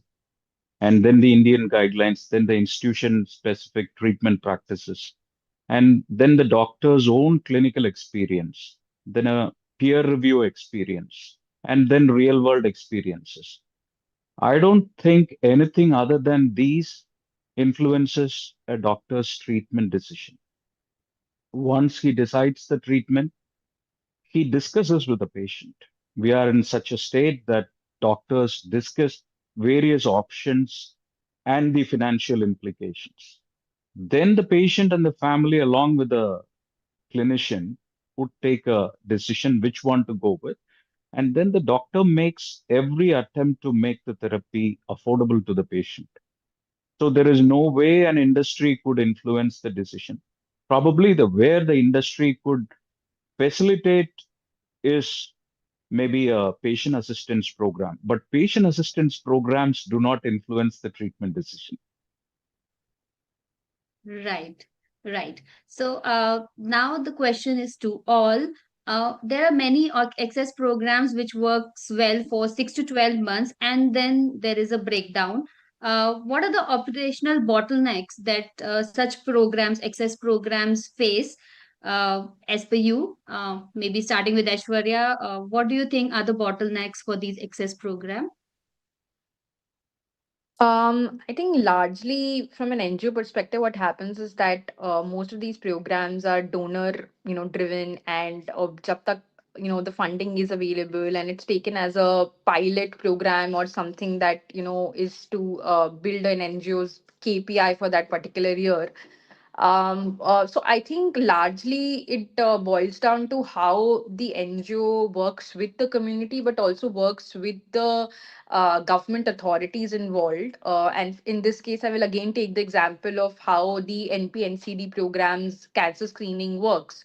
So we do use the frontline workers like the ASHA NAMs to run the oral cancer or cervical cancer or breast cancer screening drives, or either in the community via camps through support from NGOs, but also in the facilities.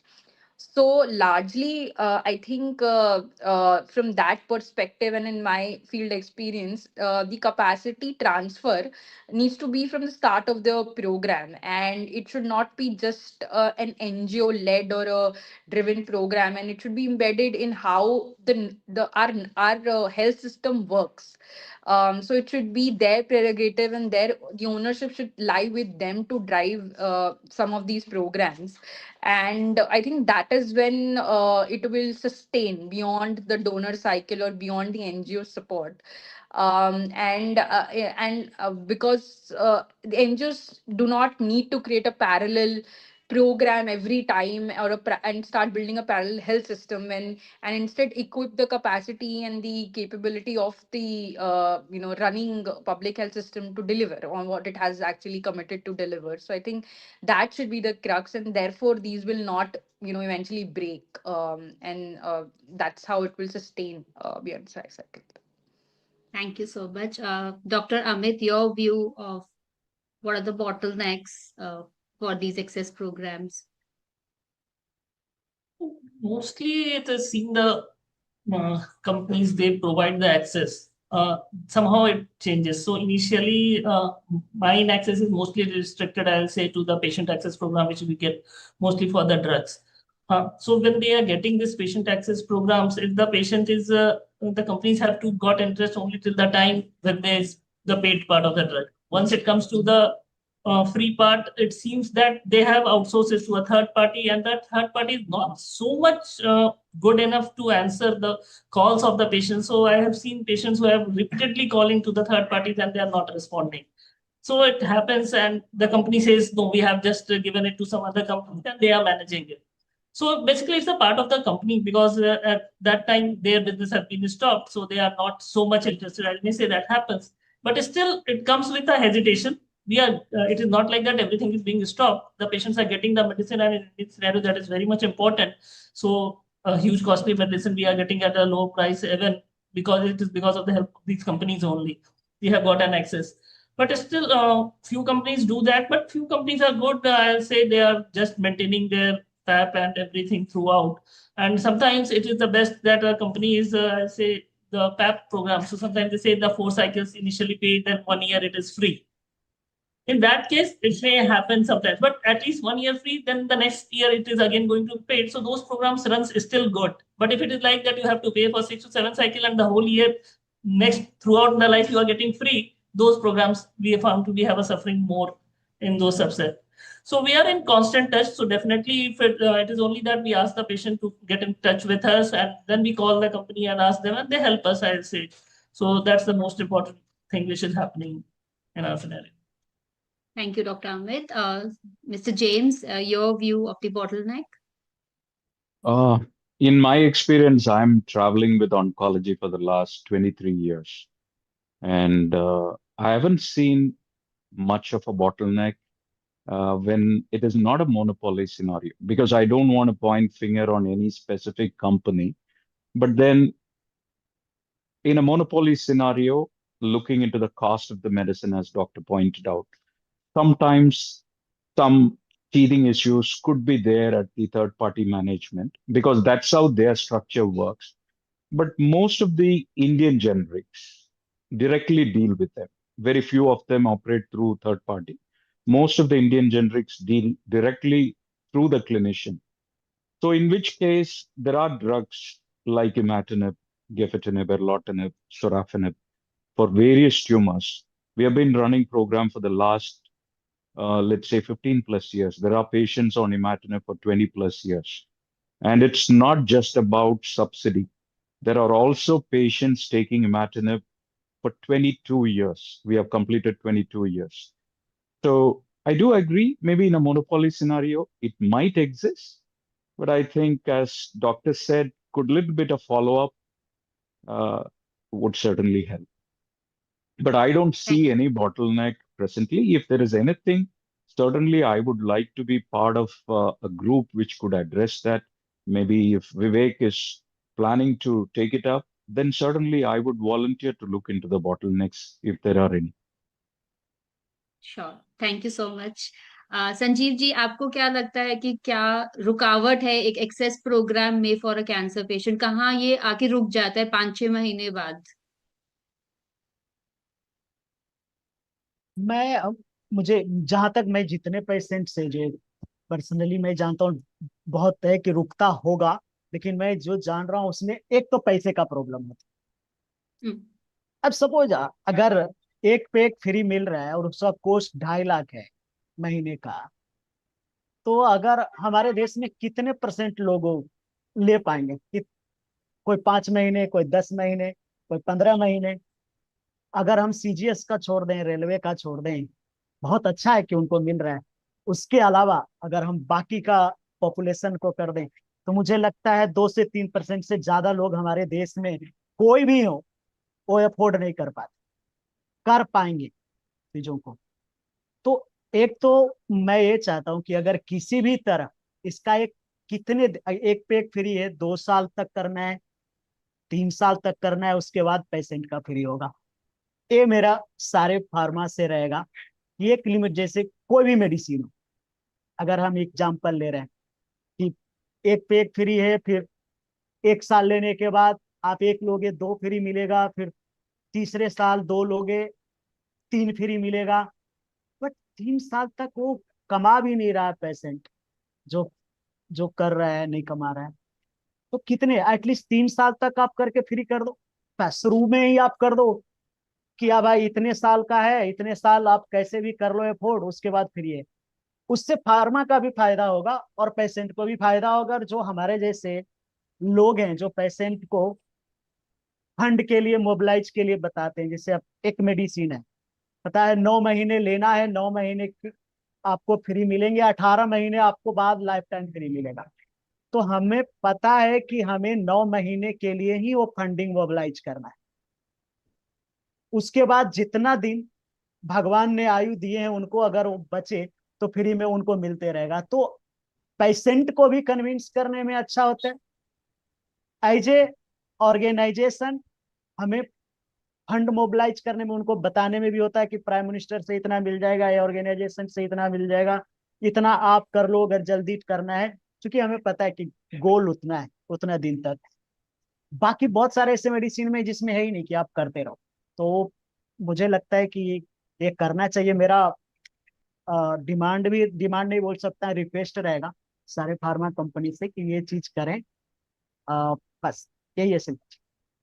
ठीक है, thank you Sanjeev ji. एक last question, because of time भी जा रहा है, सबके लिए ही है कि एक चीज अगर हमें बदलनी है, what is that one thing that if we want to change tomorrow to improve the access, तो वो क्या होगा? What is it that you would like to change, one thing? मेरा पूछेंगे तो मैं डॉक्यूमेंट्स खत्म कर दूंगा। वो तो मुझे आपसे बात करके समझ आ गया, फंड पड़ा, डॉक्यूमेंट नहीं है।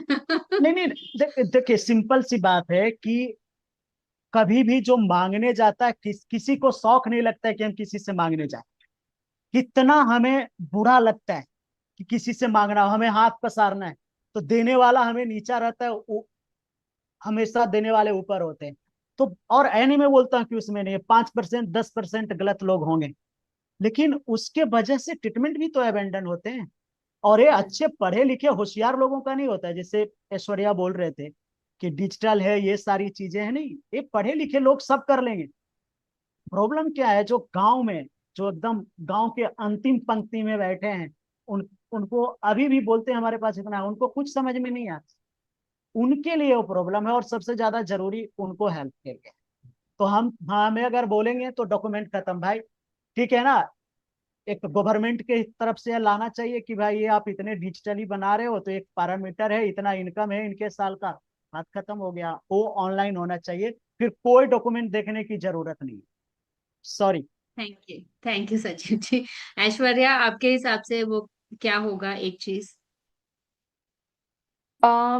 मुझे ऐसा लगता है कि navigation journey, follow up, मतलब follow up at every stage की जो आप बात कर रहे थे ड्रॉप आउट का, मतलब एक पॉइंट तो हो गया कि जैसे मैंने जो बहुत एम्फेसिस दिया स्क्रीनिंग पे, picking identifying the right patient the right time, but also I think drop outs बहुत हैं, तो I think that care coordinator या कोई गवर्नमेंट के तरफ से कोई ना कोई प्रोग्राम्स में रहे जो पेशेंट को लाइक एक एवरेज कहता है कि लाइक मैं टीबी का एग्जांपल आपको देती हूँ कि to reach the right dot centre, studies कहती है कि the patient takes almost 6 months, जैसे जो संजीव जी कह रहे कि इलिटरेट या नॉट सो प्रिविलेज्ड पेशेंट, क्योंकि वो डोर टू डोर क्वैक के पास, हीलर के पास, कहाँ कहाँ जाके कभी गवर्नमेंट फैसिलिटी पे पहुंच के फिर उसको पता चलेगा अच्छा मुझे एक डॉट सेंटर पे पहुंचना है, right? So I think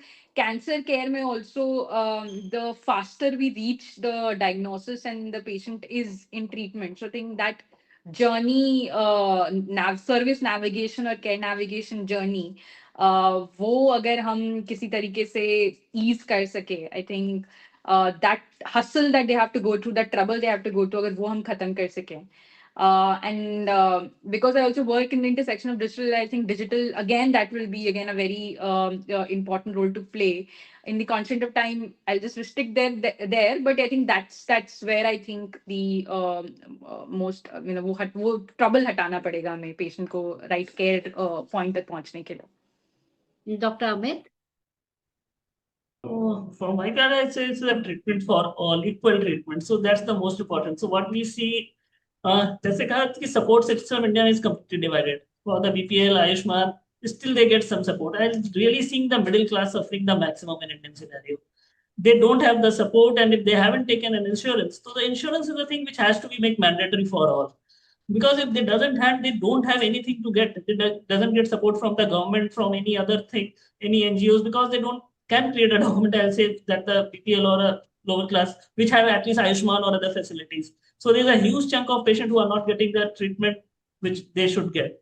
And the other thing which Ashwarya also pointed out is a one-stop navigation solution for all. See, if at least you comes to know you have a cancer, so where you have to go, depending on your financial, your social support, that has to be known to the patient on the day one, so that he can save his rest of his money. Otherwise, whatever we see that once the patient comes to us, he has exhausted most of the things only in that journey before coming to us. So at least there should be a one uniform, dedicated navigation center that once a patient, he goes and click that app or a website or something, and somebody guides him that if you have so money, if you want to treat at your local place, go at this center. If you want to get a treatment at Delhi or Bombay, you can go at that center, and what is the cost involved, and how will you going to stay there. So that one stop, and that to be available to all, that I think should be made something to be done. Thank you. Very important point. Mr. James, what is one thing? Yeah, I think everybody is talking about access in terms of awareness or diagnosis or treatment.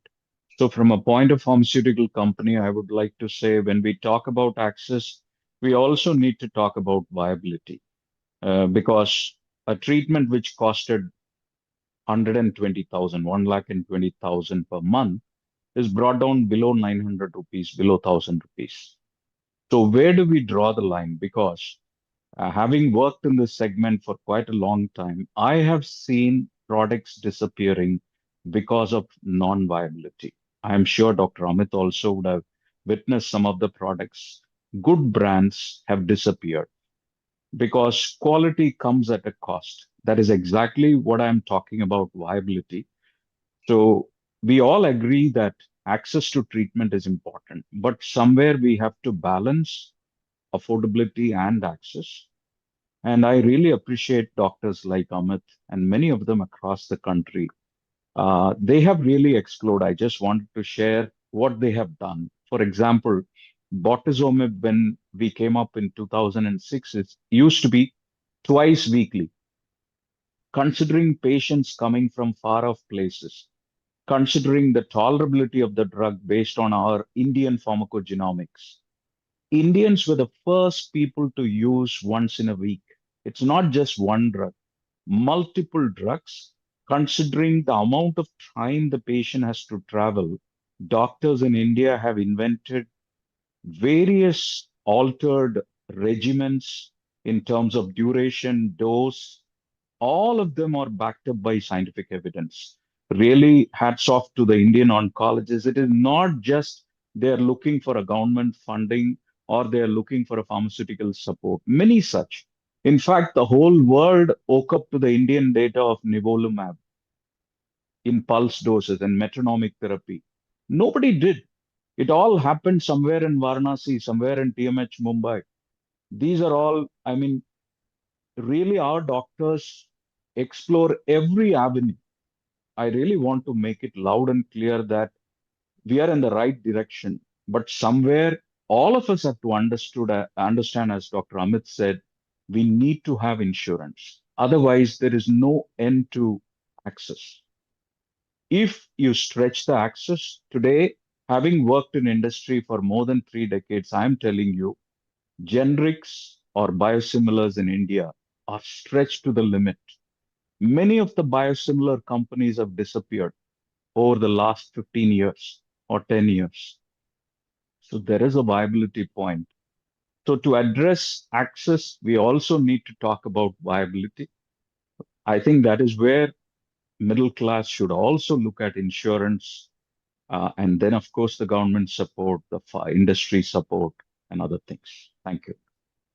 Thank you. Thank you so much to all the panelists. I think it was a very interesting session for a caretaker like me. And I am very hopeful that all of you are taking enough step to protect us, us as patients from cancer. Thank you so much. And thank you, Vivek, for this panel. Thank you. Thank you so much, Shilpa, and thanks everyone for joining the panel and contributing to the cause that we are serving, that is navigation, supporting patients, and doing the advocacy the right way we should be doing. And it was amazing to listen to all of you and learn so many things. Now we move to the next and the final panel of the day. May I invite Dr. Satish Sharma to join us. And Dr. Swasti Charan is running late. I got a confirmation from his office that he'll be joining, but I'm not sure. I've not, he has not joined as yet. Dr. Satish, you're there? Hello. Yeah. Yes, Doctor. So I would request you to host the next panel. Ms. Bhavna Mardulkar is here, who's an AML survivor. Umanath ji is here. Mr. Umanath, he's a senior journalist with Prasar Bharati. Dr. Bhargav is here. Dr. Prabhat Bhargav, who's a medical oncologist at Tata Memorial Hospital, Mumbai. Hi. Hi, Dr. Dr. Satish, you may start. Let me call and follow up with the Dr. Swasti in the meanwhile. Yeah. Dr. Babita will not be able to join. She's still in OPD and seeing patients. So, yeah.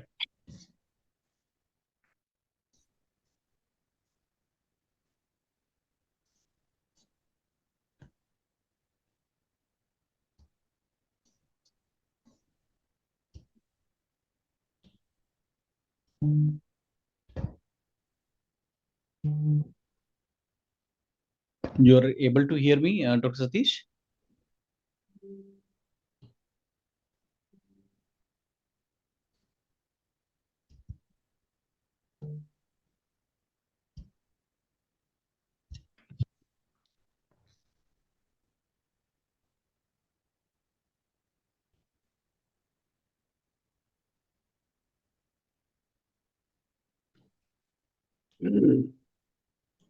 Just give me a second. Let me call and check if Dr. Satish is here.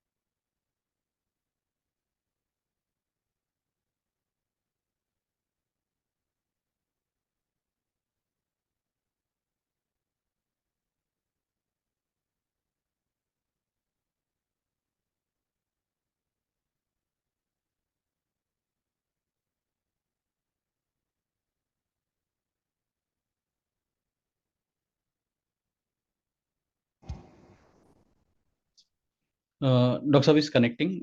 He had some internet issues. He has fixed it. So the good thing is that we had been very patient and cordial. I would say the people who had been consistently following us and watching us. So right now, as I can see the screen, there are over a lakh of people who are watching us live now. And I hope that there are a lot of comments that they have come to us. There are a lot of personal questions that they have come, they have approached to us.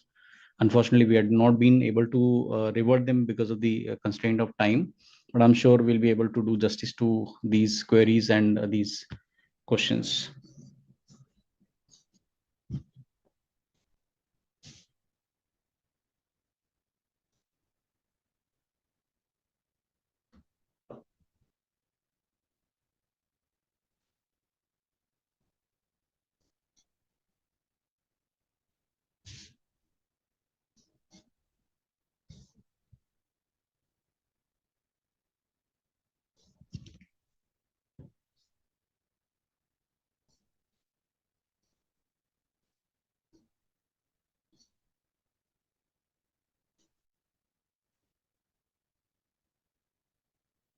Hello? Yes, Dr. Satish, we can see you and Sorry, hear you sorry. as Can well. you share my slides? Sorry, there was. No, we can't see your slide, Acha. but tech team, we have Dr. Saab has the permission.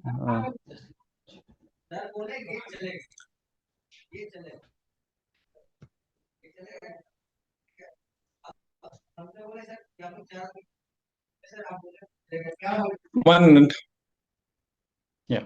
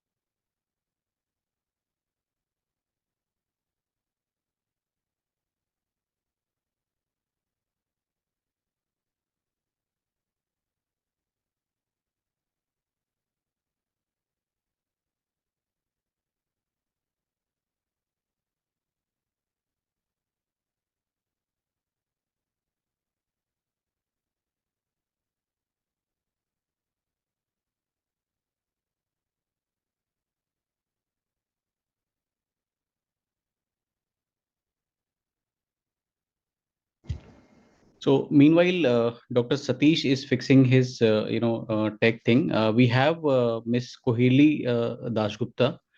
She works with the Department of Fertilizers, that is Department of Pharmaceuticals, and she is a senior consultant over there. And access is her domain. She was supposed to be in the previous panel discussion, but she ran into a meeting that was not scheduled. So we have her available with us, Dr. Satish. In case we have any question, something related to accessibility, PAP, or something, if you want to include, please feel free.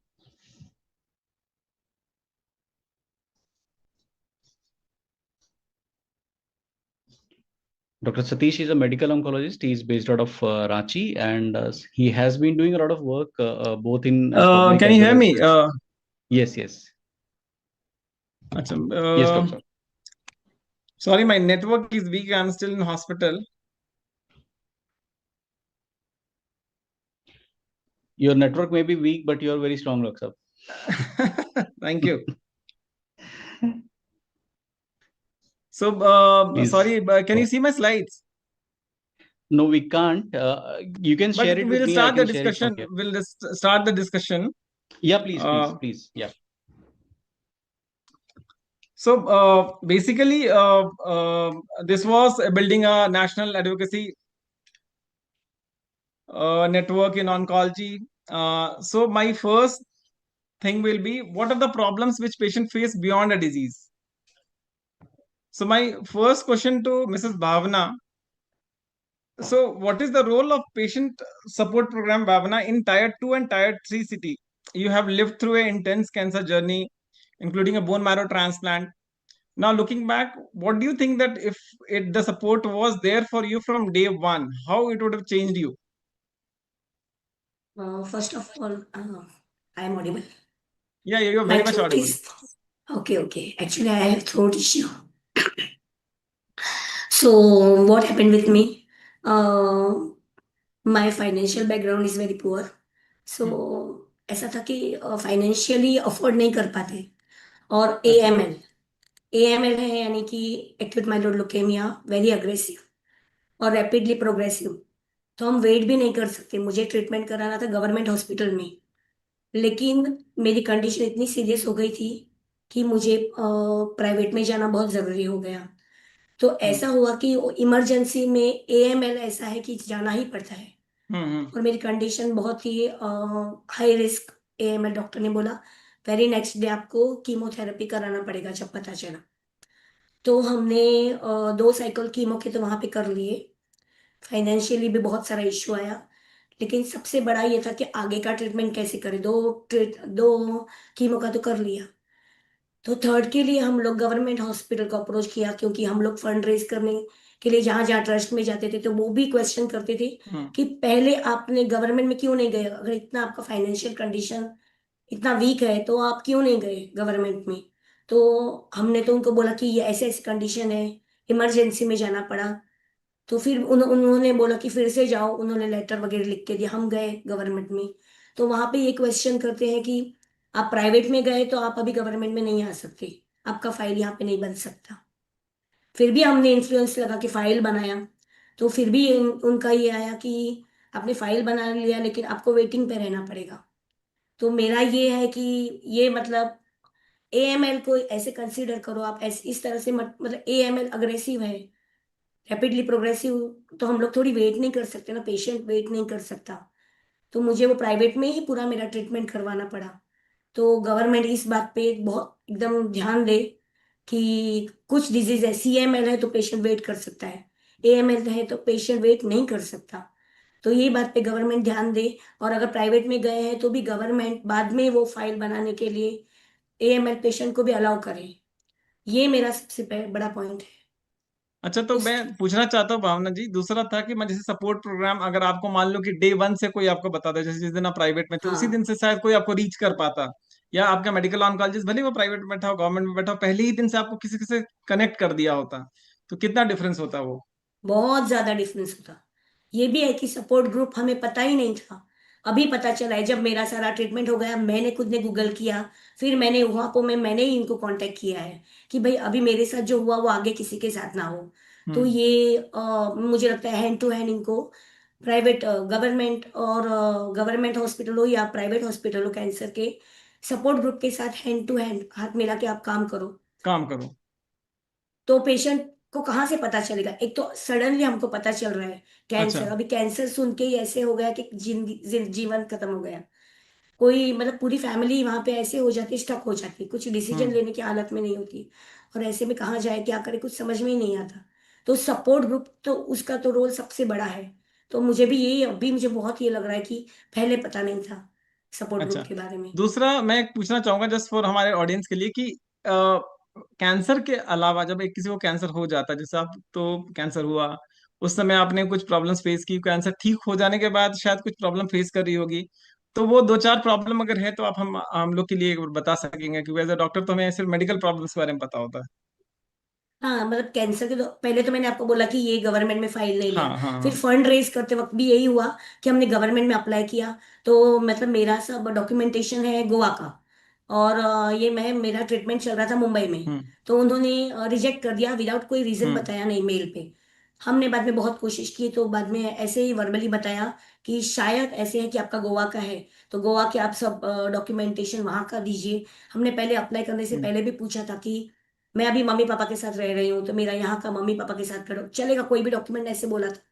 बाद में ये बोला, तो मैंने गोवा से सारे document लाए, मेरा इनकम सर्टिफिकेट भी बनवाया, सब कुछ कराया। सेकेंड टाइम अप्लाई किया तो सेकेंड टाइम भी उन्होंने रिजेक्ट कर दिया कि पहले आपने गोवा में ट्रीटमेंट कराना शुरू करना था, वहां पे फाइल बनाना था गवर्नमेंट हॉस्पिटल में, बाद में वहां से लेटर लेके सीएम का फिर से मुंबई आना था। तो यही जो संजीव सर ने तभी बताया कि ये डॉक्यूमेंटेशन के इसमें भी पेशेंट बहुत सफर होता है। तो अच्छा। मुझे गवर्नमेंट की ओर से कोई फंडिंग नहीं मिला, ये मेरे ट्रीटमेंट के दौरान हुआ। अब ट्रीटमेंट के बाद तो इतना मतलब वही है कि अभी भी मेडिकेशन चालू है, तो हम लोग को फंडिंग तो चाहिए ही अभी भी, लेकिन अच्छा। यही है। कि तो काम कैसे मतलब वो अरेंज कर पाते हैं आप ये जो ये फंडिंग है? अभी मैं तो जैन, मतलब मेरी मम्मी के साइड हम लोग जैन हैं, तो वहां पे भी मुझे ये इशू आया कि जब ट्रीटमेंट के दौरान कि अरे तुम जैन थी अभी नहीं हो, इंटरकास्ट में शादी कर लिया, तो अभी हम लोग नहीं कर सकते तो अगर मैं अपनी वो कास्ट में। कोरिलेट कर सकता हूँ क्योंकि मैं यहाँ पे जो हॉस्पिटल में काम करता हूँ भगवान महावीर मणिपाल हॉस्पिटल से, तो हाँ मणिपाल। गवर्नमेंट हमारे कोई पेशेंट जो जैन थी और उसने किसी अग्रवाल से शादी कर ली तो जैन सरनेम नहीं होने से वो पैसा नहीं मिलता। बट यहाँ मैं आप लोग सबको बताना चाहूंगा कि Jain community has very good banking in almost all the yes cities. Yes. And every year in a place such a place small as Ranchi, 25 to 50 lakhs they give for community treatment. तो अगर हमारे कोई भी patient admit correct. होता है तो 5-10,000 का coupon होता है उनके पास, वो दे देते हैं। वही ना, हर चीज में हाँ। उनका बड़ा दिल है, लेकिन ये कास्ट का आता है ना, वहां पे मैं हम्म। जैन कम्युनिटी को भी बोलना चाहूंगी कि आप ऐसे क्यों कर रहे हो। अच्छा, तो मेरा तो नेक्स्ट। बैकग्राउंड ऐसे कि मेरे हस्बैंड भी नहीं है, मैं विडो हूँ, अभी मैं मम्मी पापा के साथ ही रह रही हूँ, और मैं सिंगल मदर हूँ। तो फिर आपको पता है बैकग्राउंड भी हमारा, सब कुछ पता है ना, मैं वहां रह रही हूँ अभी। हम्म। तो इतना सब पता होने के बाद में यहाँ पे आप वो कास्ट का पॉइंट उठा के आप फंड ना दो, ये मतलब ये बहुत ही, इस पे डिस्कशन होना चाहिए, इस पे बहुत ही तो ऐसे चलिए जैन के इम्प्रूवमेंट रिलेटेड कुछ चाहिए। डिस्कशन होगा तो वी विल कॉल यू और वो समाज में बात उठाया फिर भी जाएगा। अभी हमें कैसे है ना, समाज के ही कोई है हमारे हाँ। जो मतलब मेरे लिए कर रहे हैं फंडिंग के लिए, मतलब उनका हाँ। इन्फ्लुएंस है तो मेरा हो रहा है। हाँ। अगर उनका इन्फ्लुएंस ना हो तो आज भी, आज आज के दिन मैं एडमिट हुई थी हम्म। बीएमटी के लिए, एक साल हाँ। पहले एग्जैक्ट, और एक 9 को मेरा 1 ईयर कंप्लीट होगा अभी बीएमटी को। अगर चलिए। वो ना होते तो मेरा ये भी काम इतना नहीं, एक साल भी नहीं निकलता। चलिए ठीक है, तो वी विल सी कि मतलब जो आप प्रॉब्लम्स फेस करें दूसरा पेशेंट नहीं फेस करे। Prabhat Bhargava sir, you can you hear me? सुनाई दे रहा है? We will keep this discussion in yes. Hindi so that everyone can understand. हाँ सतीश, सर मैं सुनाई दे रहा पूछ है। रहा हूँ कि टीएमएच में तो सपोर्ट ग्रुप का एक ह्यूज सक्सेस हुआ है, लेकिन बहुत सारे टीएमएच के सेंटर्स खुल भी रहे हैं, तो have we tried in other TMH also कि ये हो जिस टाइप का सपोर्ट प्रोग्राम मुंबई में है, हम नहीं देखते कि बाकी टीएमएच में उस तरह के सपोर्ट प्रोग्राम हैं। दूसरा है सर कि ये सक्सेस स्टोरी है जो टोटल आउटकम चेंज कर देती है। जैसे कि आप देखोगे कि बहुत जगह एनजीएस हम लोग नहीं करा पाते, बट बहुत बार संजीव और बाकी लोग मिलके वो एनजीएस करा पाते हैं और उसके बाद देखिए प्रोग्नोसिस चेंज हो जाता है। तो do you think that it should be also part of academics की, मतलब ठीक है अगर कोई 18 चैप्टर लिखा है तो 19वां चैप्टर इसको ऐड कर देना चाहिए कि how social support and how a support group can increase the मतलब बेटर द प्रोग्नोसिस, उनका प्रोग्नोसिस कैसे अच्छा कर सकता है, ओवरऑल सर्वाइवल कैसे बढ़ा सकता है। आपने बात सही बोली कि ये हमारे करिकुलम में भी डॉक्टर को भी पढ़ाया नहीं जाता है कि सोशल सपोर्ट कितना जरूरी है। ये जब आप खुद प्रैक्टिस करते हैं तब समझता है कि पेशेंट को कितना जरूरी है। ऐसे भी पेशेंट आते हैं, मैं टीएमएच मुंबई में हूँ जहाँ पेशेंट को एक बार पेशेंट ने सही में मुझे ये क्वेश्चन पूछा था कि ग्राउंड फ्लोर से फर्स्ट फ्लोर जाते कैसे हैं। हम्म। अब और ये वाइफ थी और पेशेंट हस्बैंड था। अब ये डे वन पे अगर ऐसा क्वेश्चन पूछेगी तो फिर आगे इलाज कैसे करेगी, ये सोचा था मैंने। हाँ। पर 6 महीने के बाद जब उस वाइफ ने ट्रीटमेंट खत्म किया तो उल्टा उसने बोला कि दूसरे पेशेंट को चलो मैं बताती हूँ रास्ता। तो इतना सुकून मिला। तो सोशल सपोर्ट तो एक दूसरे का हाथ पकड़ के ही होता है। वो वाइफ ने जाते जाते दिल जीत लिया और पूरा समझ लिया कि फर्स्ट फ्लोर पे कैसे जाते हैं, यहाँ से गणपति सिद्धिविनायक मंदिर कैसे जाते हैं से लेके सब सीख लिया था उसने। जहां जहां पे वो हाथ पैर मार सकते थे उन्होंने पैसा जमा किया। बट हाँ, ऑब्वियसली क्योंकि वो टीएमएच में आप बोल रहे जैसे सोशल सपोर्ट था, इसलिए उसको सिखाने वाले बहुत थे। तो यही सिखाने वाले बाहर हर जगह पे चाहिए। आपने जो बोला कि बाकी सेंटर में भी कोशिश तो चालू है, बट जो डोनर्स की ट्रस्ट है वो टाटा मुंबई से जुड़ा हुआ है, क्योंकि उन्होंने आउटकम देखा हुआ है, या फिर जो जिस शिद्दता से काम होता है यहाँ पे या पेशेंट के ट्रीटमेंट होता है। तो डोनर को भी ये चाहिए होता है कि मेरे जो पैसे लगाने वाला हूँ वो सही में कैसे यूज होगा। उस वजह से थोड़ा वो रेपुटेशन जब बाकी सेंटर्स का बनेगा तो ऑब्वियसली जैसे आप बोल रहे हो, अब आपको संजीव मिल गया, संजीव ने आपको देख लिया कि आप कैसे काम कर रहे हो, तो संजीव आपकी भी मदद कर, आपके पेशेंट्स की भी मदद कर रहा है। हिंदी बोलने में थोड़ा मुश्किल हो रहा है, ऐसे नॉर्मल घर में हिंदी बोलते हैं लेकिन स्टेज पे हिंदी बोलने में मुश्किल हो रहा है, उल्टा नहीं हो नहीं रहा सर, है वो फॉर सम रीजन। हाँ। तो सर दूसरा है कि सर एडवोकेसी और पेशेंट एडवोकेसी और पेशेंट सपोर्ट में दोनों में क्या डिफरेंस देखते हैं आप? मतलब how do you think that both are different and दोनों का क्या व्यू होना चाहिए? Being a पेशेंट patient को advocate and being a person who generates support for the patient, both financially, medically, or emotionally. Patient को अपने अधिकार पता ही होने चाहिए। एडवोकेसी मतलब उनको अपना अधिकार पता होने चाहिए। हम ट्रायल करते हैं तो हमें जो फंडिंग के लिए जाते हैं तो कुछ फंडिंग वाले पूछते हैं कि क्या पेशेंट ने अप्रूव किया है ये ट्रायल डिजाइन। वो देख के मुझे खुद को, इंडिया में कोई नहीं पूछता है, लेकिन कभी कभी जब हम फॉरेन में ट्रायल के लिए अप्लाई करते हैं तो वो देख के लगा कि यस, एडवोकेसी भी बहुत जरूरी है। पेशेंट को भी समझना चाहिए कि मैंने ये डिफिकल्टी थी, पर उसके बदले अगर ये ऐसी कुछ दवा होती तो ज्यादा अच्छा होता।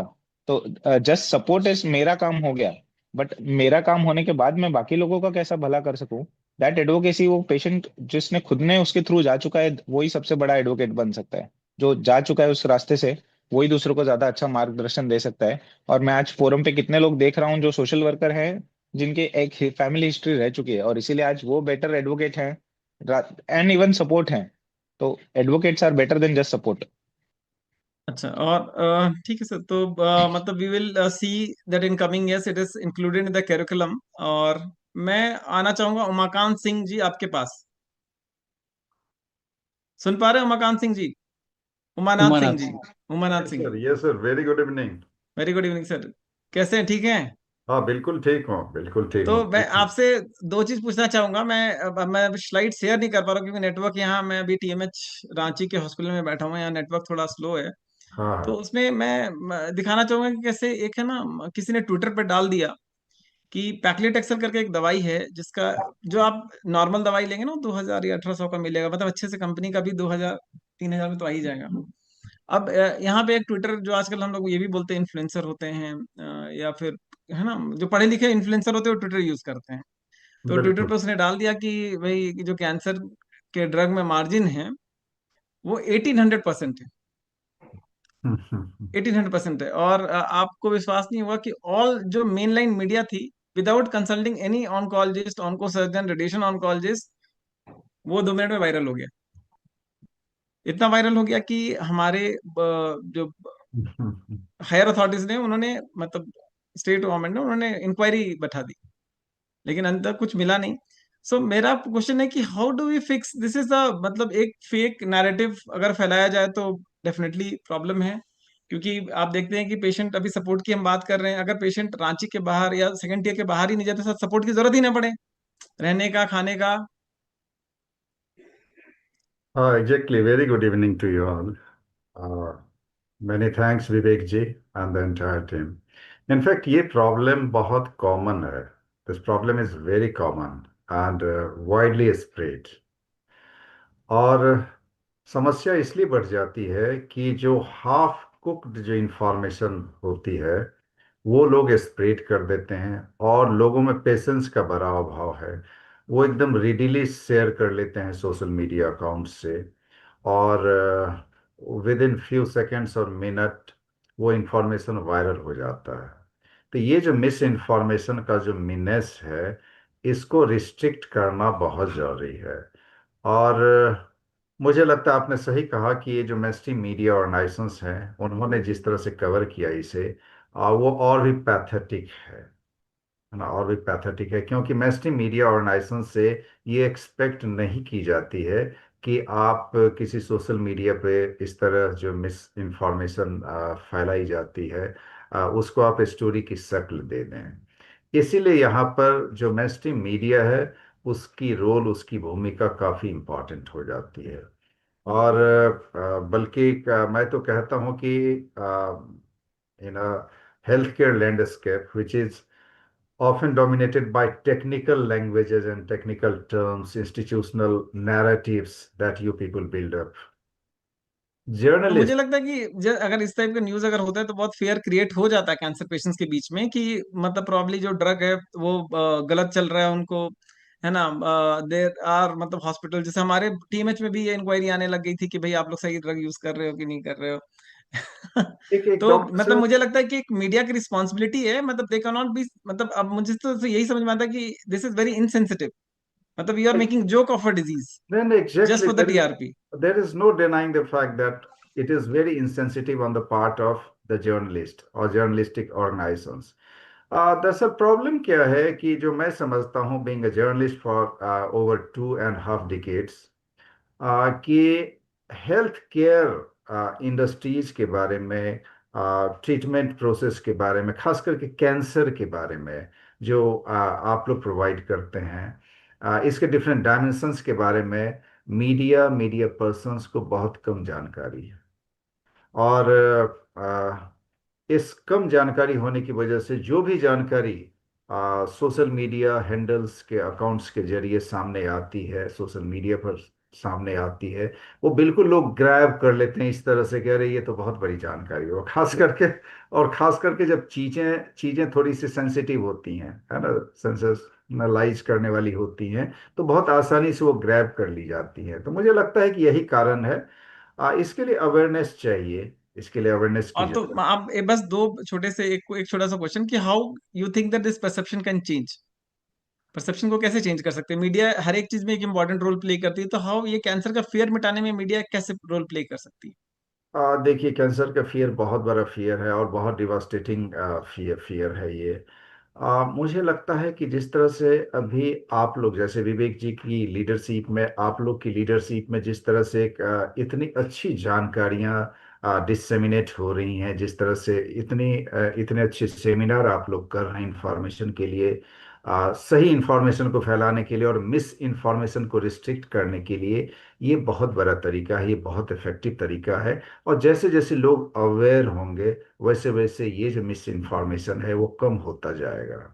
मुझे लगता है कि अभी अवेयरनेस का, खास करके कैंसर के बारे में, ऐसे हेल्थ इन टोटलिटी मैं देखता हूँ कि अवेयरनेस बहुत ही कम है लोगों में, इसी वजह से लाइफ स्टाइल डिजीजेज वगैरह सब इस तरह से फैल रही है।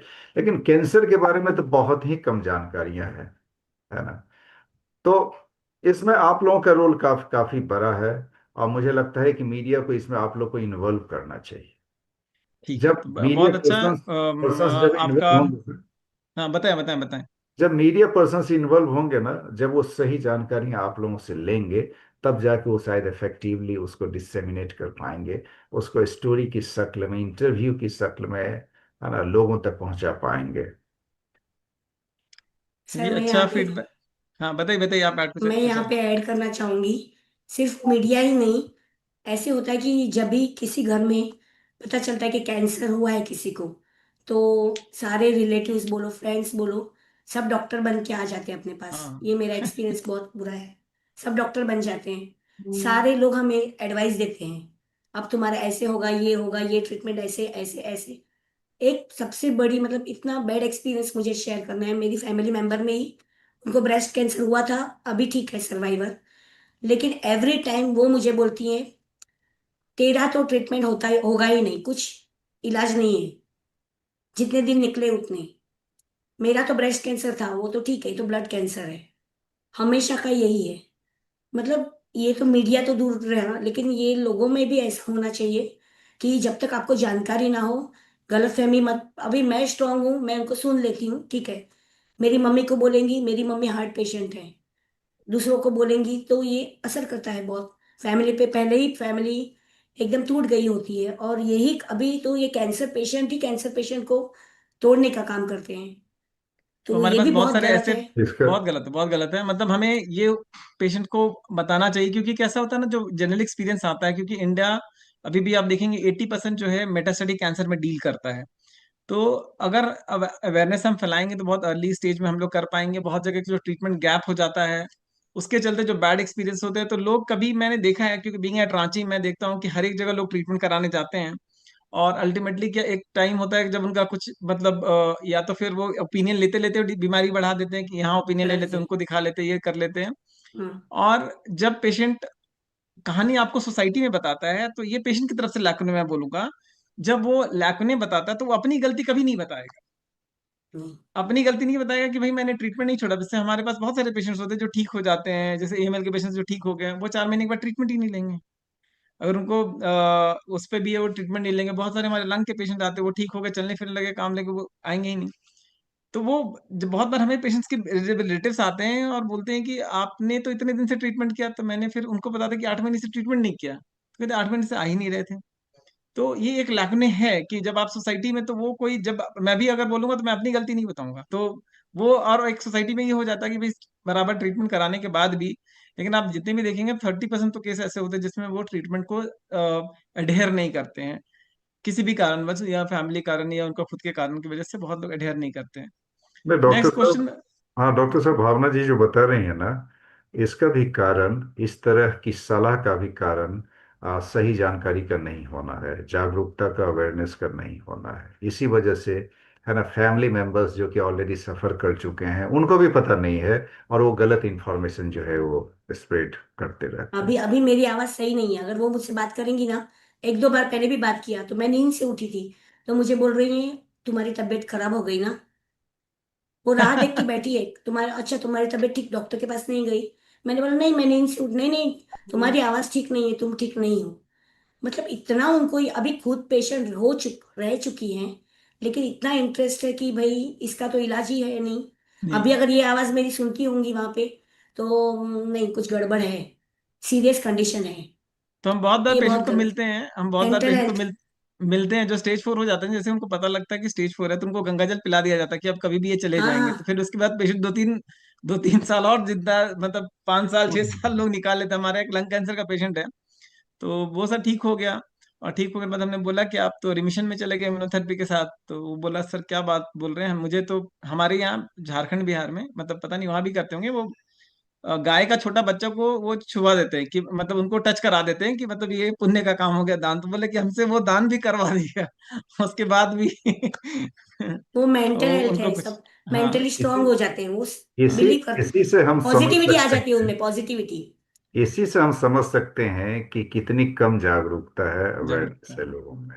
तो डॉक्टर बबीता, ये सबसे आप बड़ा हैं? कारण है कैंसर के स्प्रेड का, या और टाइमली ट्रीटमेंट नहीं होने का। तो डॉक्टर बबीता, आप हैं? Doctor Babita, are you there? नहीं डॉक्टर she साहब, she couldn't still join. In OPD, she could not join. अच्छा, शी स्टिल इन ओपीडी। तो विवेक आप हैं तो आप ही आंसर कर दें, क्योंकि आप दिल्ली से जी। भी हैं शायद। नहीं, मैं दिल्ली से नहीं हूँ। अच्छा, नहीं, मैं एक जस्ट ये करता, जैसे हमारे टीएमएच में भी, जैसे प्रभात सर बता रहे थे, प्रभात सर बता रहे थे कि जैसे मैं भी कोकिलाबेन में था, and I have work closely with liver, ये किडनी ट्रांसप्लांट और ये सब के टाइम में मैंने काम किया, मैंने मास्टर्स वहीं से किया है। तो वहाँ पे बहुत सारे सपोर्ट प्रोग्राम हो जाते हैं। जैसे कि अगर आप करोगे ना, अगर किसी को पैसा है, तो ये जैसे देर आर कुछ एक्टर्स के फंड्स हो जाते हैं, कुछ कंपनीज के सीएसआर फंड आ जाते हैं, है ना। तो ये सब जी। फंड आ जाते हैं, पर सेम सपोर्ट टाइप का प्रोग्राम आपको लगता है कि दिल्ली वगैरह में भी हो पाता है? दिल्ली वगैरह में भी ऐसा कुछ सपोर्ट प्रोग्राम है एम्स में या किसी भी बड़े इंस्टीट्यूट में, जैसे है। टीएमएच में है या है? जी बिल्कुल है। टीएमएच का एक्चुअली कैसा एडवांटेज है डॉक्टर साहब की, it's a very old institute, and cancer से it has always been synonymous of cancer. तो बहुत बहुत सारा सपोर्ट शुरू शुरू में वहाँ पे गया है। एम्स में भी सपोर्ट ग्रुप है, वहाँ पे भी एमएसडब्ल्यू है, वो काफी सारा काम करते हैं। जैसे आज ही हमारे एक पैनल में राशि जी थी, Rashi Kapoor, she runs Sachin sarcoma society in AIIMS. तो है, मतलब वहाँ पे भी है। एंड काफी सारे ऑर्गेनाइजेशन है, इंडियन कैंसर सोसाइटी काम करती है, और भी दूसरे ऑर्गेनाइजेशन काम करते हैं। है, may not be as bigger level as Mumbai or Tata, but है। आई तो वाज दूसरा जस्ट एक, हाँ मतलब, आई एम हाँ सो सॉरी, मैं हाँ शायद बीच में बोल रही हूँ। हाँ, सो नहीं नहीं, प्लीज प्लीज। मैं एक्चुअली पिछले पैनल की पार्ट होने वाली थी. I ran late because of a meeting. So I am Kuheli Dasgupta. I am currently a senior consultant with the Department of Pharmaceuticals, Government of India.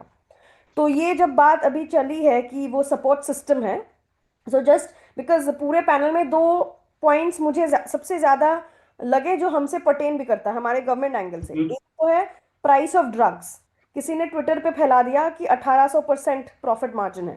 पहला वो एक पॉइंट आपने बताया. दूसरा चीज support system, not just social support, क्योंकि जब वो patient, so the department of pharmaceuticals हम लोग ये भी डील करते हैं कि मार्केट एक्सेस क्या होगी, ड्रग की प्राइसिंग क्या होगी. वो हमारे मैंडेट में आता है कि हमको ये भी देखना होता है कि एक चीज इस दाम पे ना बिके कि कोई उसको अफोर्ड ही ना कर पाए या सिर्फ एक क्लास ही अफोर्ड कर पाए. तो इसके लिए जो डीओपी रन करती है, for example it's a Jan Aushadhi programme, जो एम्स में देख लीजिए या बड़े हॉस्पिटल्स में, दिल्ली में यूजुअली बड़े हॉस्पिटल्स में है, एम्स में है, सफदरजंग में है, बाकी सारे जगहों पे है. जन औषधि प्रोग्राम्स में हम एट अफोर्डेबल रेट सारे मेडिसिन रखते हैं, including cancer drugs which are attached to the hospitals. तो वहां पे ये देखा जाता है कि वो आउट ऑफ मार्जिन प्राइस में कैंसर ड्रग्स ना बिके, ताकि हर सोसाइटी के हर एक क्लास के जो भी आ रहे हैं पेशेंट, सबको वो एक्सेस मिले. दूसरी चीज सोशल सपोर्ट के साथ साथ वो मेडिकल सपोर्ट भी मिल पाए, जहां गवर्नमेंट एटलीस्ट इंटरवेंशन दे सकती है एज अ प्रोग्राम. तो मैं जैसे बता रहा हूँ कि ये मतलब without government also, if you go to the suppose the costliest hospital in the country, there also there is no 1800% margin नहीं है. मतलब अगर आप सबसे अच्छा भी खरीदो ना, पैक्लीटेक्सेल प्लेन वाला, उसमें 1800. हमने भी वो किया कि भाई ये कौन सी दवाई है. देन वी फाउंड आउट कि what he has done, he took the costliest nano particle which is available in India versus the cheapest which is made by any other local brand. मतलब local वो oncology में उसका किसी ने नाम नहीं सुना होगा. And then he was providing paclitaxel for 80 rupees 100 mg. मतलब उतने में तो कफ सिरप भी नहीं मिलता है अच्छे. तो वो ये था. और दूसरा तो आपने चालू किया तो मैं आपको पूछता हूँ एक और क्वेश्चन. मेरा एक पेशेंट है, उसको एक HER2 म्यूटेशन करके होता है, बहुत ही मतलब अनफेमिलियर म्यूटेशन है. उसके लिए मैंने अभी जब न्यू ईयर मतलब ये ईयर एंड था, उसमें मेरा जोग्रांटेनिम करके एक ड्रग है जो यूएस में लॉन्च हुआ है, जो उस ड्रग उस म्यूटेशन के लिए वही काम करता है. तो वो अभी यूएस में उन्होंने लॉन्च हो गया, चाइना में लॉन्च हो गया, पर इंडिया में आने के लिए मैंने पूछा उस कंपनी के रिप्रेजेंटेटिव से, वो बोरिंगर कंपनी का है, तो वो बोला कि 2028 में आएगा सर. जी. और अभी वो ड्रग को अगर हम यूएस से मंगाएंगे तो that is costing 31 lakh rupees. Correct. 31 lakh rupees. अगर हम सिंगापुर से मंगाएंगे तो it will cost 8 lakh rupees. तो मतलब अभी मतलब इंडिया में अब अगर मतलब we have as a policy makers we have written a death sentence for him. Correct. We have written a death sentence. मतलब he cannot afford. Who can afford drug of 8 lakh rupees? मतलब 8 लाख तो फिर भी बहुत लोग कर लेंगे, 31 लाख तो कोई नहीं करेगा. मतलब कि for a period of 2 years until the drug is launched. तो मुझे लगता है ये जो है ना, बीच में कहीं हमें कोई रास्ता निकालना पड़ेगा. इसके पहले भी हमने एक दो ब्रेस्ट कैंसर के लिए पेशेंट के लिए दवाई दिया है. टुकाटेनिब करके एक ड्रग है जो अभी जाइडस वगैरह बनाता है. तो टुकाटेनिब का कॉस्ट जब हमने मंगाया बाहर से, it was 12 lakhs. And luckily, within 3 to 4 months, the drug got launched in India, and it is costing 70,000 rupees. तो हमें बीच में तो कुछ नीडी पेशेंट्स के लिए एक तो हमें रास्ता बनाना पड़ेगा कि until unless हम इंडिया में ट्रायल नहीं कर रहे, that at least कोई तो मतलब ठीक है, through some ministry only let the drug come to India. At least जो वैसे म्यूटेशन वाले वो कहाँ से यूएस जाएंगे. राइट. आई थिंक यहाँ पे एक एक्चुअली काम हो रहा है इस चीज में, because I have an insider view, मैं यहाँ शेयर करूंगी. डिपार्टमेंट ऑफ फार्मास्यूटिकल्स के दो स्कीम्स है फिलहाल, अभी लॉन्च हुआ है प्रिप स्कीम करके. वो एक स्कीम ये है जो कि pharma research and industry partnerships है. इसमें ये स्कीम में गवर्नमेंट की इंसेंटिव है, गवर्नमेंट का सपोर्ट है कि अगर आपके पास आप कोई एमएनसी हो, जिसकी फॉर एग्जांपल फाइजर, उन्होंने शायद यूएस में कोई ड्रग लॉन्च कर दी, अगर उनकी कोई इंडियन सब्सिडियरी है and they want to enter the Indian market with that drug, तो वो लोग करेंगे कि वो इंडियन मार्केट में आने के लिए ये अप्लाई कर सकते हैं इस स्कीम में. उसमें उस ड्रग को इंडिया में लॉन्च कराने के लिए उसका जो R&D है, जो रिसर्च लगेगा, जो ट्रायल्स लगेगा, जो भी सपोर्ट लगेगा, उसका जो पैसा है उसमें एक portion government of India funding करेगी, ताकि ये उनके लिए एक इंसेंटिव बने कि पूरा खर्चा कंपनी को जब उठाना पड़ेगा तब वो इसको डिले करेंगे लॉन्च, जब तक उन्हें ये ठीक नहीं लगता कि वो मार्केट प्राइस उठा पाएंगे। और तब तक हमारे पेशेंट को उस उम्मीद में बैठना पड़ेगा कि 2030 में शायद ड्रग लॉन्च हो जाए।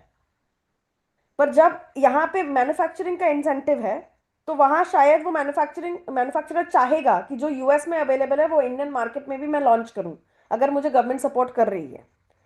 ऐसे ही कुछ और स्कीम्स है जो कि प्रोडक्शन लिंक्ड इंसेंटिव्स, जो कि एग्जिस्टिंग ड्रग्स है, अगर उसके कुछ मॉडिफिकेशंस है, उसके कुछ एक्सेस प्रमोशंस है, या फिर उसको ज़्यादा वॉल्यूम में बनाना है, ज़्यादा बनाना है ड्रग को, तो उसमें भी अगर हम ड्रग मैन्युफैक्चरर्स हैं उनको भी हम ये इंसेंटिव देते हैं कि अगर आप ये कोई भी लाइफ सेविंग ड्रग अगर इस थ्रेशोल्ड या इस अमाउंट से ज़्यादा बनाते हो तो आपको एक इंसेंटिव वहां मिलती है।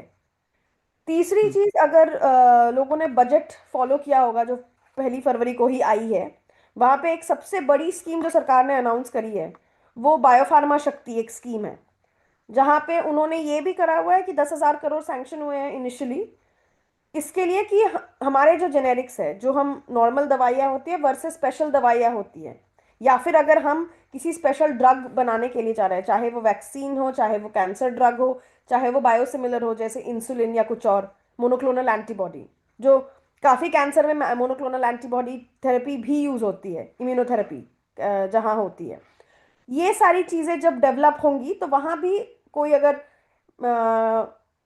रिसर्च कर रहा है या कोई मैन्युफैक्चरर, कोई इंडस्ट्री है जो मैन्युफैक्चर करना चाहती है, उनको वो भी इंसेंटिव दिया जाएगा। तो ये कुछ सरकार की तरफ से कुछ पहल हुई है ताकि ये सारी चीज़ें अवेलेबल हो पाए। अब प्रॉब्लम ये है कि सेंट्रल गवर्नमेंट में वो चीज़ें आती है, फिर वो होने में एक टाइम लगता है, और पॉलिसी का ये एक बहुत बड़ा चैलेंज है कि वो टाइम लेता है, उसका वो होता है, वो शुरू होता है और उसका फल आने, वो पेड़ आप बीज लगाते हो और फल आने में टाइम लगता है। पर कोयली मैं यही बोल रहा हूँ कि देखिए तो पॉलिसी को आने में टाइम लगेगा पर बीमारी को बढ़ने में टाइम नहीं लगता हमारे।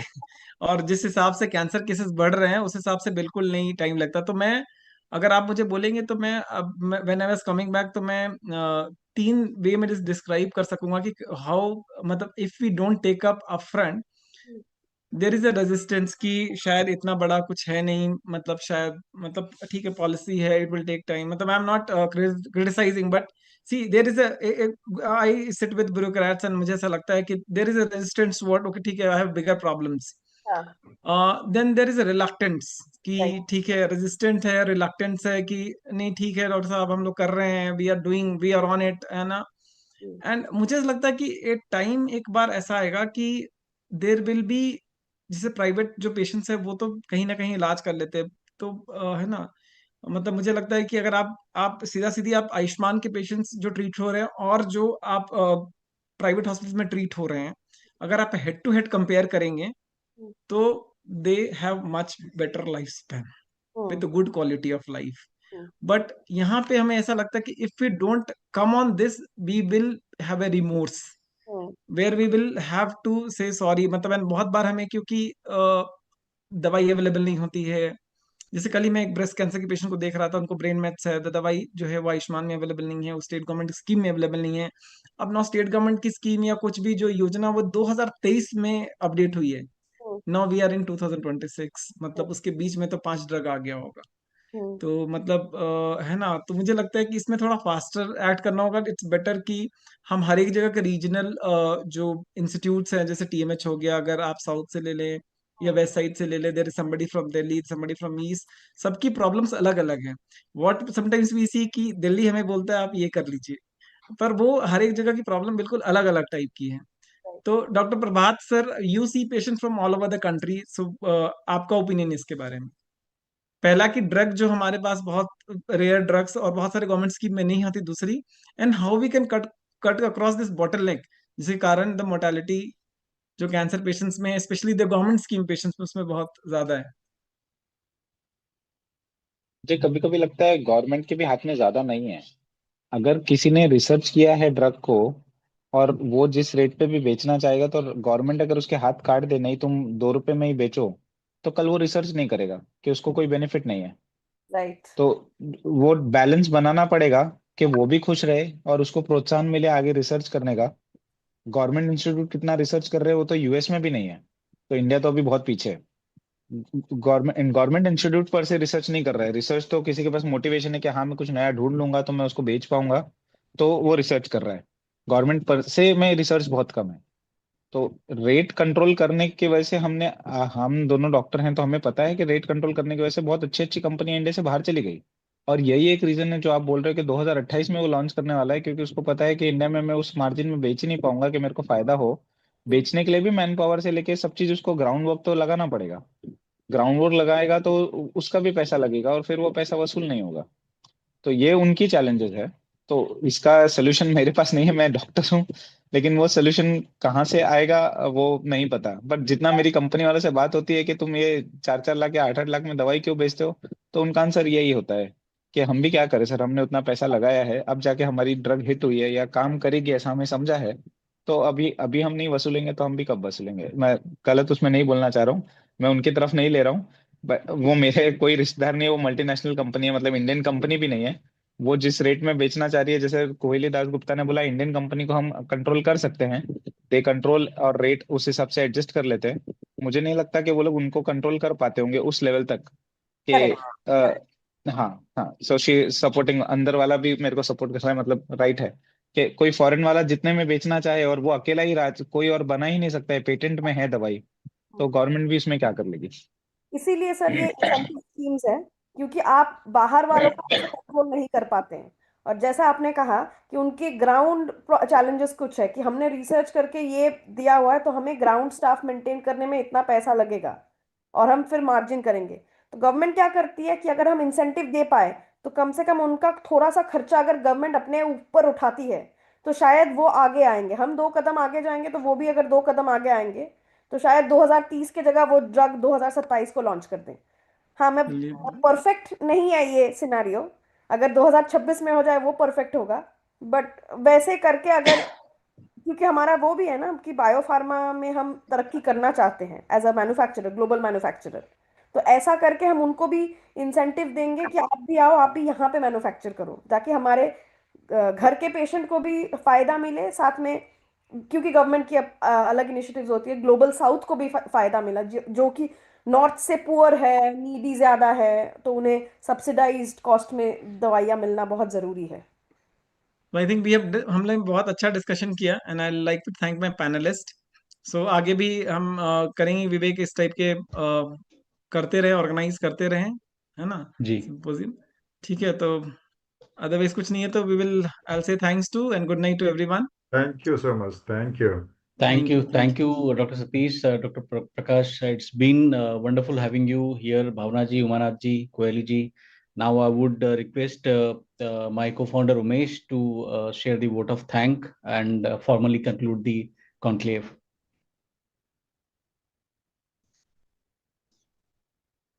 Yeah, thank you. Thank you, Vivek, for being a wonderful host. Good evening, everyone. As we come to the close of the fourth Cancer Conclave, thank you for giving your time, attention, and compassion to this shared purpose. On behalf of Uhapo, I did like to sincerely thank all our speakers, moderators, and panelists for bringing clarity and honesty to today's discussions. We can understand this from I think this meeting was supposed to end by 6:30 and it's already well past 7. So the discussion was quite elaborate and extensive. Each session added something important and together they formed one clear message. The patient voice must not be an afterthought. It must be a starting point. So again, thanking you to the partners, to our sponsors, to the entire behind the scenes team for making this conclave run smoothly, and to every attendee for being part of this effort to turn ideas into action. Finally, before we sign off for the day, I would like to personally thank two people who, despite their very, very busy schedule, supported and guided us in executing this wonderful meeting. Dr. Akhil Kapoor, and our mentor and guide, who unfortunately could not join today, that is Dr. Kumar Prabhash. Once again, everyone, thank you and God bless you all. Thank you so much. Thank you. Thank you, everyone. Thank you so much. See you Thank soon. And अगर आप, I still see that some 27,000 people are still connected. आपका जो समय है वो व्यर्थ नहीं जाएगा. आपने जो भी इनपुट्स दिए हैं, फीडबैक दिए हैं, इन सबको हम कोशिश करेंगे कि हमारे मेंटर्स के थ्रू रन करें और उनका जो भी हमारी रिपोर्ट्स है उसमें हम इंक्लूड करें as much as possible. And we hope to see you soon and work together and make a greater impact in the society and the country. Thank you so much. Thank you.